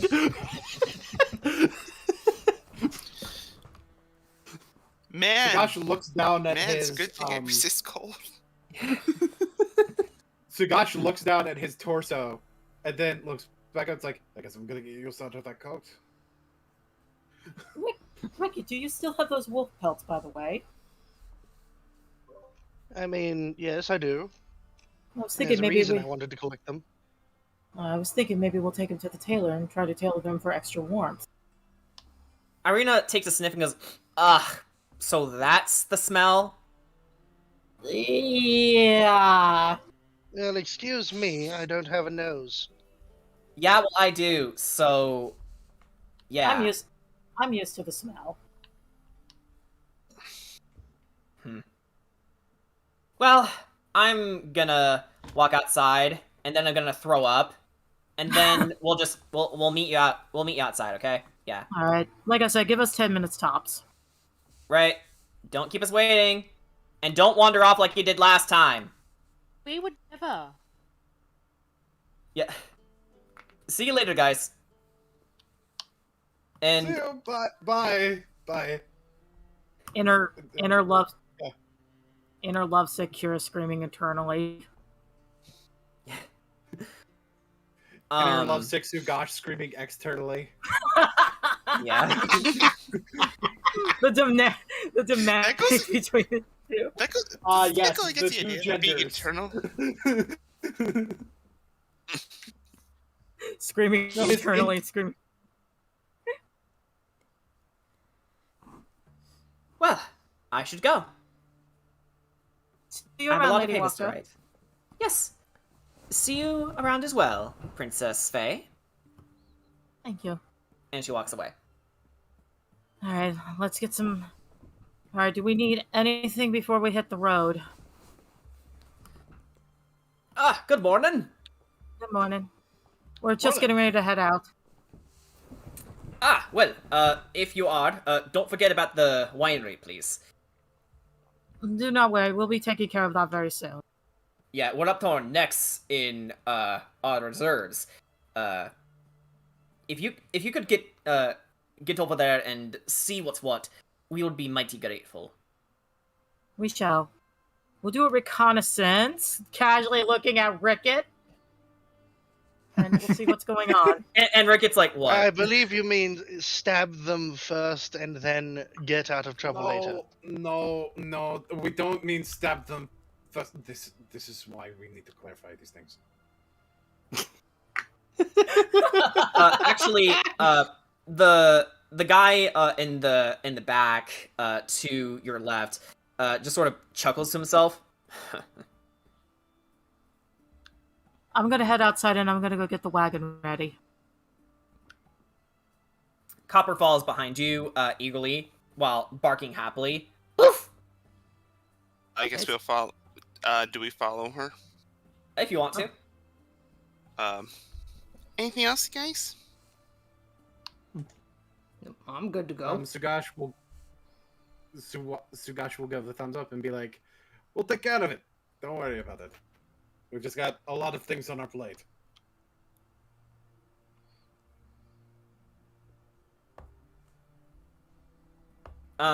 He sees you all heading out. Erwin sees you all heading out and says, "Take care out there, and good luck."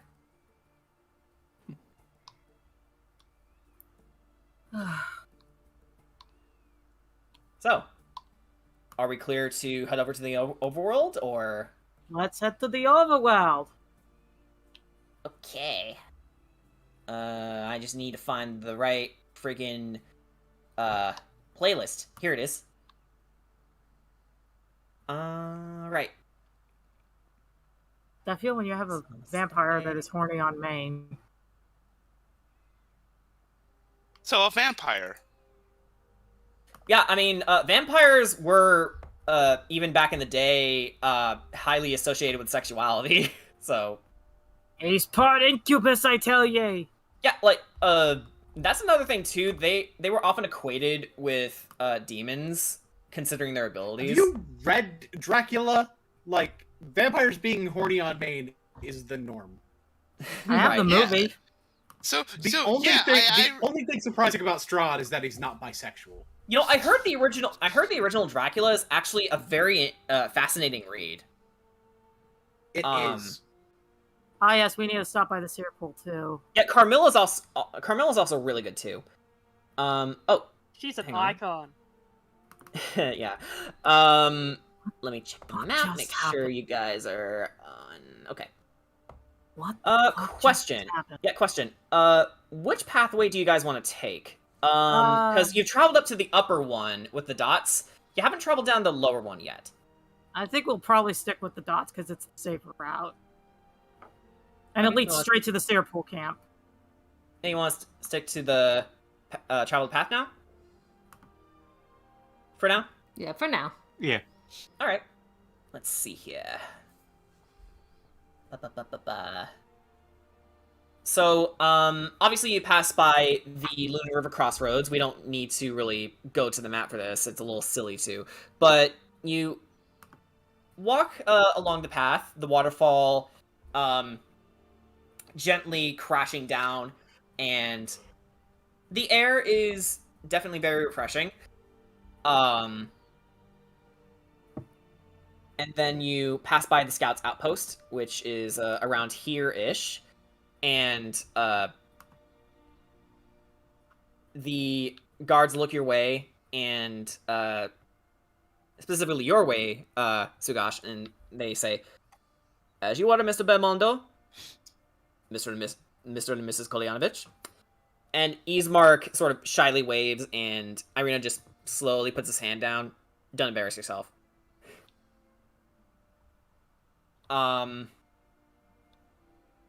And then, uninterrupted, you pass by Jenny's hut, and then you make your way over to the Seer Pool encampment. Alright. Don't worry, this won't take us very long, Ismark and Ireena. We just need to tell some people some things. Of course, no problem. Yeah, just don't take too long. Don't worry, we still got plenty of daylight. Oh yeah, for the record, the time is around, I want to say, 8 a.m. Yeah, so we got plenty of time. Right. Good. Alright, so, you make your way to the Seer Pool encampment, and, you see Rahadin, Strahd's right-hand man, sitting before you. Oh, We're gonna end the shit! session.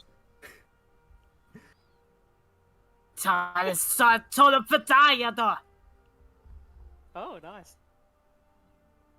No. Yeah, we're he's gonna end there. it here. Of course. It's This motherfucker. Yeah. Good session. Yeah. I am upset because this is where we're ending this. I mean, at least it's not. It's not battle ending. Yeah, like, we gotta celebrate the holidays before they're over. Like, we gotta have something to come back to. To re-engage with a heart attack. Yep. Oh yeah, my favorite NPC. Well, my second favorite. Anyway, Yeah, well, you couldn't just let us have a nice little ending, like with us riding the broom or something. No, we have to end it on a cliffhanger with the dragon. That would be too easy. Yeah, but it's also Christmas. Have you been paying attention to the rest of this campaign? No, but it's Christmas. Are we doing a session on the first? No, we're skipping. We're skipping. I ain't even gonna be home on Do the you first. know I've when the already next set this session up. is then? Actually, let's Either brainstorm. Okay, so we're skipping the first. Either the 8th or 15th. The 15th. January 15th. Do you guys know what January the 15th is? What? Birthday? It's my birthday! Happy birthday! Happy birthday, Sugash. So, happy birthday, Sugash. Yes, happy birthday. But I'm trying to think. So does that mean, like, are you gonna be unavailable? Like, do we need to push it off another session or like another week? No. I mean, alternatively. No. Okay, let Len speak. No, we're good. But if there are plans, because most of the time I end up celebrating my birthday on Martin Luther King Day anyway. All right. Because it happens to be the same day as the birthday of Martin Luther King, so it kind of works. But if there are plans made for that day that some people decide they want to try to surprise me with, I will let you guys know about that. Yep. All right. Okay, so session 8 will possibly take place on January 15th, which is before we Sugash's end, birthday. And yes? Before we end, Kira immediately points to Rahadin like, you! Me! The Tarot Court. I really need to How the warm up my fuck do you Alistair already Duncan know that impression. name? We came up with it like yesterday. Yeah. Again, you'd be surprised. So with that said, everyone, join us for possibly the 15th of January. Maybe a little later than that, but we will have New Year's off. And yeah, just enjoy your holidays and enjoy your new year. And have fun, be safe. Mm-hmm. And take care of each other. So and fuck Strahd. Have fun. No, do not fuck Strahd. Yeah, do not fuck Don't fuck Strahd, please. That's what That's That's what he wants. Why would you give it to him? Let's just say he doesn't wash either. So you really don't want to do that. Oh, God. He's a player. No. He's on bed. Do you think he has time to wash? Maybe. We're done here. We're done. I can't deal with that one. That's a little much. Yeah. I'm not thirsty anymore. You know what? You don't want this drink. All right. At least he's not addicted to Kira. At least he's not addicted. I can't. Go on. No, you first. At least Strahd is not addicted to Kira's blood. Not yet. Yeah. Yeah. Okay, we're gonna end it here. We're bad with endings. Goodbye. Bye.